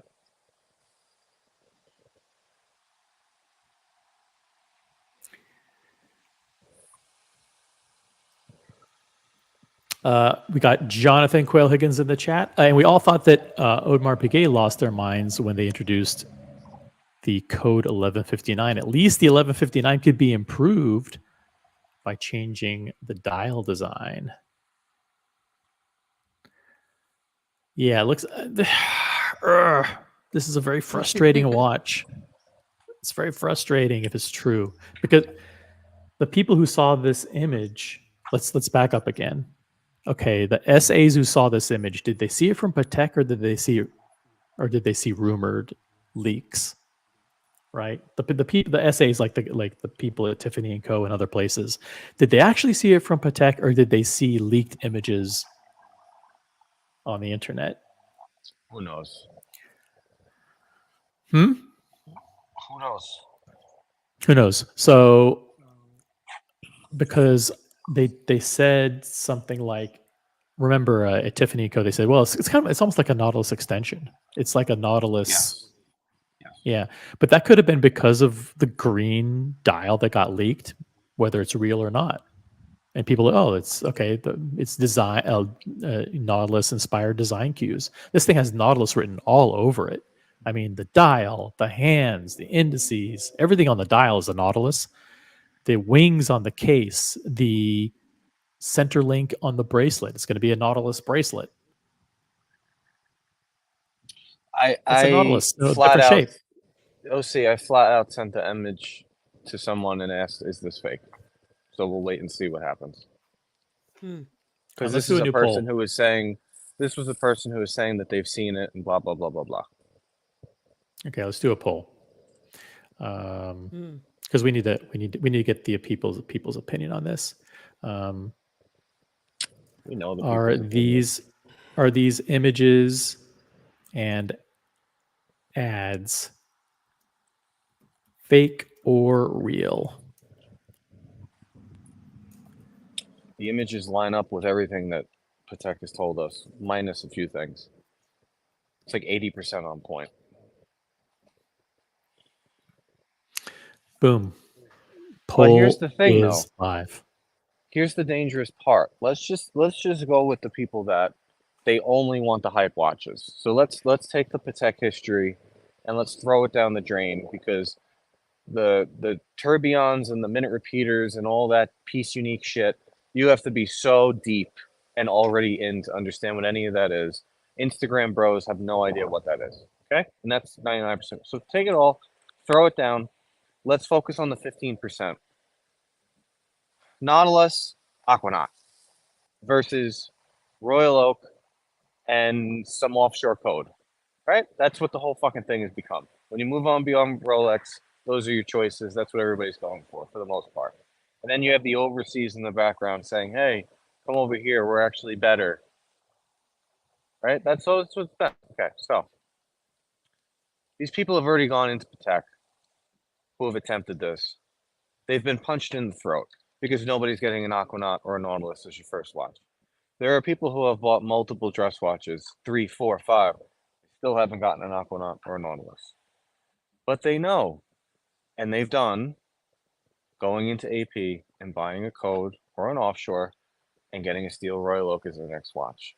Proven method. They will tell you if you go there today and they like you, they will do that for you. They will promise that. And it doesn't take a long time.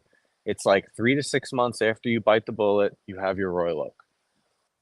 So why would they go back to Patek for this piece of shit? I'd rather have the code. The code is nicer looking than this. Code is nicer than this. Code is nicer. Offshore is nicer.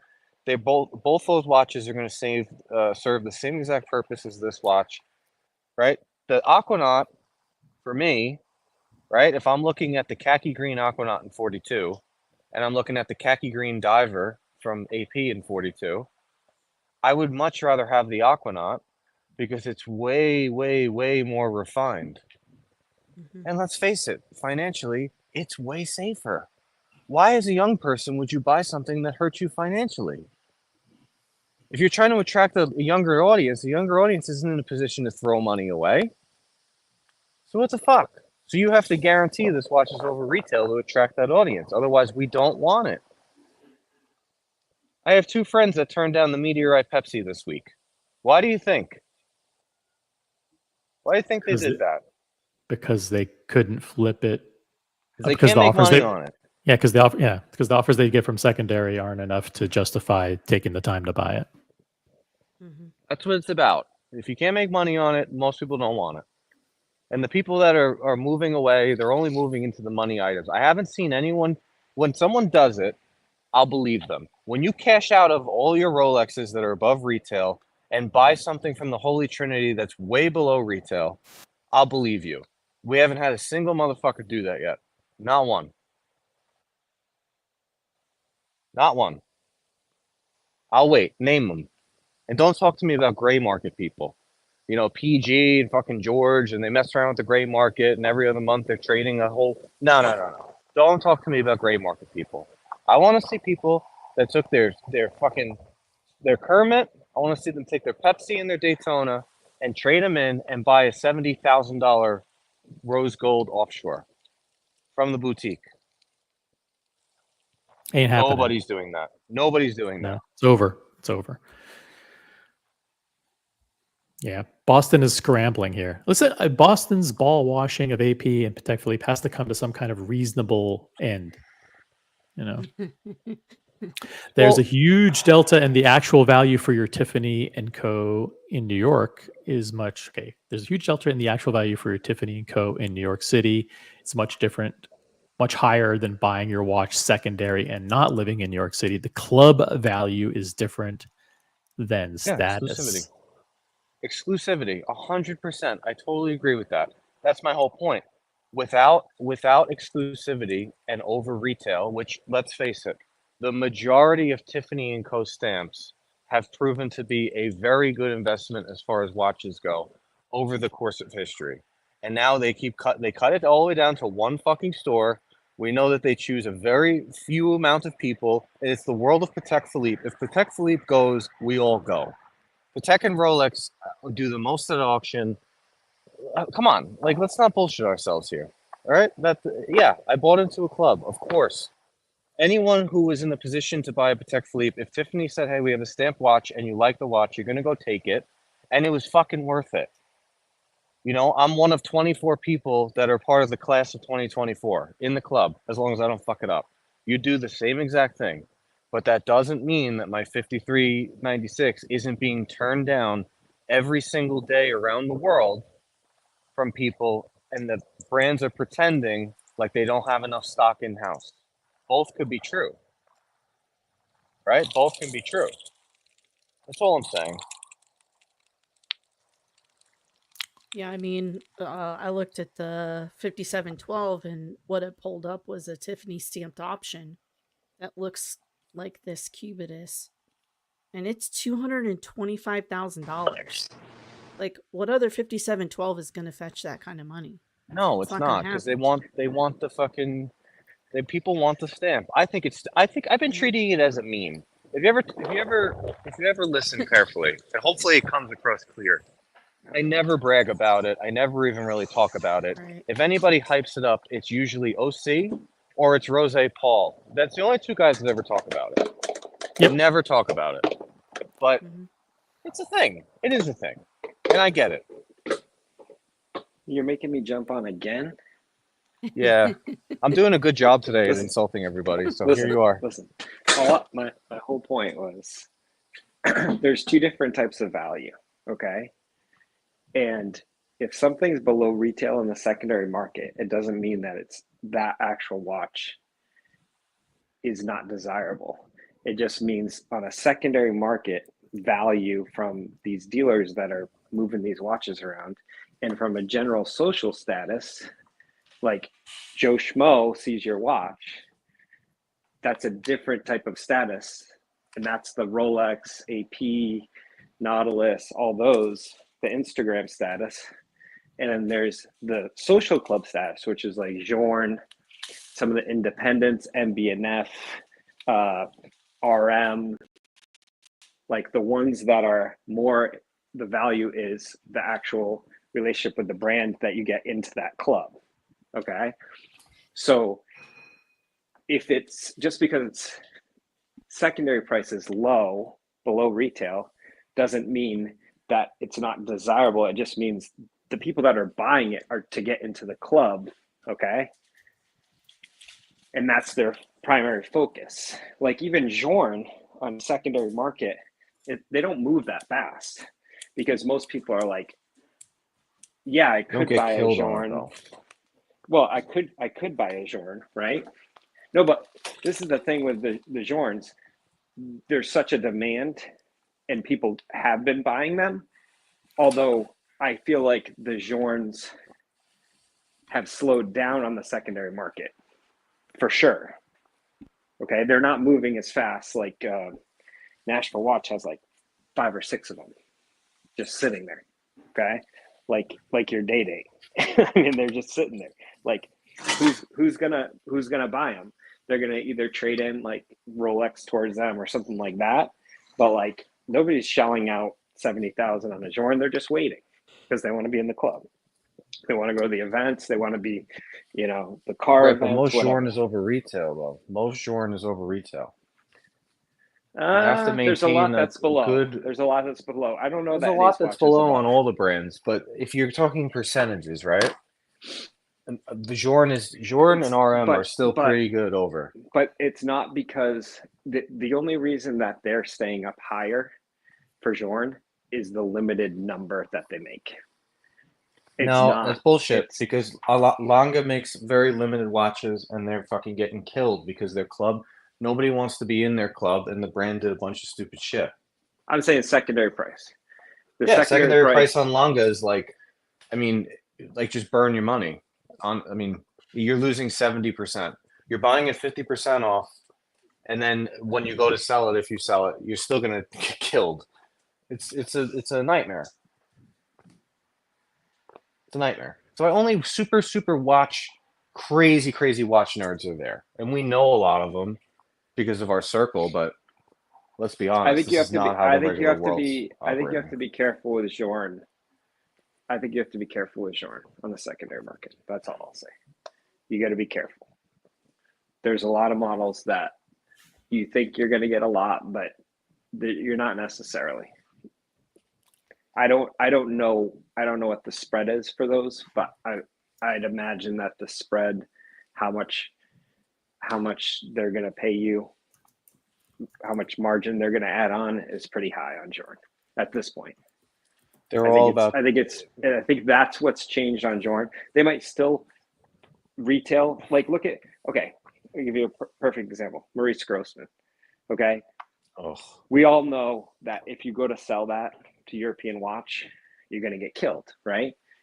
But the prices stayed around 30, 32, 35,000, whatever, but it doesn't sell, right? So it's like, oh, if I bought it for 30,000, it's 35,000 on European Watch. I should be able to get at least my money back, right? I'm not going to get killed. No, when you go to them, it's like 50% margin because they know it's going to sit. And I'm worried that Journe is going that direction behind the scenes, personally, because I think that a lot of Journe people are realizing that it's the club, and we've gone away from like, I've got all these above retail Rolex to trade into Journe. I got all these above retail APs to trade into Journe. I think they're getting hurt behind the scenes, and the longer that stuff sits, the more margin these dealers are going to take. The stuff. Let's be honest. While we're at it, right? Everyone, all three of you can just be, stay quiet. You don't have to say a word. But once people found out that Journe was kind of an anti-Semitic piece of shit, a lot of people liquidated. Now, you don't have to respond to that. You don't have to agree, disagree. But I don't really care. I have no desire to get a Journe, and I'm very happy to say he can go fuck himself. And that's what kind of caused some of that. You don't have to agree. But we do know that happened. I think that there's multiple brands like that have. Well, when you attach a club and a brand to a person, it gets real weird. That's why I still think, even though Patek does a lot of shit to piss people off, and AP arguably does more to piss people off, you're still tied to a very long lineage and a company. There's not a man, there's not a person in there. If we found out Terry Stern was an awful person, you would take a hit, but Patek would still be here. Tomorrow, Journe pulls a Diddy. Anyone who owns Journe dumps. It's over. It's done. The whole brand's done. Yep. Gone off the face of the earth.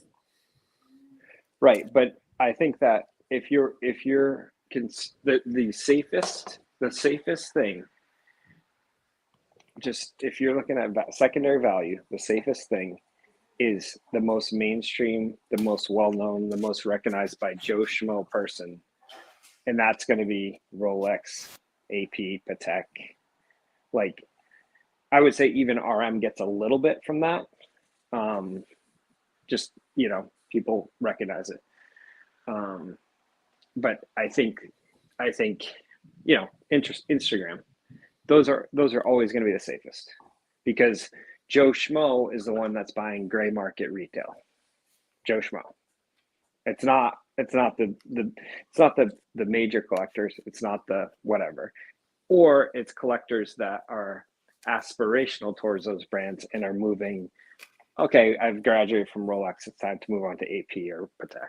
Okay, I'm worried for Jorn with that, because I think the wait times are long. I think it is very club mentality. And I don't know that Jorn is going to maintain a status of aspirational for much longer. I think that's something that will fade. That's just my opinion. You know, then it becomes like other independents, that their only customers are people that are in the club that talk with the independent watchmaker. And you say, well, that person gets hammered on a secondary. Yeah, but you know what they get out of it? They get the social value, and they get the meeting with the other members of the club, that they might do business deals. They might do other things. Like, they get the value back other ways. So I think you have to be careful with, like, oh, I would never buy that watch because it's so below retail. Well, for some of them, people are getting other value that makes up for that. But that's not. There's different. We're doing a chicken and egg. We're doing a chicken and egg conversation. You're saying egg. I'm saying chicken. But what I'm saying is, without people going for exclusivity, which is usually dominated by over retail, you have to get it to a point of over retail. Otherwise, you don't have it. No, right? I think that I'm not saying that. I definitely don't disagree on that. Yeah, I think that was my it's point. more. I think it's more exclusive for some of the pieces that are under retail. I think it's more exclusive. Who's buying? But again, we have a lot of people. I'm not talking about you, Boston, because you appreciate, even though that you're beyond Rolex right now, you still very much appreciate it. If they do something, you're running to the boutique like the rest of us. So I'm not talking about you, but you know the type, and we're going to meet a lot of them at Watch Time that are so proud to pound their chest and say, I'm in the Indies, or I'm here, and I'm so happy that it's not a Panda Daytona, and blah, blah, blah. But all of them showed up yesterday, and if you follow the fucking breadcrumb trail, there's some club that they're a part of, and they appreciate it. The people who buy MB&F that are obsessed, Max has, I'm not going to say pretended, but he has acted as their friend. Yes. That's why they're buying it, right? Let's be honest. Vacheron's flying you out to dinners. Without those dinners, maybe you don't want that shit. Right. No, absolutely. And some of them are a combination, right? And Vacheron's a great example. Like, a lot of their value is that exclusive club. And so if you're just looking objectively at a watch and you're not a part of the experience of Vacheron, you're going to have less value to that, right? It's the same thing. Like, there's a lot of people that are like, I have no interest in RM whatsoever. I have no interest in being in the RM club. I have no interest in hanging out with those people that are into cars. Like, I'm not into cars. Like, you have way less value than somebody else that is into cars, wants to go to the events, wants to be a part of that club, right? So it's all a social club and where you want to fit in. And brands are making it more about that. But mainstream is a totally different animal. Like, mainstream, like, I see Rolex on Instagram and I would love to someday buy a Rolex. That's totally different mindset, and those are the people that drive the secondary market mostly. What's unique about Rolex though is they don't really have a club. Sure, they have certain things. Correct. But you're talking, the club for them is that the general social club. The general, like mainstream, everybody They sees have a above Rolex and on your beyond wrist. shit. You have a Rolex on your wrist. You're doing well. But not only that, they do have other things. Like we know about Father Artifact and some of the things that the perks he's getting. Yeah, the right. Lamont We know right now that if you're part of Bucher in New York with the Ryder Cup going, you might be able to get free tickets. They're $1,000 a piece. So like, there's certain things, right? And I'm sure if you get those tickets, there'll be some tent with some food, right? There's certain things, but there's not really a club, right? Like there is some of these other brands. Now, if you look at this watch, going back to this watch, does this watch get you in a Patek club, or does this watch get you in a general social club, social status club, or does this watch get you in like a young rich club? We'll see. It might not do any of those. It might be this guy has no taste club, right? Or this guy's just trying to chase hype club. We don't know what this watch is going to turn into until it actually hits and people start wearing it.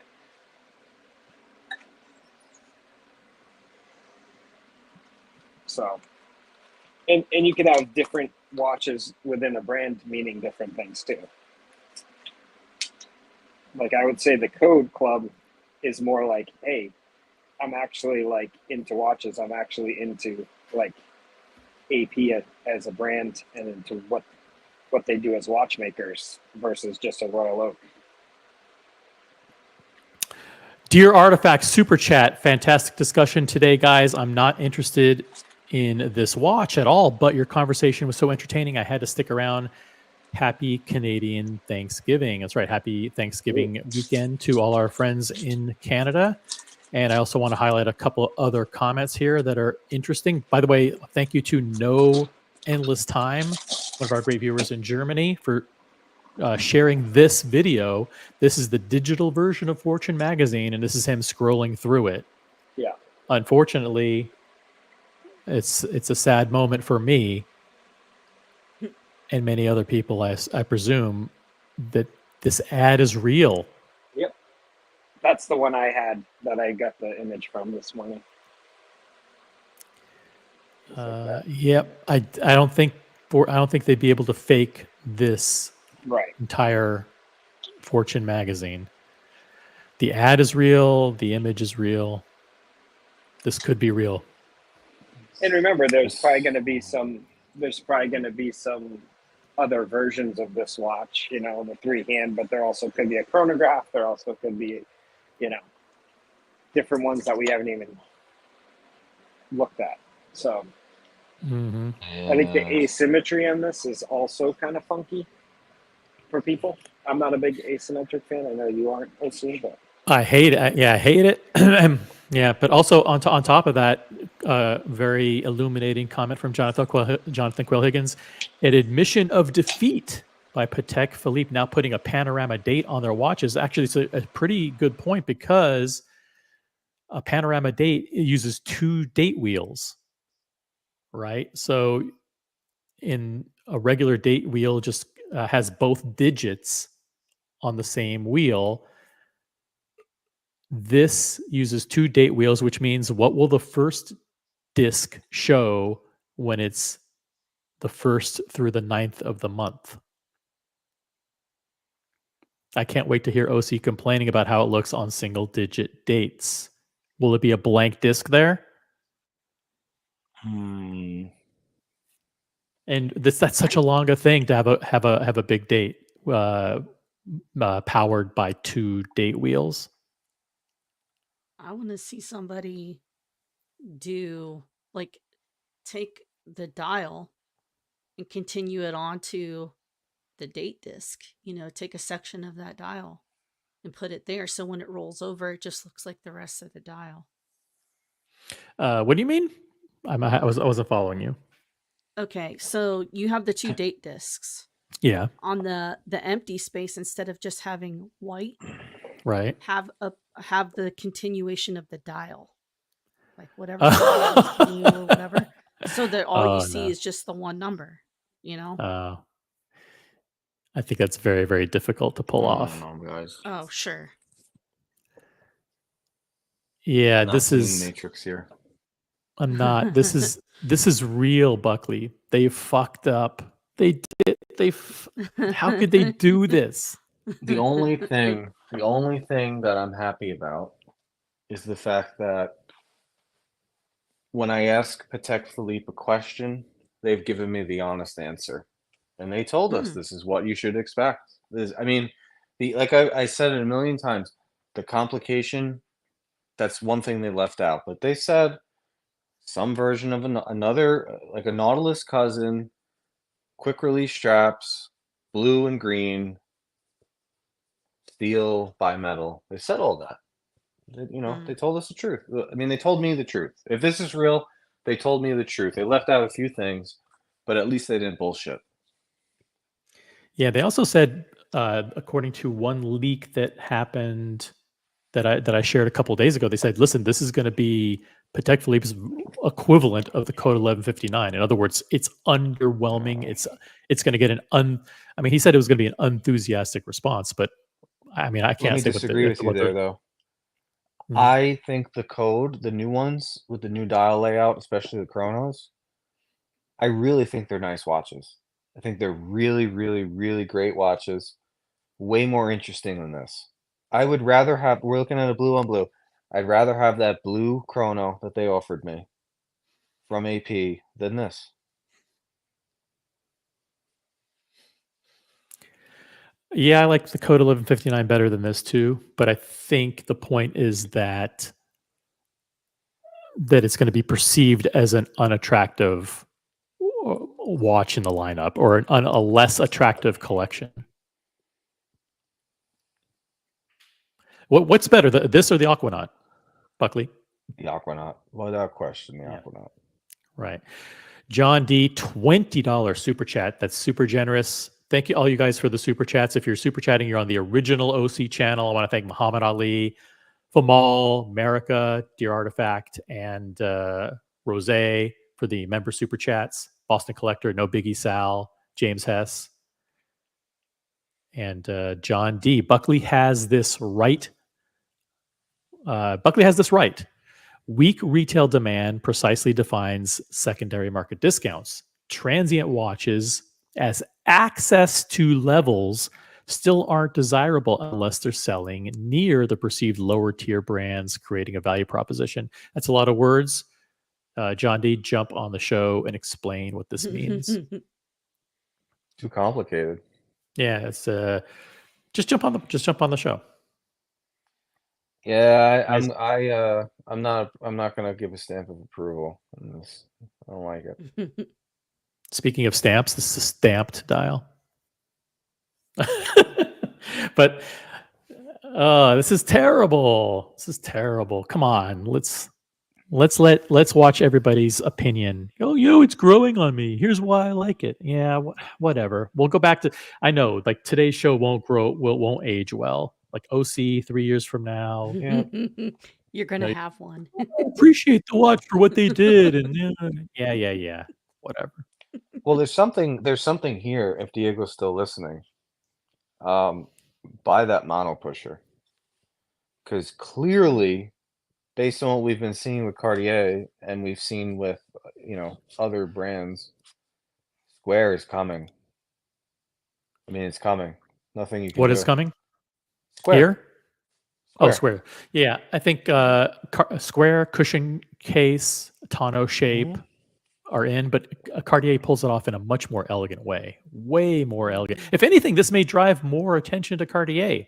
That's what I'm saying. Buy it now, because Patek doing Square in a sports watch is, it would have to be an absolute failure for it not to change the world of watches.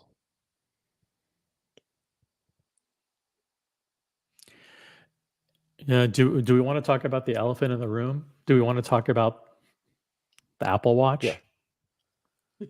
Because is it, but not the Apple Watch per se, but is this a nod that basically tens of millions of people are buying Apple Watches, and to them, that's the shape of a wrist-worn device. Thus, hold on. Thus, in order to tap into that for future generations, the watch for the new buyers for the next generation, it's more familiar to them to look at the watch being rectangular than it is being round. Yeah, it's such a stretch. I don't know. That hasn't Is been a this factor is this up to this point. is this mechanical watch being influenced by the absolute domination of a rectangular technological device that's on the wrists of tens of millions of people? Well, I would. I don't know about that, OC. I'm thinking, you know what I really think? And this is going to sound ridiculous. I think they're out of ideas. I think the brands are out of ideas. I mean, look at the releases that are coming out from people. Most, like AP is doing crazier and crazier Royal Oaks. Still a Royal Oak, but they're doing. Rolex is like, yeah, all the rules that we've never broken in the last 2 years we're going to break. Here's a titanium Yachtmaster, and here is a limited edition Le Mans Daytona, and other things that they're going to do, right? And now Patek is doing. They might just be like, you know, the drawing board is fucking empty. We don't know what to do. I mean, that's how this feels to me. It's like very lazy. You took 25 years to do this? No, they didn't make anything new for 25 years because they had no ideas. maybe it's that simple. We got no fucking ideas. We're billionaires, and everyone's happy, and you know, have a fucking Swiss chocolate and go home. We act like we're going to have one idea in 25 years to act like we're putting effort in, when really all we care about is, you know, the Nautilus, the Aquanaut. Everything else is, you know, on the side. Well, they make so much money from the really crazy stuff. I mean, Mm-hmm. you know, what motivates Terry Stern? I mean, you know, like AP.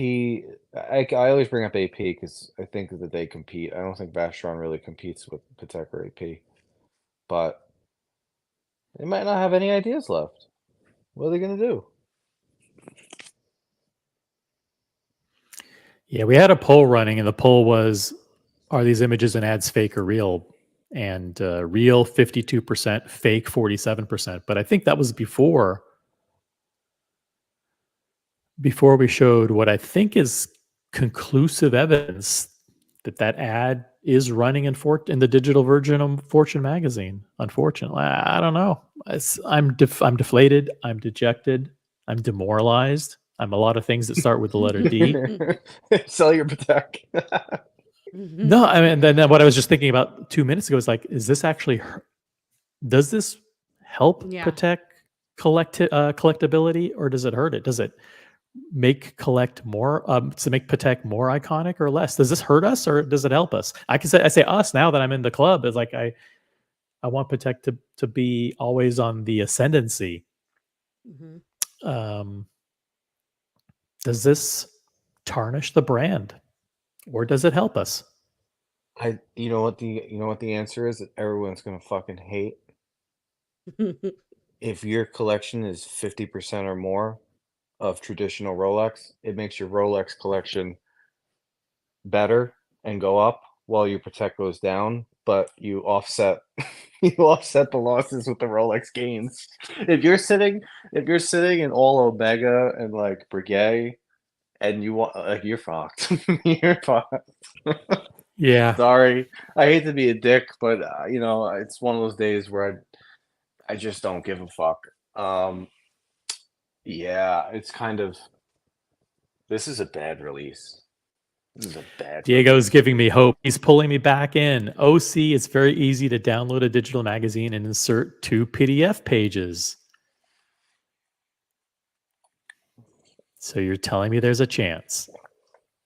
OC, let me tell you what this does to me. Then this is the reason why I said this. You might be thinking the same thing, right?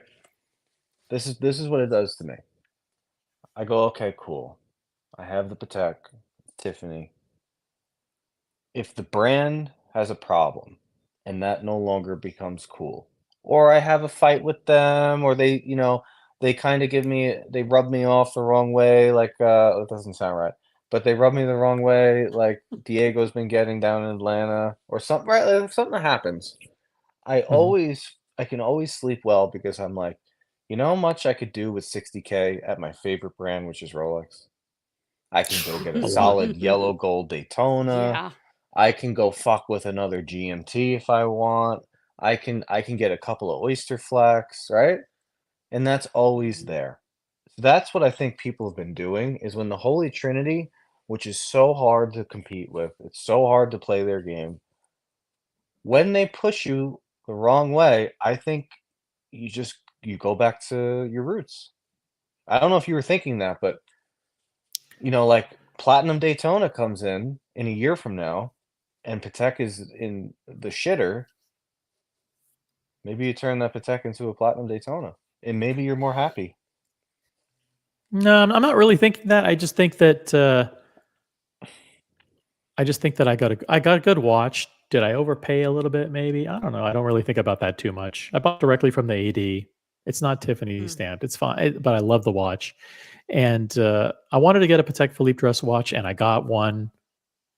And I was kind of hoping that this would be a hit because I'm not a Right. massive fan of the Aquanaut, and I'm not a massive fan of the Nautilus. So I would love to be able to have 3, 4, 5 years down the line something that I thought was an absolute smash that I would want to add as another Patek. And this ain't it, folks. This ain't it. Yeah, this ain't it. And the Aquanaut, I just don't. It's not my thing. The Nautilus, I'm very, very picky about the Nautiluses, and I already have a white gold annual calendar with a blue dial. So like 5726 is out. 5711, boring to me. A lot of other stuff I don't like. So I don't know. So like to me, I'm disappointed because this was a chance for me to get excited about, and I'm already in the brand. So I gave me a slight leg up to get something cool. Here's the thing, though. OC, you don't have to have more than one watch from the Holy Trinity. And that's something that we've been kind of, the last 7 years, they've pushed on us, is that you need to have more than one. Like people wake up in our community. I know they do. They won't admit it, but they're like, how will I ever survive if I don't have these 3 watches from Patek or these 3 watches from AP? They weren't really made for you to have more than one, to be honest. So I wouldn't really push it. I've been believing for the last 2 years that we've been part of a tulip market. I think we're gonna get crushed. I really do. I think we're gonna get crushed very shortly here.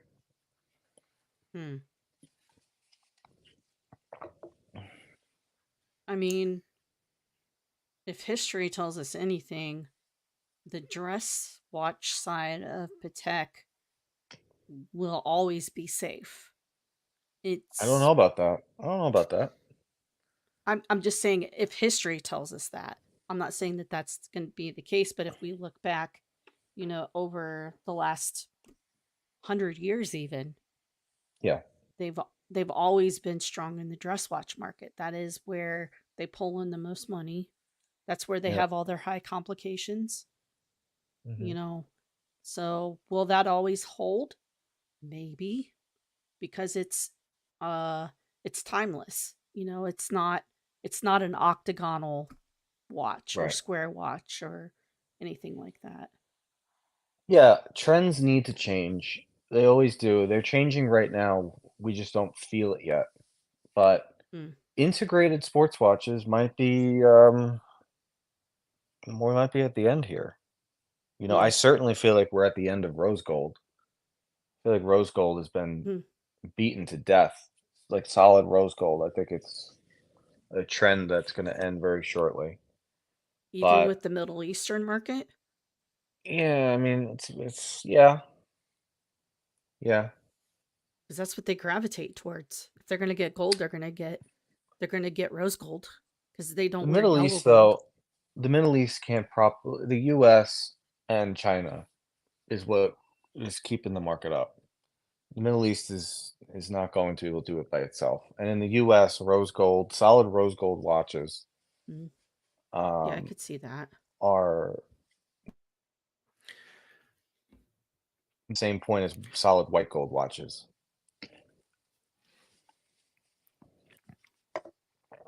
I mean, I'm a fan of white gold, so either way, but I get why people wouldn't want to do that because it's similar enough to stainless steel that unless you really want a precious metal watch, why would you go that route? We're going to pay, Yeah. almost double for the watch. I don't know. We might be at the end here. I don't know. Yeah. Do you think it's all going to go rubber straps? It feels very rubber strappy out there. Mm-hmm. I mean, I was like, we're gonna next week in New York City. There's a bunch of nights. People are gonna be out to dinner all over the place, and Mm-hmm. they're gonna go and they're gonna go to Friday. I won't be there Friday, but they're gonna go to Friday night and they're gonna wear a blazer or a suit or whatever, and they're gonna look at Independence, and you're gonna have 10, 20 groups break off, and they're gonna go to some nice restaurant in Midtown with 3, 4, 5, 10 people at each dinner, right? And they're gonna put their watches Yep. in the middle, and they're gonna be like, okay, this is really cool. This is MB&F, and this is blah blah blah.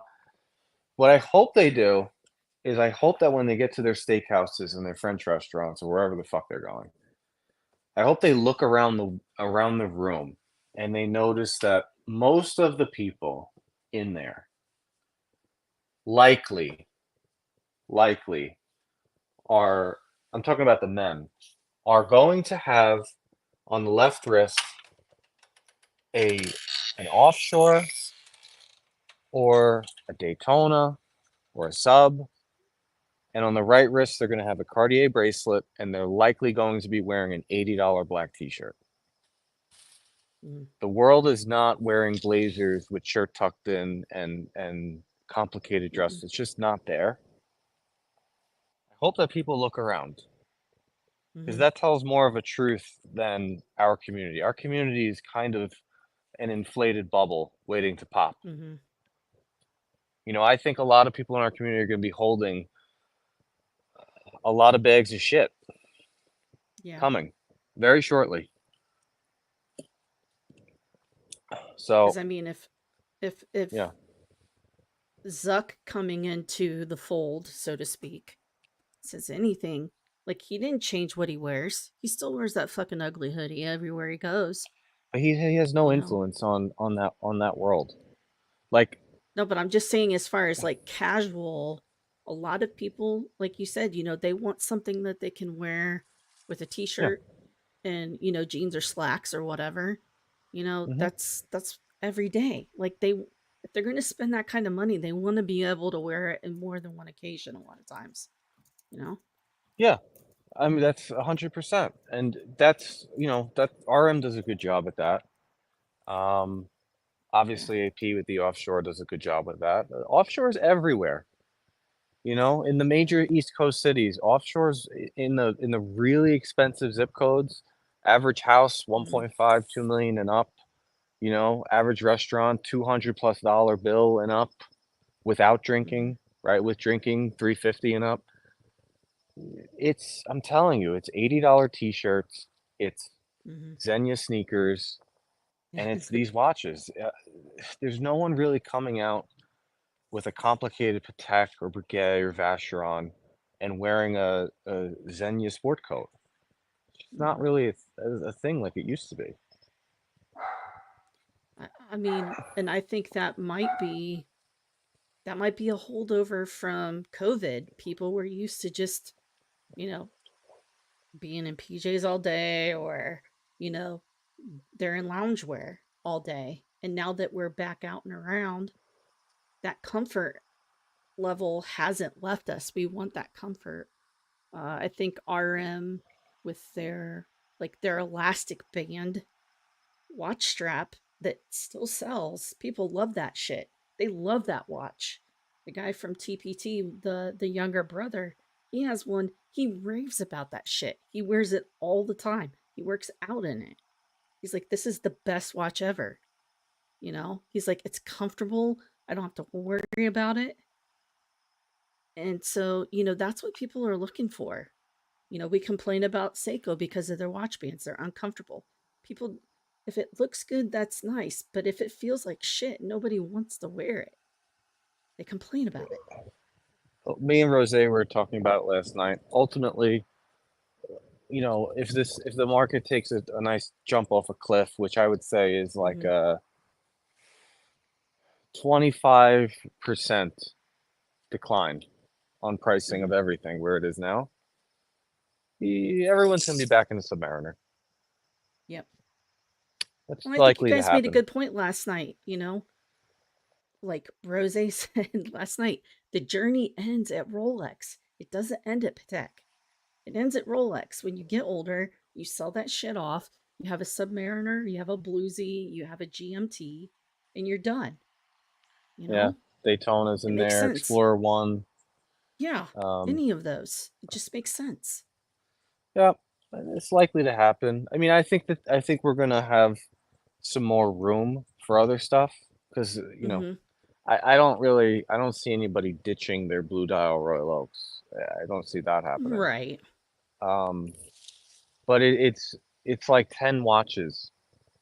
The whole world is 99% of the world is going to be in 10 watches. Like it sounds crazy, but everyone in watch collecting has, you know, a good chunk of those 10 watches already, and they're seeking beyond. But yeah, that could change, and they're going to go back to those 10. And then you auction off all your rare Pateks, and you make millions of dollars 40 years from now. Yep. Thank you, Kyle D. Speaking Buckley's language. I had an image on a screen a couple minutes ago that was to discountmags.com. And you can do a search for Fortune October 2024. You can buy, if you want to, buy the digital version of the magazine. But apparently the ad's in there. So I wanted to believe, Diego, that possibly someone downloaded the magazine and inserted a couple of PDFs in there. But if you go to discountmags.com, buy the magazine, you'll see the ad. How stupid was the marketing department to create an ad that got put into a digital magazine that came out 4 days before the exclusive introduction of the collection to a elite group of collectors in Munich? I listen. That's what I was saying before. Is just they fucking. If this is real, I keep saying if. I hope it's an if. It's such a fuck up. Such a fucking. I mean, it's such a fuck up. Yeah. Because now here's the reality. People's expectations with this. I don't know what they're trying to do, but let's just say it's real, right? Let's say it's real, and people that are into watch collecting are completely deflated. Let's just say it doesn't work, right? And not working would be the same amount of requests for it as like an AutoZone. Okay, let's just say that's where it ends up. Right. We have to go all the way until April, until the new drops. And the only company that's going to carry that flag and be able to drop something that people are going to rush to the ADs for and start throwing money at spending and saying, what do I have to do to get one of these? You already know the brand I'm going to say. But in between now and then, there's nothing. Nothing. There might be a little Christmas bump. Unlikely. There's a major election coming. We'll see what happens with that. But we got, what is it, 6.5 months? I mean, yeah, 6 months. Nothing. 5.5 months. Yeah. Yeah. I mean, this was going to be the most exciting thing of the second half of the year, Mm-hmm. and they really fucked it up. They sure did. God, how could they? Where are the people that approve this? I don't get it. I just think Patek likes the smell of their own farts at this point. Right. They think that they can't do any wrong, you know? Right. And maybe time will prove them right. It could. Like they said, you know, with the Aquanaut and all of that, you know, they just held out and people came around to it, you know? I think it's a little was easier to not come around to an nearly Aquanaut, but there was yeah. not nearly as much focus on watches when that watch came out. That's the thing. Oh, Can't sure. compare it to them. Sure. Right? We are at the Yeah. heights, the absolute heights of watches in the last 300 years. It's because of Instagram. Mhm. I mean, there's a direct, you could see the chart go, because Instagram, I think Instagram was 2012 when it came out, 2011, but it Yep. didn't catch on till 2014-ish. Yeah. Roughly. Market went up in 2015. Yep. You know, it's people want what they can't have. Luxury sells. You know, that's Instagram. And fuck, I don't know what they're gonna do with this watch. I mean, even if LeBron throws this on, I don't know if this is gonna do anything. Hey, I mean, if we have any hope, it's that Hublot still sells watches. I like New Hublot. shit's uglier than this. Buckley and I are more aligned on some shit than you may think. Like I would buy an Hublot Some of them, over yeah, this. I will agree with you. I will agree with you. Hublot, Yeah. Hublot at least looks like a luxury watch, and it's a fourth of the price. So yeah, you know they're not that fucking bad. But you know, Jen, what you just said. Let's go back to like 2006. You criticizing Hublot would have been like criticizing a Royal Oak. Oh, sure. Oh, I mean, I know that they've sold a shit ton of watches, like, and people shit on them, and they still sell a ton of watches, so they just don't care. Like, if they cared, they wouldn't let Nico in their bar every year at Watches and Wonders, and they do. He goes and hangs out there, you know? Yeah, well, he brings that's them where a lot of everybody's attention. at, sitting and drinking and, you know, talking and, you know, saying what they're going to buy and what they think is going to be hot. And, you know, but Hublot doesn't care. That's just, any publicity is good publicity for them, you know? I actually think Hublot's I think they're in a good position where if they if they would nuke half of what they have and they would kind of jump on this rubber strap train and you know, focus a little bit. I mean, what's the difference between an Hublot and an offshore? You know what? Do you know what the difference is? The Hublot wears better on the wrist. A Fusion, a 45 millimeter Fusion wears like a 43. It's very thin. The rubber strap is very comfortable, and it has not easy link, but it has a system where you can adjust the sizing if you get like a glide lock type deal. And it's fucking $7 grand, $8 grand, and that's a 45. Offshore is huge. Offshore is like 15 millimeters thick. The Fusion's like 11. Yeah. Yeah, I mean, I know that they sell a ton of the Big Bang. I understand why they do. You know, it's a fairly timeless case style. And it's got keys from other watches that are very timeless. So, like the Unico, it's not a bad watch at all. I know a lot of people that like that watch. There are a ton of famous people that love that watch, that wear that watch. Yeah, I mean, yeah, I know that they've headed towards more rubber straps with the Hublot. So that makes sense. You know, I think they've kind of felt things out and they see where it's coming. I just think it's funny it's rubber straps. You know, there for a while it was all metal bracelets. You know, I want a precious metal bracelet or something. I of don't that think. I cetera, don't think. nice leather. Yeah. I mean, I don't think an oyster bracelet's going anywhere. But Oh, I agree with you. Like that's not going to go anywhere. Neither will the Jubilee. No. You know, they hold a special place. Is But on Patek something kind like of this, is Patek in a kind of a catch-22 with this because they want to make it exclusive and desirable. At the same time, they need to make it accessible. Mm. And can it be accessible if it's not buyable? Right? If they don't make enough of these to make them available, doesn't it just become another hype piece? That's what will likely happen, but it's not the difference between the hypey stuff. It's attractive. This is not fucking attractive. I don't care what anybody says. This is not attractive looking. I mean, people really think this is good looking? Yeah. Why did they put this in the ad? This is a fucking awful, awful, ugly watch. If that's what they want the Patek, if they want Percocet Pete to be the average looking Patek, I don't wanna be in the club actually. I don't want that shit.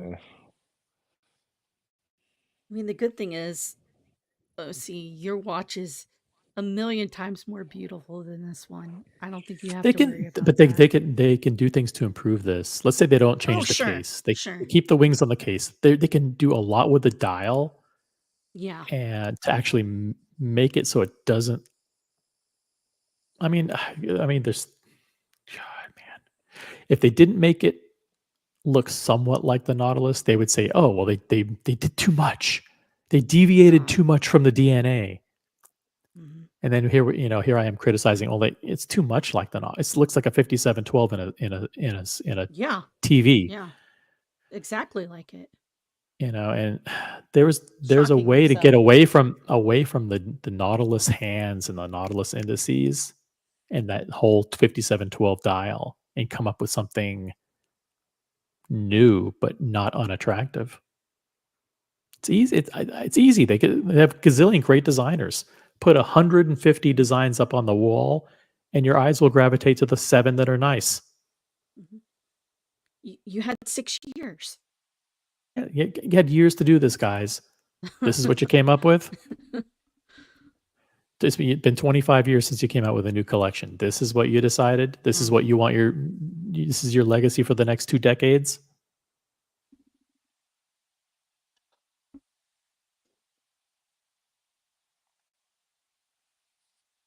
Hey, Pedro Bermudez, thank you very much for the super chat. Supporting the Patek Philippe ad. There's other people who've downloaded the digital magazine, and there are other people who actually have the physical magazine. So it's apparently, despite my ever clinching desire for this to be some kind of elaborate fake, I don't know, this could be real. Could be real. October 13th is the day that will go down in infamy. Ooh, 13, unlucky number. Unlucky. Well, it's lucky if you're a fan of Taylor Swift. Fuck that bitch. It was almost Friday the 13th too. It's Thursday the 13th. People will always remember this date because it was 3 days after Buckley's private party at Tiffany & Co. And it's 4 days before the official launch date. Stuck right in the middle. The 13th. The day the leak changed the world for Patek. I told you, OC, if they let me into the Patek Club, I would destroy it. And that's right. what's happening. It's all an elaborate plan. From the inside out. It was a They showed this to Buckley about 3 months ago, and he's like, "I love it. Can you come out?" Make 100,000 of them. Run with it. It'll be great. Rohi has a good point. I want to see the 3-hander. We actually do have an image of the 3-hander. Hold on a second. See if I can find it. I could see the 3-hander being more aesthetically pleasing than this. I think the complications just make it too crowded. I think that's why Cartier with their Santos has been very, very picky about what they put in it. A lot of times it's just the 3-hand model that people go for. They do have a complication, but I'm defeated. Oh no. I'm defeated. I might have a one and done Patek. I think that's it. I think that's it for me. I think I have one Patek dress watch, and I should focus all my efforts on the king. Here we go. Thank you, Diego. Diego mocked it up. Basically took. Okay. He was the one who behind the Yeah. scenes, did the dimensions of the green dial leak and said, "Hey, here's what the case is likely to look like." Mock this up. It does look simpler in a three-hander. Did someone say Taylor Swift? Yep. Welcome, Double Crown. What's going on, folks? Well, in which city did you wake up this morning? Don't say if you're in a hometown. Hometown. All right. So you woke up and then you saw that there was like a gazillion posts on Instagram, and we have a live show running. Oh, I've been watching on and off for 3.5 hours. So all right. So like been interesting. over that time, what's your reaction? So I commented in the group. So I don't like this computer version, but someone who has the picture of the magazine, it shows more detail with the brushing and stuff. I think that one looks better. You know what I'm talking about? One of the pictures in the groups. Like there's this completely I know the magazine ad is computer as well, but in the actual magazine, it looks better than one of the pictures. I'd like to see it in person. I think it'd be interesting to see in person. Yeah. But this Percocet Pete. Percocet Pete. Oh You my need God. to trademark that shit.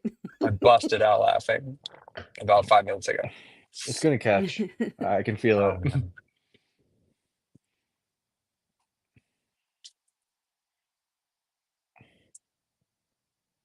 Yeah, we'll That's see. not a real human though, right? That's an AI generated image. No, it's a real dude. And then I don't know if it is. Then they brushed him up and added color and whatever I magazines don't do. know. Yeah, Why pay? yeah. Why pay when you can just make an image? AI can make you an image. Why pay? Well, that is possible. That is possible. I don't know. For like a That is single going to image like AI. this, maybe it is an Yeah. image. A lot of them are going to AI. Yeah, fucking 2024 with the AI not making. They wouldn't want to. They wouldn't want to make hundreds. They wouldn't want to make hundreds of different versions of him in poses with the watch on and everything. Him in different locations. Would they be so cheap as to just do one headshot image of him? So what did we decide with this? So we don't like that it has the same design language as the Nautilus and the Aquanauts, or did we want something completely new that doesn't look anything like those? And we're like, it's not even Patek. So it's a double-edged sword, right? There's no we. There's what do you everyone has to judge. I'm just meaning like our revolving door of panelists, it's we compared it to the the code. It was like, well, the code doesn't look like the Royal Oak, kinda. So it's away from that language, but then this looks like, all the elements of the Nautilus and Aquanaut plus Cartier, which I definitely see. But that was an interesting point with the Apple Watch influence of that generation. I think that's true. Be like, oh, I want to. What we decided is this is fucking ugly. That's all we decided. That's it.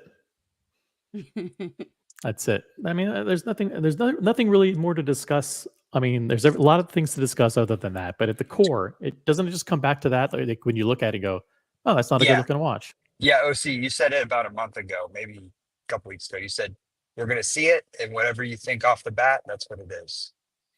That's it, and that's what it is. Doc Micklin, Florida, joined the show. There you go. He looked at it. It's just ugly. That's simple. It's just ugly. That's it. And now we can.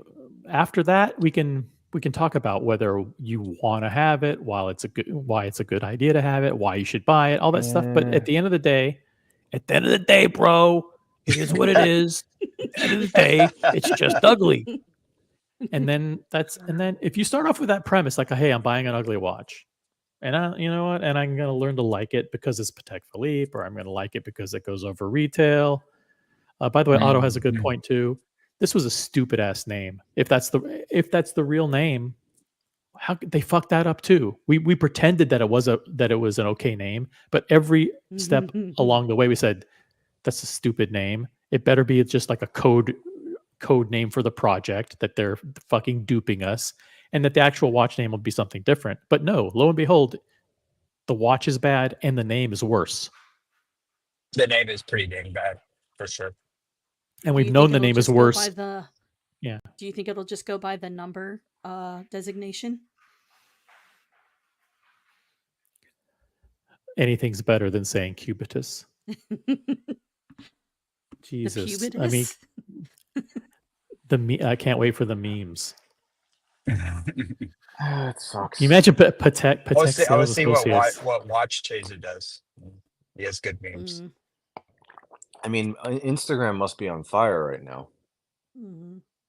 Right? Instagram's on fire with people scratching their heads. Like, is there a shaking my head emoji? Because my sense is that the internet is breaking with the use of that. I think you'd use the emoji with the eyes looking straight up, like rolling my eyes. Face palm emoji. The face palm, and maybe the shrugging meme, and then also the chin, the thinking man. Chin. The throw up meme or the throw up emoji. Okay. Like, look at the placement of the logo just bothers me to no end. This is terrible. Like, for example, just like my eye goes to the word Genève there. And you look to the distance between Genève and the beginning of the index on the right. Right. And then compare that to, on the left side, the space between the G and the middle of the dial. Right. Like one is like, well, it's not centered. I'm not saying it should be centered there, but I immediately look at that and go, oh, well, that's weird. It may be centered in the right side of the dial, but visually it's such a fucking mess. Yeah, being nothing looks good. Being that this is gonna be the complicated one, how much is this one gonna be? 80,000 for this one? Well, this could be white gold. 60. It would be like 60-ish. Or whatever. So stupid. This whole fucking thing is stupid. Fucking ridiculous. Just and stuff like the 8 being way off to the left in this picture. Who fucking proofed this? You're going to come out with an ad for one of the most important launches in the history of your brand.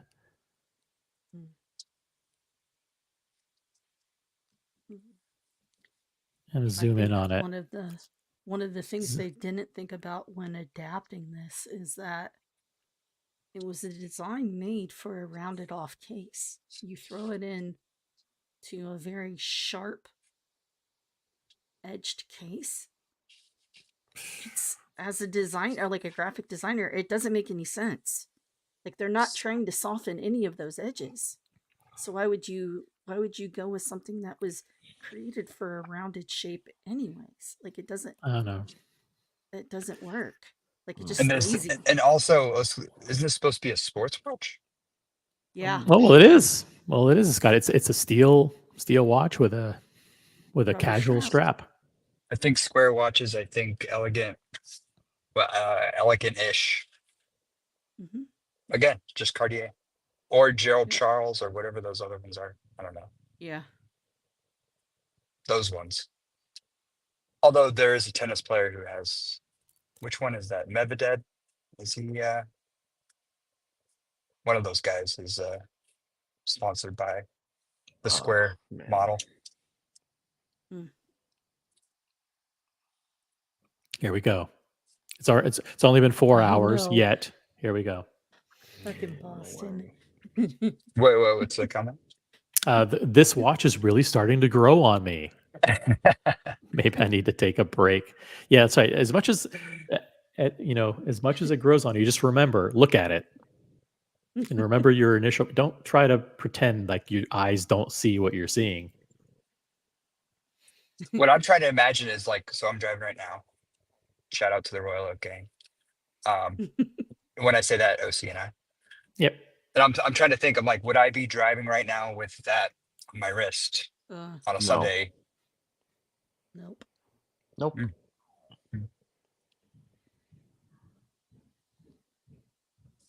I'd rather have a code and offshore over this any day. Mm-hmm.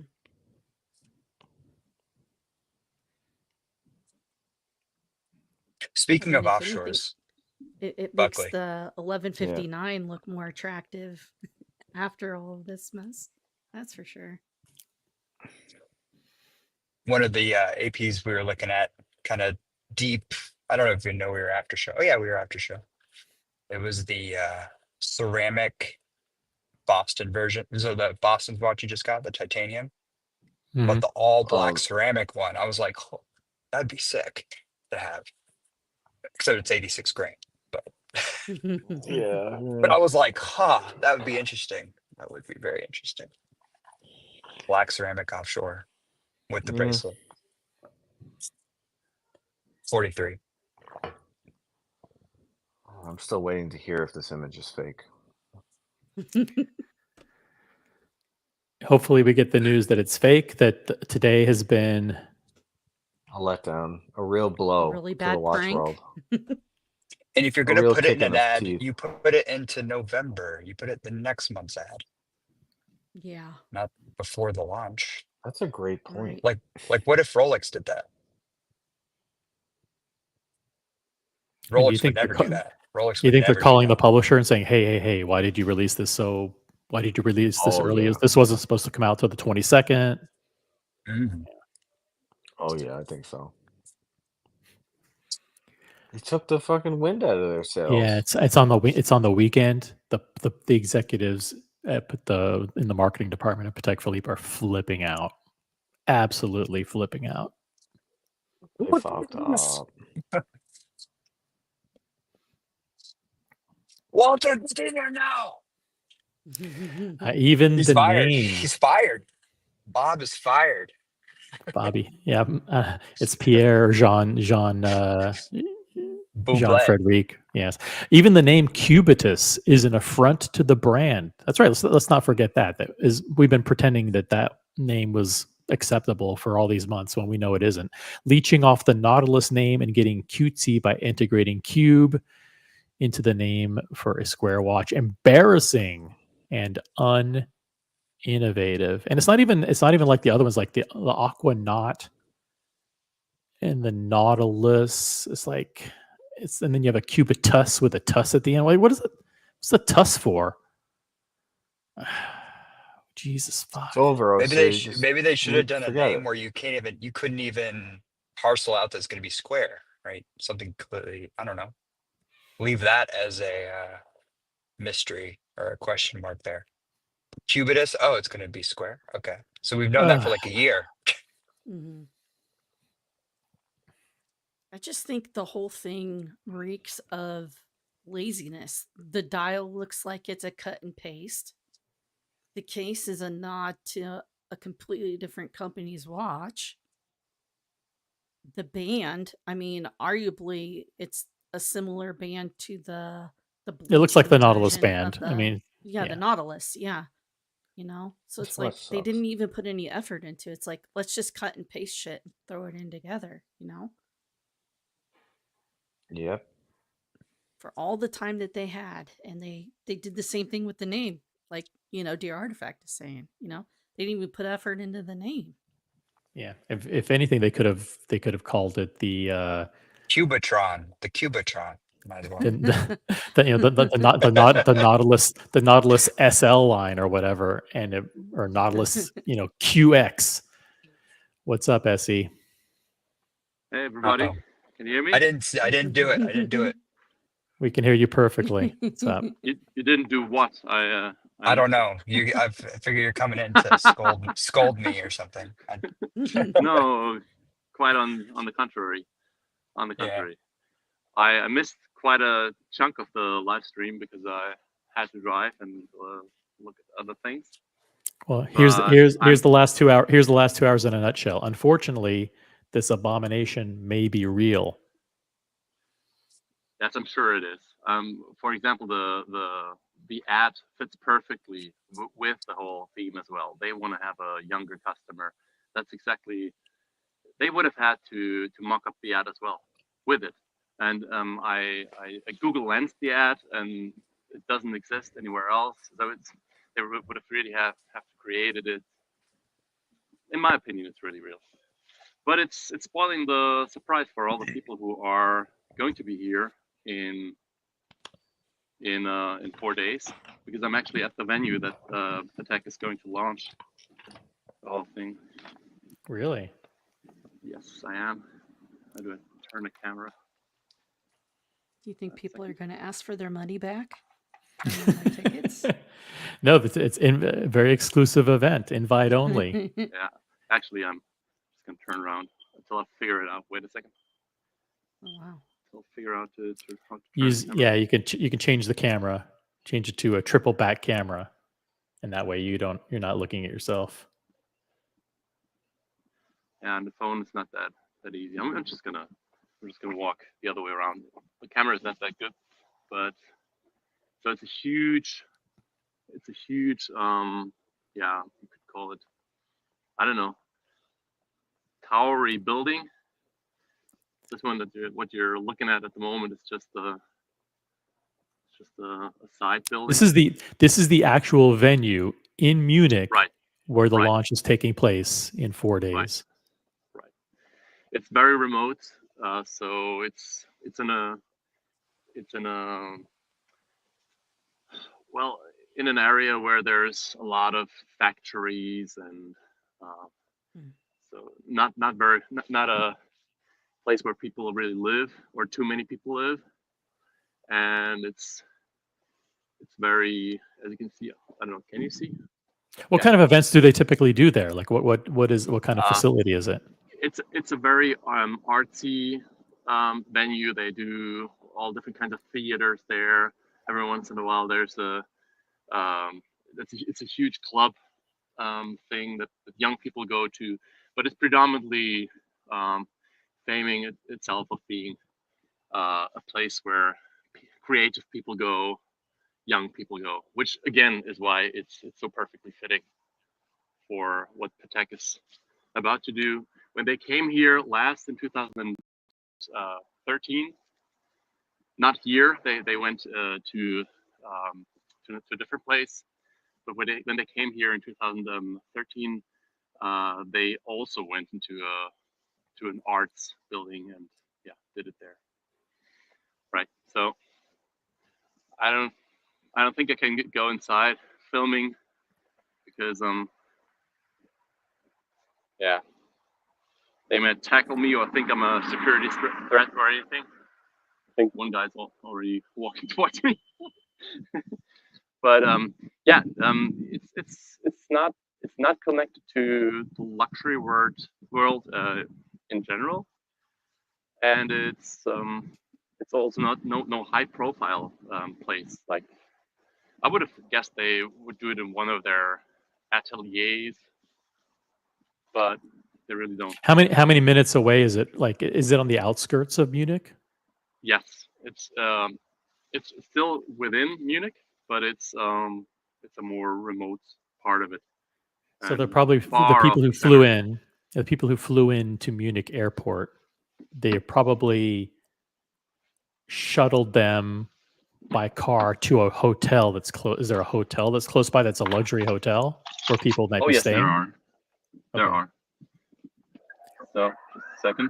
I'm gonna get the car again. Just give me a second. Yeah, no worries. So chances are that there's probably a luxury hotel where, I don't know, however many people, 50, 100, however many people who are invited to this event, plus staff and executives, are all going to be congregating there over the next, probably on Wednesday, coming in on Wednesday, spending the night for this Thursday event, or coming in Thursday for it. But certainly there's an advanced team of people setting it up. It's a kind of out in the middle of nowhere at a kind of a art gallery kind of style venue. Yeah. The launch should be interesting, but the leak has occurred. Apparently this is real. thank you, Fortune magazine, for publishing a digital version of your November issue ahead of schedule, apparently.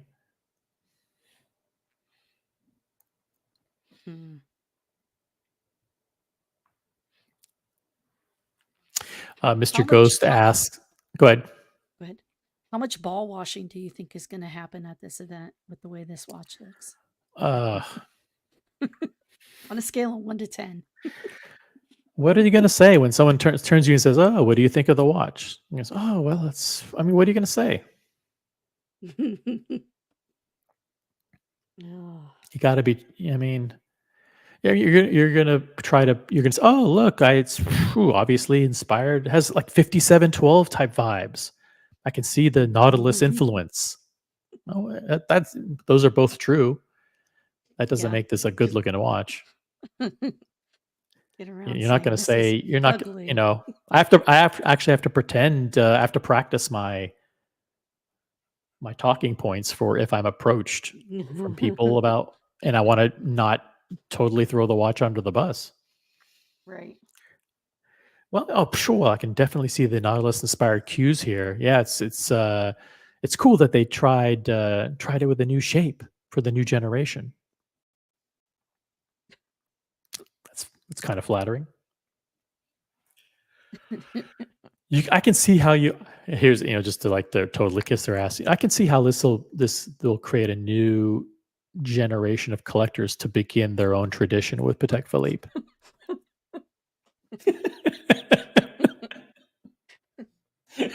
Wow. That's a good one.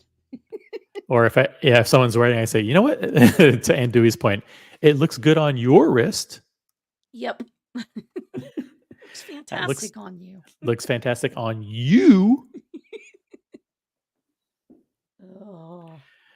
Oh man. Over 70 people watching across all of our platforms. Shout out to people watching on the Boston Collector channel, the Watch Community channel, and the original OC channel. This has been special live coverage of the new Patek Philippe CUBITUS Leak. Breaking news and exclusive here on this network. We were the first to bring it to you. And we've provided over 5 hours of live coverage. Nobody in the business has brought you more comprehensive live coverage than here on this incredible network. Keep it Upvote going, the live OC. streams. Keep it going. Keep it going. Keep I need going. to jump off for a while because can someone else just kind of run the ship for the next phase? I'm gonna need to bounce too. I gotta work. Yeah, it may not be about the CUBITUS, but yeah, the link is pinned, I assume. Yep, link is pinned on the original OC channel. I'll drop it again for everybody. Join the panel, and I'll leave this image up. This image is self-explanatory, and I'll happily keep it going. I'd love if someone like Lolex or Logan Hall or somebody like that jumps on and gives us. Essie and Mathis are on. Here you go. There we go. All right. Sorry. Hey, yo, Mathis. Yo, jabroni. Yo, SC. Gen G. I have to know, how did you end up on this stream with all these psychopaths from SE? Okay, he's the most normal out of everyone, trying to talk sense into people. Okay, but he's from Germany, where they think Hasselhoff can actually sing. Okay, you have OC, who has $100,000 watch with Skechers and a drawstring backpack. Then you got Buckley, who's like a complete Goomba Italian from Long Island, but he's not Italian at all. He only knows about Sunday dinner because he's married to an Italian woman. How did you end up among these psychopaths, Genji? I don't know. I think it was the gravity of such a beautiful watch that brought me into the panel today. It can't be all your great personalities, that's for sure. I know. Right? Unbelievable. I thought the drawstring backpack and $100,000 watch was the Miami starter kit. Oh, that's snap. OC. That's OC to the core. I'm listening to these guys fight about this watch and is it real, is it fake? And then I hear SC come on trying to be nice and all serious. It's the greatest entertainment. This show made my Sunday. I don't even need to be part of it. I love it. It's amazing. Well, I'm German. I can only be serious. That's we're flawed in that respect. And now we come to you guys to have all the fun. There you have the answer, Mathis. And Love you, man.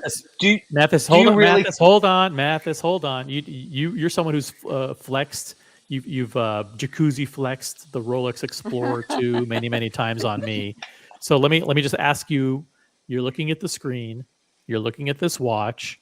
You have a Rolex. I mean, you don't have the biggest collection in the world, but you've hung around us for years.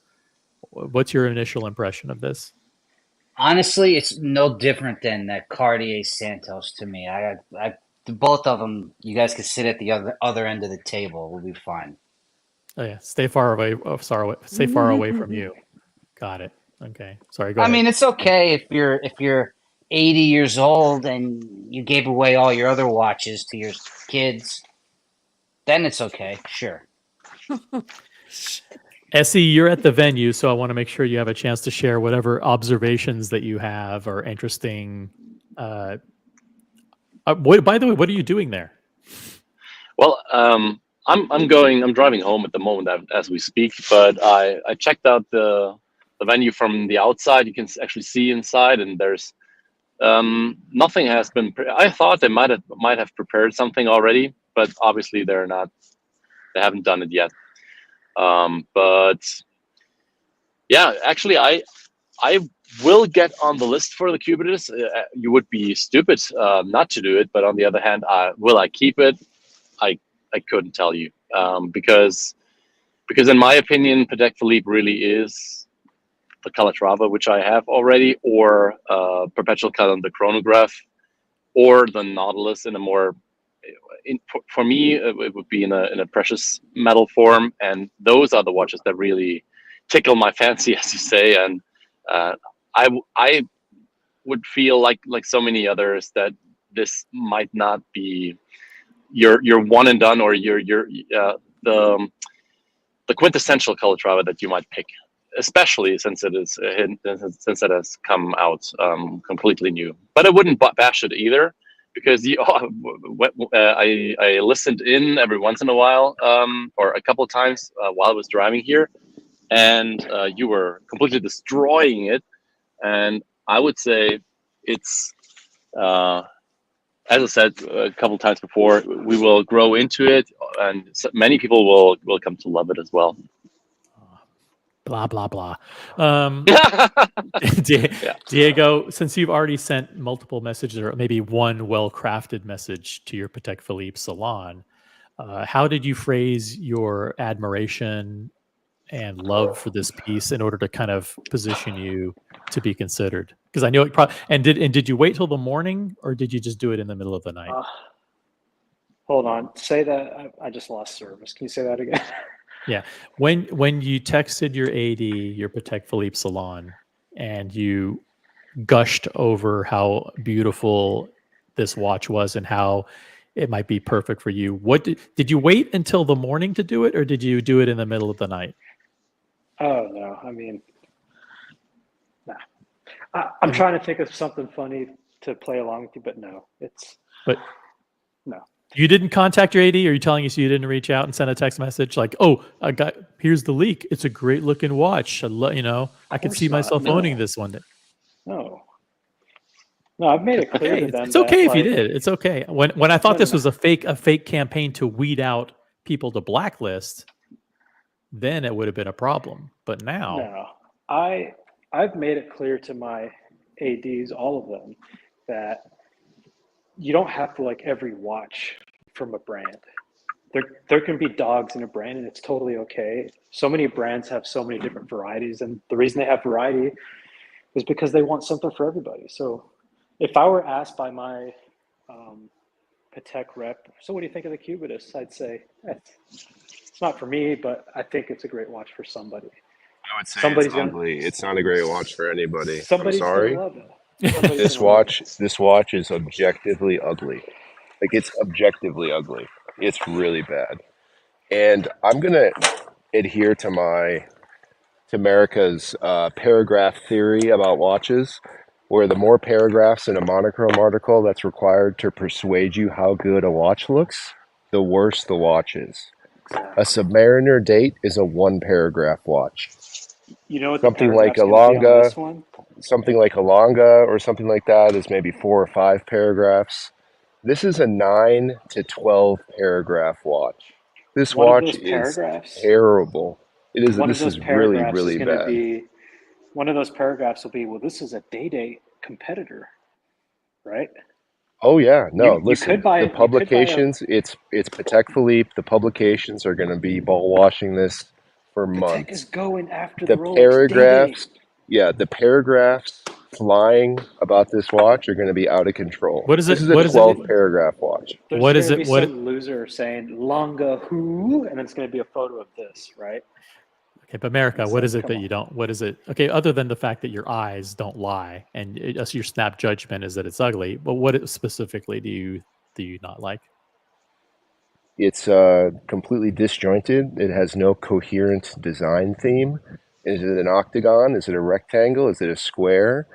The hands don't match. The date window mismatches. The case design. Uh, Literally everything. It's like they had 30 people put their input into designing this watch versus having a very skilled designer do it on their own and submit it for review. This looks to me like they had the input from an entire committee and everybody got a piece of their design put into a watch. It's completely incoherent. So What square America shapes. just said, what America just said makes me even more stronger in my belief that this watch will be a smash hit, because it creates people who sincerely dislike it, people who sincerely like it, for different reasons, and maybe they even intentionally threw that leak into the mix so that people could actually, for example, Buckley was anticipating it, I think, very skeptically, whereas OC before said that he had his hopes were very high, that this would be a very nice watch. And now we can actually digest it for 4 days. And the moment we actually have it in our hands, then we might think differently, or not. But we will talk about it. And He's adding paragraphs. There's 3 more paragraphs. There's 15 paragraphs we're working up to. How many paragraphs is it going to require? Here's the problem with the watch. Like, the reason people have such an immediate no to it is a square shape is not in itself elegant. It is not beautiful. Squares have sharp angles. It's not good. That's not necessarily the case. I think old Piaget polos and some of the watches from the 70s that look like a bracelet that's more jewelry than watch. They do look elegant, but all of this aside, though, do not get me wrong. This will be a smash hit. They're going to sell every single one that they make, and it will be 3 to 5x over retail immediately. So don't misunderstand what I'm saying, but it is still objectively an ugly All right, Eddie's getting watch. the Pepsi. Eddie's getting the Pepsi. To my point, look at Hey, this motherfucker, Cartier. you've been on the stream for 4 hours. I'm just talking here. To my point, look at this Cartier with the square dial. The reason it works is because they were able to get outside of the square with the case, right? But this, it's all square. I think that's why people have that repulsive thought to it. The only saving grace possible to this case is if you look on the lugs, if there's a coherent step down to the bracelet that makes that blend more apparent if you get the watch viewed at an angle, because this is straight on. So if you view it at like a 45-degree angle down the case, maybe there's some sort of step down that makes the case look a little bit better. But yeah, what actually might be happening too is on the corners that actually might be a curve, where it goes from the edge of the bracelet, the tip of that end link, so to speak, to the crown guard. Those might actually be curved underneath, that you can't really see that they're curved instead of a straight line, and that might make it a little bit more, because I think the Nautilus does that too, right? It's actually curved. But that's still not a it doesn't take away from all the bad things, you know. I actually think it's the perfect addition if it really is the real deal, for two reasons. First, if they had taken something less appalling, less emotionally motivating, then it would just be a boring release. If they had taken had made a 24 or something, or another.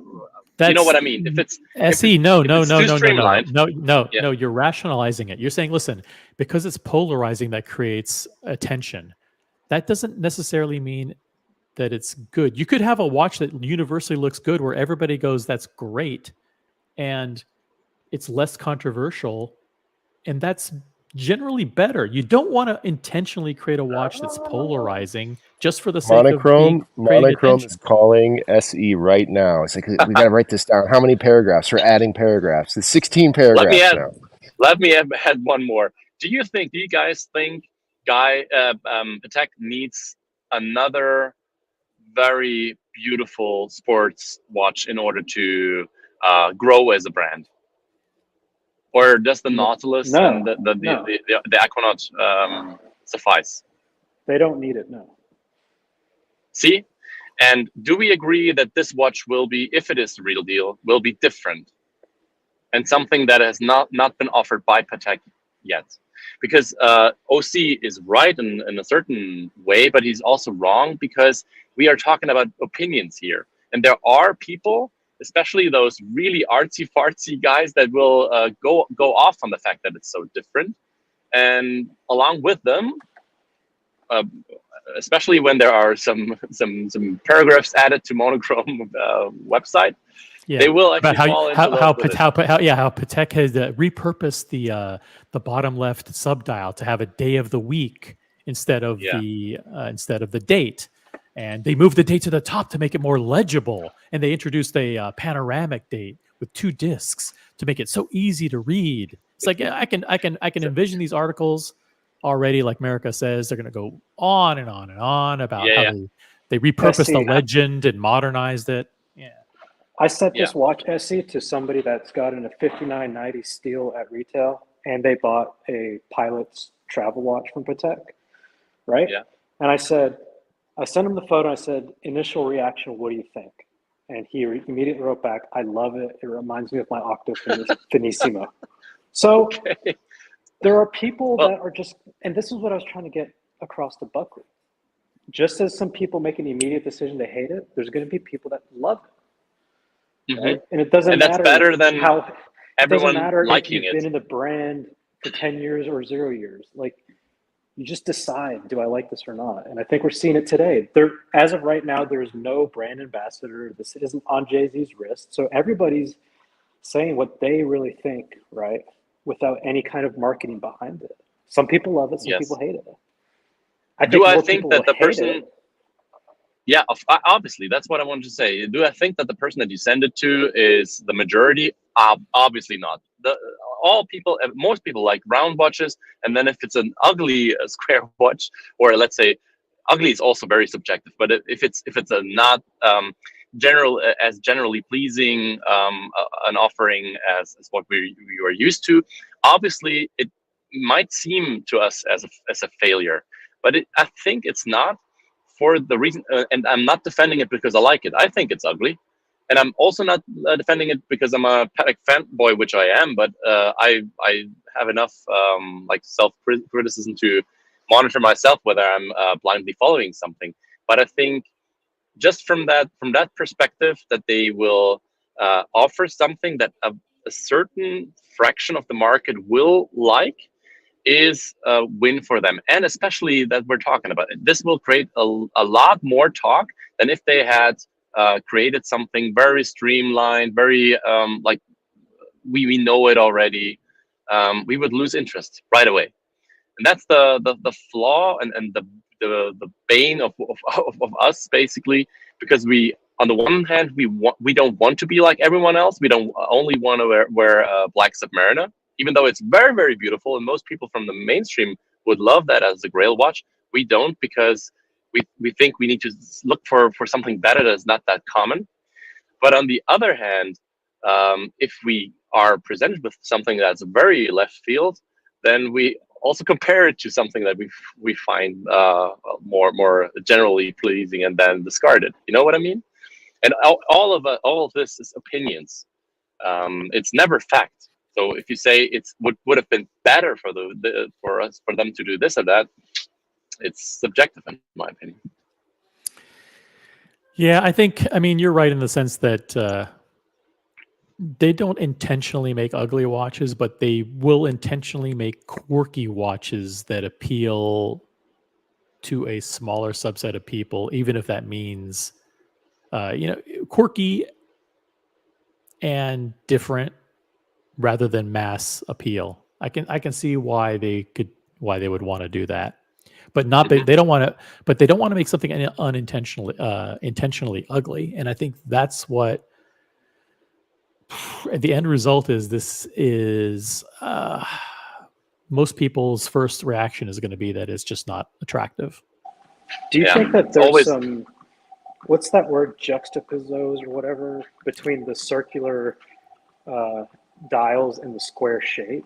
Like, do you think that's one thing that's hurting this watch? The juxtaposition between the angles and the rectangle. I think no. If they would have had a single subdial at the 6 o'clock, taking up even the entire lower half of the dial, as long as it were symmetrical, it would. I think the initial reaction would be favorable.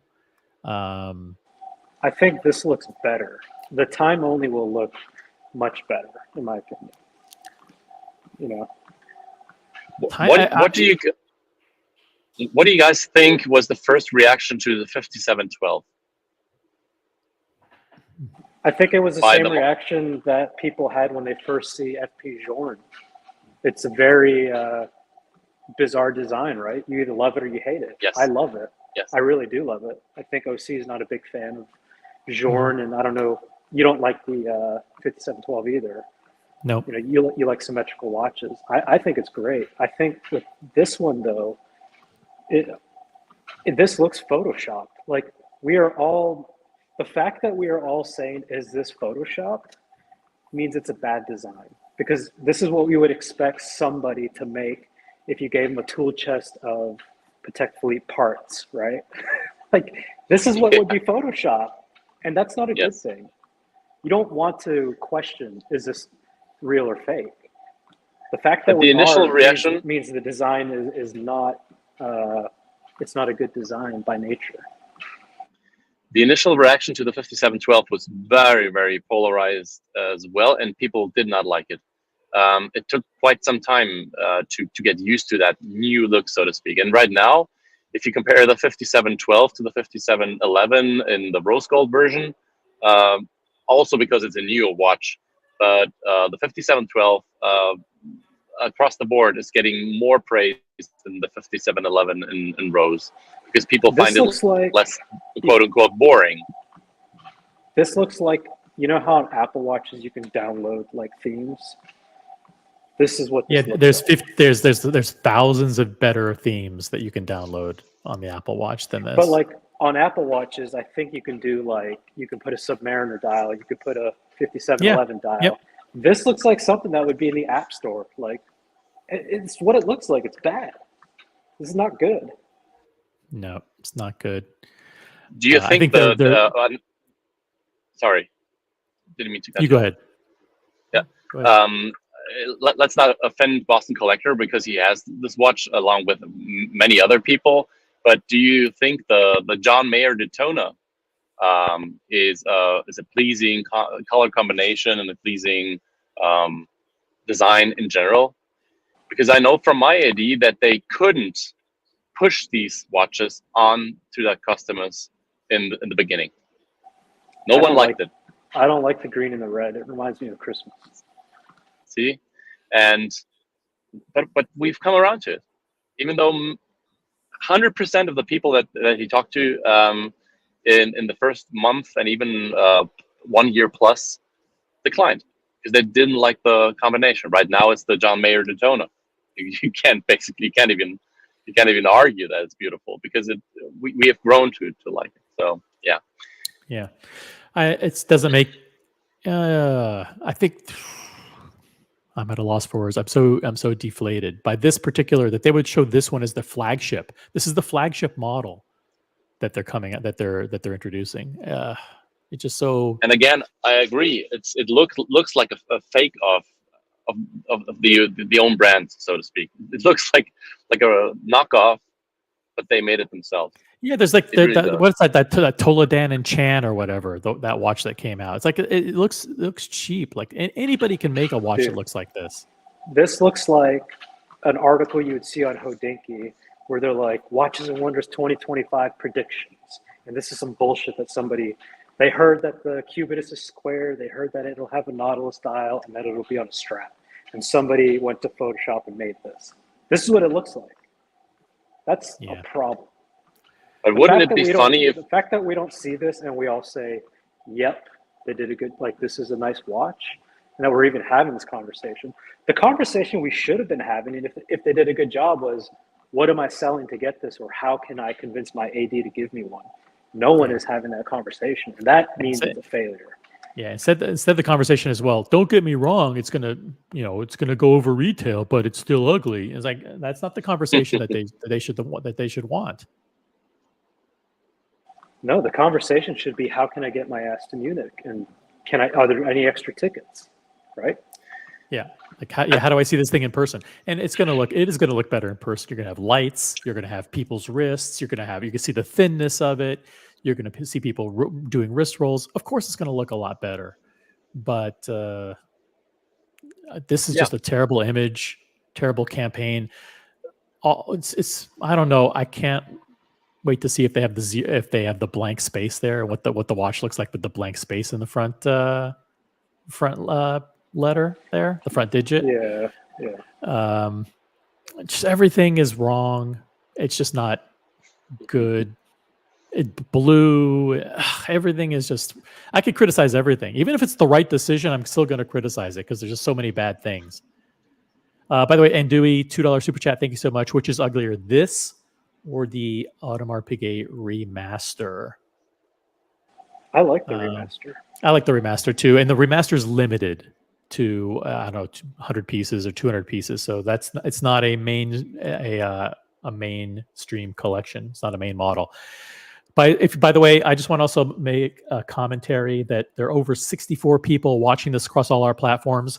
Been live streaming for 6 hours now. Thank you to Diego, to Boston Collector, to Kevin, everybody who's jumped on the panel. And this is, by the way, a direct reflection of the importance of our live streams and the decline of the mainstream media. You have the mainstream media like Hodinkee, and no offense to Hodinkee and Monochrome and Fratello and those guys, but they're completely flat-footed, right? It's a Sunday for them. They're not doing anything. Their websites are static. They have no information. Meanwhile, for the last 6 hours, we've been providing you live, real-time coverage of an event that happened in the watch world, and you're getting your news from here, and you're not getting it from Hodinkee. So I think that is a huge statement for where the information balance has shifted over the last several years. I mean, nobody is turning to Hodinkee to learn about this watch. They may well in 4 days when the embargo is lifted, and you can read those long articles about the dial and the complication. But when the rubber hits the road and the news happens in real time, we're here to cover it for you. So, boom. Can we discuss the what was in Terry Stern's head that drove him to even want to pursue this? Like, what was the environment he was living in at the time as far as what other brands were doing, how Patek was doing? What caused him to decide, like, A, we need another sports watch, and B, this is what it's going to be? What do you guys think? I think what generally happens over time is because of inflation, watches that start off as entry-level watches become too expensive. This happens in the car industry, over and over again. You introduce a small car at an entry-level price, And over time, with each generation, it gets slightly bigger and slightly more expensive, to the point where the entry level model is now the size of the mid-size model, and the mid-size model is the size of the large model.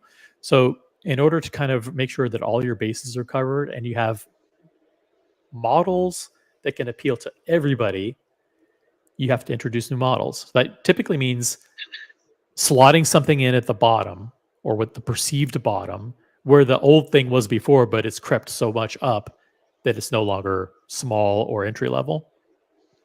I think you're absolutely spot on. And to add to that monetary issue, I'm reading a book on luxury marketing at the moment. It's very, very interesting. And it starts out by saying that luxury is very, it comes down to the time frame. Because, for example, a date chest or a date is not anymore what it used to be like 40 years ago, 30 years ago, 20 years ago. People adapt. And while a Submariner 10 years ago might have had more cachet than it actually has right now, so it becomes kind of boring. And has intensified by the social media and the fact that everyone's become an expert. Buckley was talking about the fact that he was completely desensitized by too many pictures and so on. So we have a huge knowledge base and a huge exposure to those things, which means we can actually get bored by it, or even want to go away because we think we know everything already. So they need to come up with something new. And to Diego's question, he constantly does this push-pull. He says the 5711 goes. We're not a sports watch brand. We want to push the merge of the the merger of the sports and the dress line. We want to get more precious metal pieces out and raise the prices. But on the other hand, he's pulling back and announces a new sports watch. So it needs to be, in order for us to follow it and to still find it interesting, it needs to be controversial, and it needs to be paradox in a certain way. And I think the fact that OC just expressed his deep distaste for the watch is what Thierry wanted as well, because from that point on, he can actually build. If we all said, "Oh, I kind of like it," and forgot about it in 1 week's time, then it would have been a failure.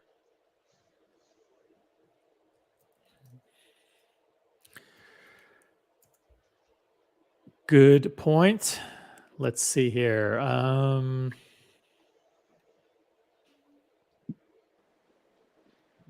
The Cartier killer. Well, if you remember that reference, that's good. Yep.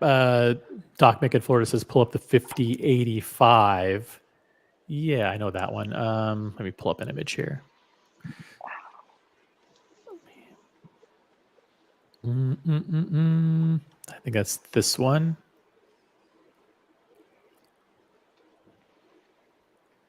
Yeah, so kind of similar to this. I mean, no, that's a 5712 movement. It's totally different. Yeah. I mean, they both have the small small offset subdials. Mm-hmm. Yeah, they just changed the gears, right? Essentially, you put a 7 gear for the day as opposed to 31 for the date. Yeah, is that easy to do? I would assume yes.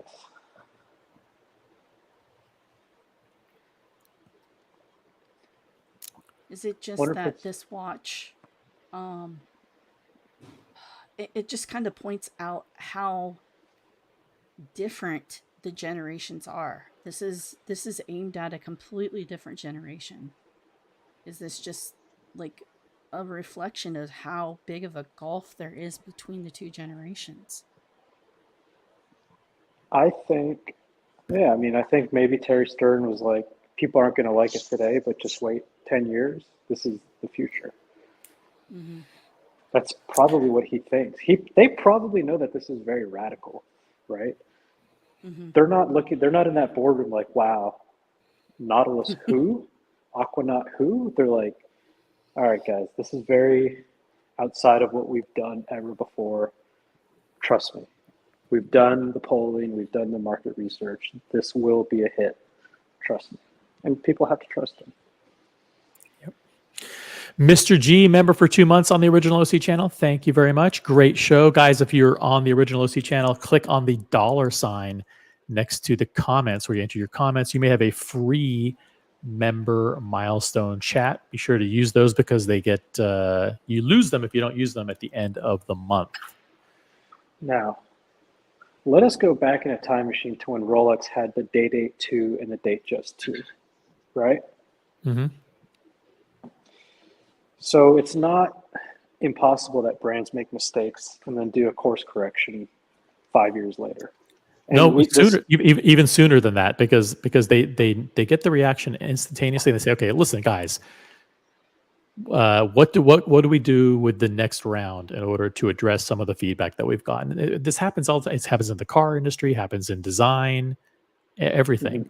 There's a famous example where Honda came out with a Honda Civic in 2008, I believe it was, or 2010. I can't remember the year. And it was received so poorly that they actually did, that model only lasted, they did a 1-year model refresh. They actually immediately, instead of waiting 2 or 3 years to refresh, said, no, we're doing a refresh next year. We're going to change the lights. We're going to change the grille. We're going to change the interior. So there's, and it's easy to do. Code 1159 took a little bit of time, but these guys, if they wanted to, they could get the feedback in the next 30 to 60 days. They could say, hey guys, back to the drawing board. We want different dials. We want different layouts, different strap designs, maybe not new cases, because the cases, they're tooled. The case is the problem though. You know I mean, is it as much of a I mean, I don't like the wings. I don't like how it adds so much broadness and breadth to it. Yeah, go ahead. Because people enjoy the 5711 dial, so this is the exact same thing. So I don't think it's the dial. It's not the dial's fault. But the broader point that I was making was, if a brand like Rolex can make such a big mistake, so can Patek. At the end of the day, there's still human beings that are designing these watches who are not perfect, and mistakes happen. And I think there's like some aura that because they're Holy Trinity and because they're Patek Philippe, they can do no wrong. But no, this is a prime example of they can make a really big mistake. And let's see how they respond to it, right?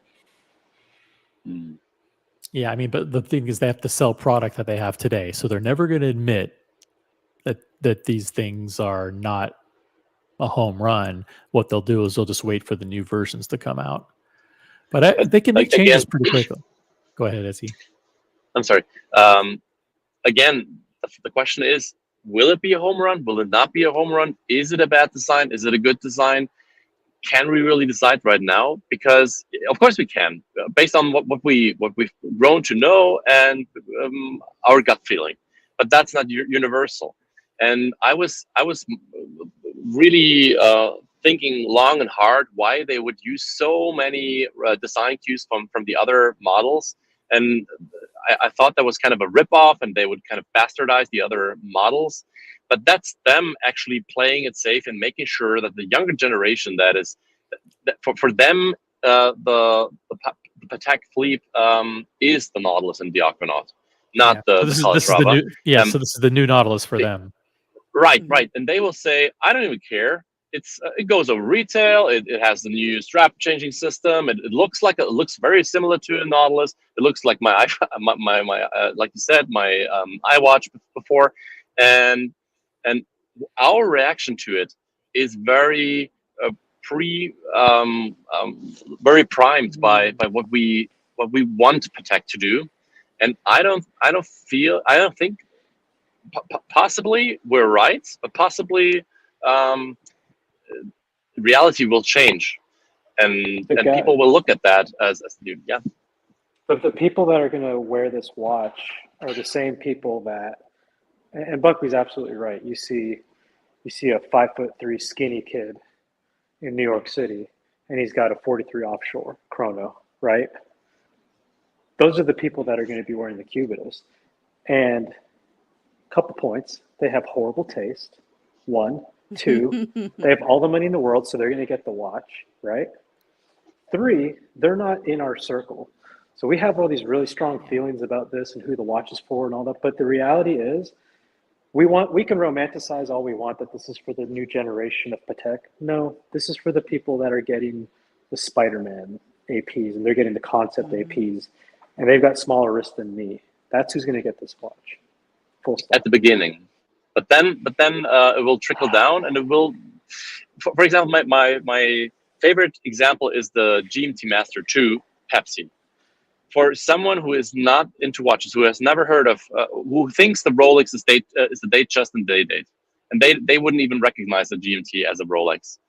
They would never see that as a luxury watch, and you can't even argue that once you're in our bubble or within the collectors community in general, you know about the heritage and the history and everything. You can't subtract that anymore, and you find the GMT Master 2 obviously a nice luxury watch and so on. But I'm sure in another kind of reality, the GMT Master 2 would be a controversial design for a luxury watch just as well. And therefore, it's a very good point. I think that's a huge point. Yeah, you're right. If there was no, if in the history of watches there was no GMT Master 2 and one dropped tomorrow, we would all be like, what? What's with the teeth on the bezel? It's red and blue, and it looks like a Submariner. How cheap! They would just change the bezel and think they've created something new. Why are the numbers so big? On the bezel, like Jesus. It's so loud. Yeah, you're right. So uninspired, and it looks like a toy. It's all subjective. Guys, I've been on since since 9 or something, so I got to take a break. But feel free to keep going and end it whenever you want. Peace out. Thanks, guys. Okay. See you. See you. All right. Well, let's see. Guess we're gonna find out in 4 days. Yeah, it's drop the link there. I'm confident saying I don't really care for it too much. Yeah. Once you've had it in your hands and maybe there's some time has passed, I would discard it before I really had a look at it. I already know it's going to be too big for me, so I'm already discarding it. I think a date only with the sub-seconds would look a lot better with the two-hander. I think that what's very interesting is this is kind of in competition with the Longa 1 now. Right? You've got the same date, you've got does the Longa 1 have sub-seconds? I can't remember. Definitely has a moon phase. Powers, or maybe, I don't know. I would rather say it's competition to an overseas. So it's. I mean, you mean you're talking design wise. Yeah. But let's find out how the different models really look. If it really looks the way it looks in this picture, because I was never too much of a fan of square watches anyways. Yeah, and like I said, I bring this one up again because this is a square watch, but it's not, right? The Reverso to some extent is a square watch, but it's not. Serving RMs, think about the dial shape of RMs. They're very close to being rectangles. Take away a couple degrees of arc on the sides. Some of them are very close to being a rectangle, but they're beautiful. So it's really, to me, it's not so much the dial. Like we've talked a lot about the dial, but I think the issue with this watch is the case shape. Yes. It's nobody. Think about the watches that do offer this case shape already. You have Octo Finissimos and you have Bell & Ross. Cool watches, great, you know, not knocking those brands, those models. But when's the last time, besides Buckley getting an Octo, have we discussed them on the streams? When's the last time that we've discussed a Bell & Ross? And this is what this is. This is, look, I know that Patek is in a different league from those two brands, but if you're looking at the physical attributes of the watch, it sits with those two. Absolutely. Even Cartier with their square dials, again, they're very, it's all about, it comes down to the case. You could have a circular dial in this watch and it would still suck. Yeah, it's Patek has had their tries and misses. Rolex has had those. The bigger guys or the bigger fish in the pond can afford to make these mistakes. And the designs that you mentioned, like the Octo Finissimo, who's to say that's even relevant in 10 years' time?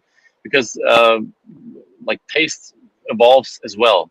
And the only thing that really stays is what is pleasing in the first place. Which is why, if I'm stepping out of the role of the devil's advocate for a second, I think they could have done a lot better as well. We don't know what will happen, but in my opinion, it was a mistake to go into these kinds of shapes. And I wouldn't want to be a designer for a Porsche 911 and to say, okay, you're going to have to make the facelift right now of a 992, make it different, but still remain in this line. That's very, very difficult. And I think especially when you're doing something completely new, then it's going to be this watch is going to put people that are waiting for a sports piece from Patek in a really precarious situation. Because I don't know, let's just say Buckley's in line for an Aquanaut, right? And you know, let's say it comes within a year. That's pretty good. But what if they offer him this instead? That puts him in a really, really strange position, because if you accept the watch, you don't get the Aquanaut for a long time, right? Mm-hmm. Let's assume that you can still get the Aquanaut as your next piece.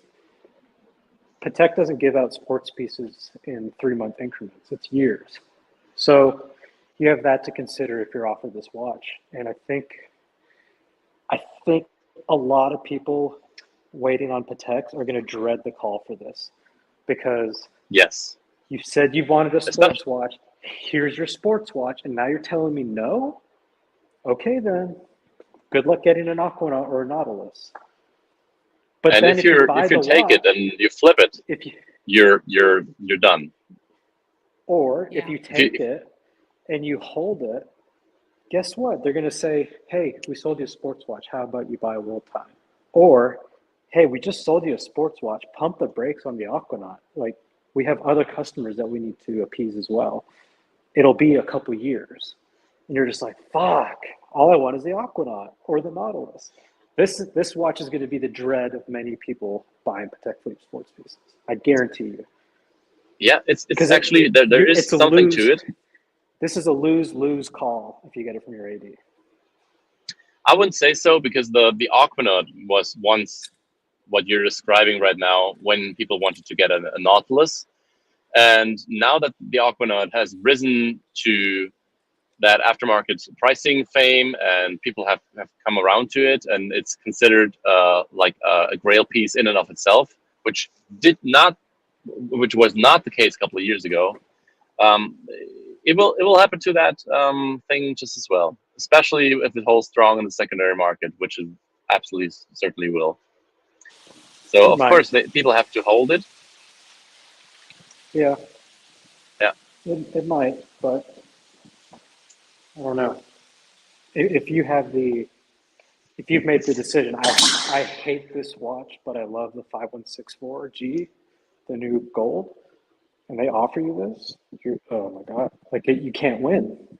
The only thing you can say is, and you hope they don't get upset, is I'll pass, right? Yeah, it comes 'Cause down then to they're your gonna AD, of say, course. yeah, but people have to be, and it comes down to how you're asking. If you're simply going there and saying, I want a sports Patek, I don't care what kind, then you're setting yourself up for failure. You're setting yourself up for getting the call for this watch. But if you stick to your guns and you say, and look, I'm not trying to toot my own horn, but when I was there, the guy said, what do you think of the 5712 in rose gold? They had one on display, right? And I said, honestly, I said, beautiful watch. I said, not for me. Like, it's not even worth discussing. And it's the truth because I'm not a rose gold full bracelet guy. So I won't get the call. Like OC was asking me, what did you say to your AD about this watch? Well, I haven't talked to him about it, but if I do, I'm going to make it abundantly clear. I don't want this watch. I'm not telling my AD I want a sports piece. I'm telling my AD I want this specific one for these reasons. And so if they do call and offer something else, it's not a X against my history with them, right? Because how can you punish somebody for denying something they didn't want in the first place? So all I'm saying is, if you do tell your ADs you want a sports Patek, you might want to be a little more specific because you might get offered this and it's not exactly what you wanted. Well, it's that with everything. I mean, an idea that constantly suggests something that you haven't asked for isn't one that I would like to go to anyway. So I've never been offered anything else because they knew what I wanted, and that's just the way they do it. So yeah, you have to pick your AD. But actually, I have to jump. So thanks so much for having me add on. Like, oh, can you hear me? Yes. Yeah. So, sorry, I just switched to Wi-Fi. I don't know if we got this, but Brody says your strategy for new watch releases should be like Tinder. If your first impression is it's unattractive, then swipe left and never look back. Yeah. Yeah. I agree. And you know, a lot of people say it took a long time for people to warm up to the Aquanaut. I don't believe that. I think what happened was we lived in a world that wasn't over retail. Okay? And there's a lot of watches I like right now, SE, that go below retail. And yes, there's something to be. We can all pretend like we're super millionaires and money doesn't matter, but it factors into the equation for sure. And I think a lot of people back in the day probably did like the Aquanaut, but that part of the equation weighed so heavy. Like, why would I buy an Aquanaut at retail for 22 when it's going for 13? That's stupid. And then why would I buy a $13,000 watch that if I want to get out of it, I'm only going to get 10? That's stupid. So people were thinking critically about their finances back then, especially when back then you didn't have people with large collections. So the point I'm making is I think people always had the visual attraction to the Aquanaut, but it was the reason that it wasn't a success wasn't because of the design, it was because of the market conditions that were presented to it. Yes, there's definitely something to it. Absolutely. And but that in this case, there's a lot of watches right now. Chopek, for a hot second, people loved the Chopek, right? Because the market was going up and they were going over retail. And everything else was not accessible, so they looked somewhere else. Right. And so then the market focus. dropped. People said, you know what? It is a beautiful watch. The movement's incredible. They did a really good job with the bracelet, but nope, I'm out of this watch. Right.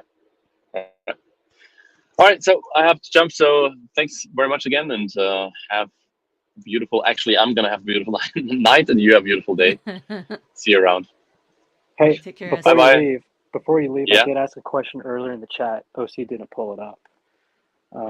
How much did Brad Pitt and George Clooney pay you not to get into acting? Because their careers would have been over. How much did they pay you? You guys need to quit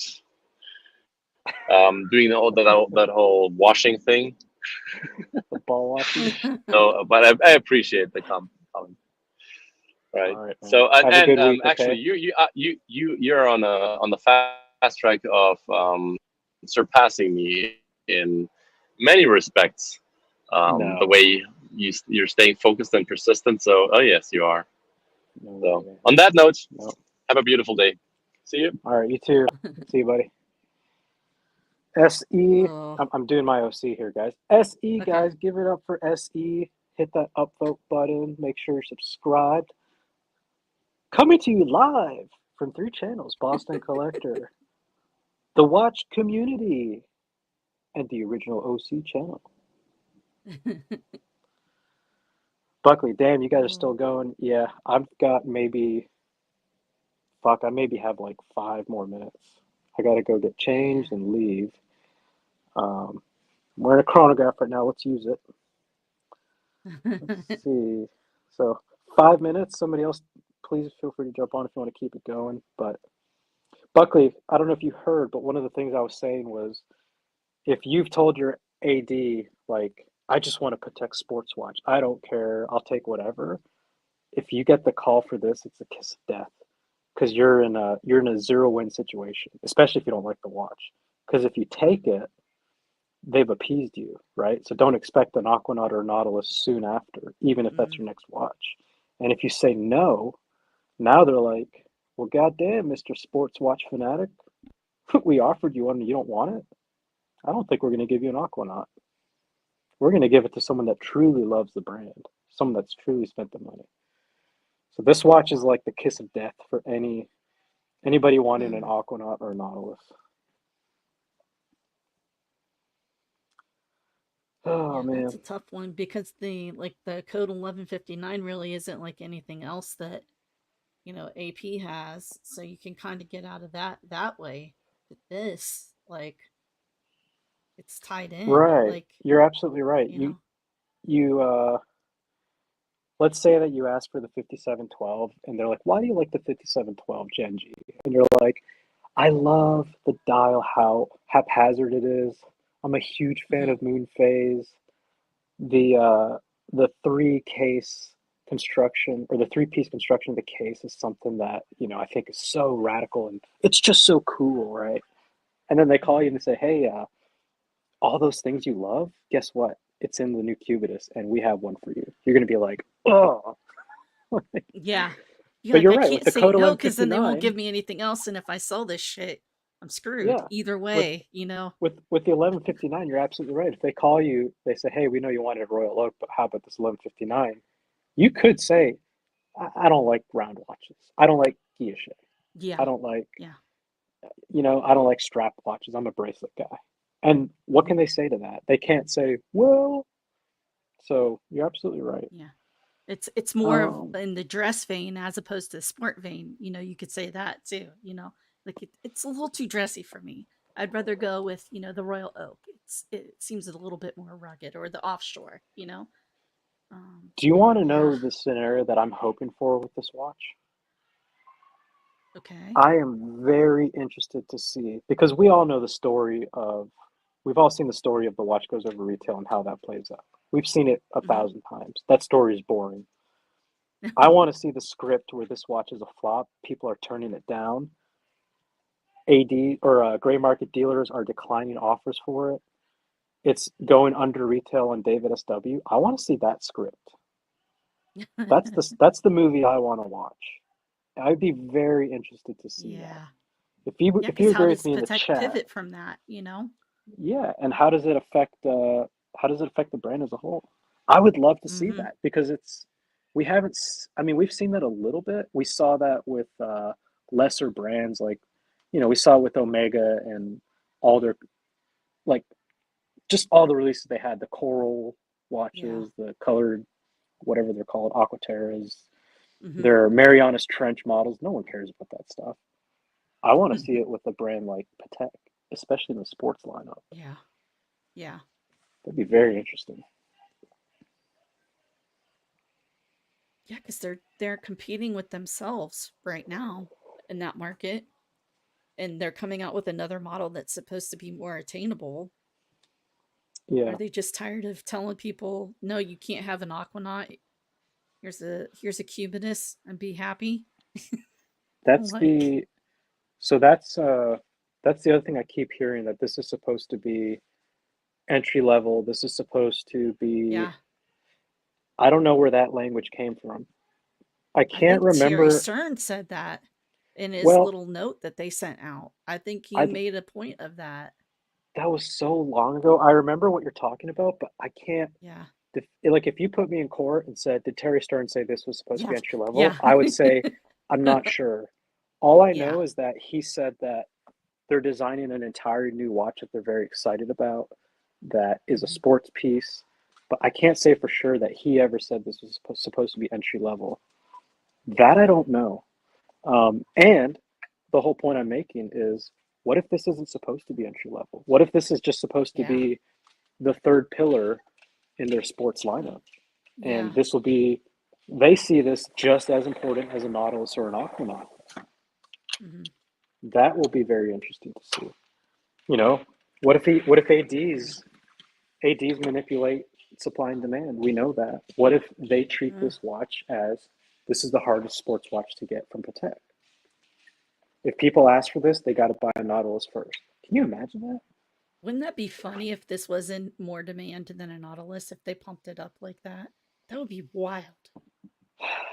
Yeah, but Like, and the other thing, Buckley, that I don't, if you're gone, you didn't hear me say, was the people that will buy this watch are going to be the same people that you see walking around New York City with 5-inch wrists, wearing 41 Royal Oaks, 43 offshore chronos, you know, shit like that. Like that kid that we saw with the black ceramic AP perpetual, that's who's going to buy this watch.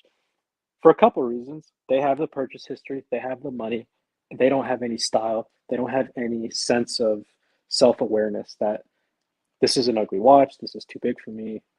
They don't care. They just see it as a brand new watch that's probably going to be hard to get, and they're probably going to be the ones that get it.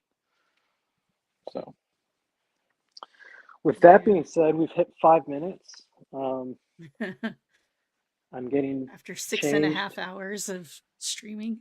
Yeah, huge shout out. I think Boston started this whole thing, and props to him for syncing all 3 channels. That was pretty cool.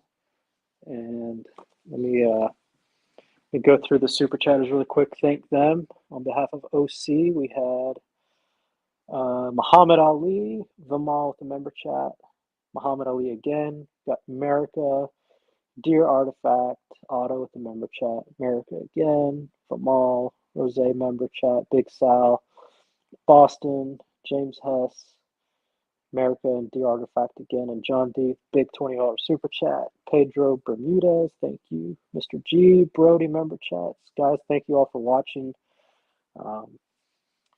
If you know me, I'm not, I'm just doing an OC impression right now, but I know he would appreciate it. So he put in a lot of work. And we appreciate you all, and stay tuned. Make sure you're subscribed. You hit the notification bell so that you know when we go live. We're almost at 1,000 subs on the Watch Colony channel. So if you aren't a member or you aren't subscribed, make sure you hit the subscription. We got some fun things planned for 1,000 members or subscribers, whatever you call it. Thank you, Genji. Any parting words? Wear blinders if you're going to this show to see this. There you go. Alrighty, guys. Talk to you guys later. All right, bye.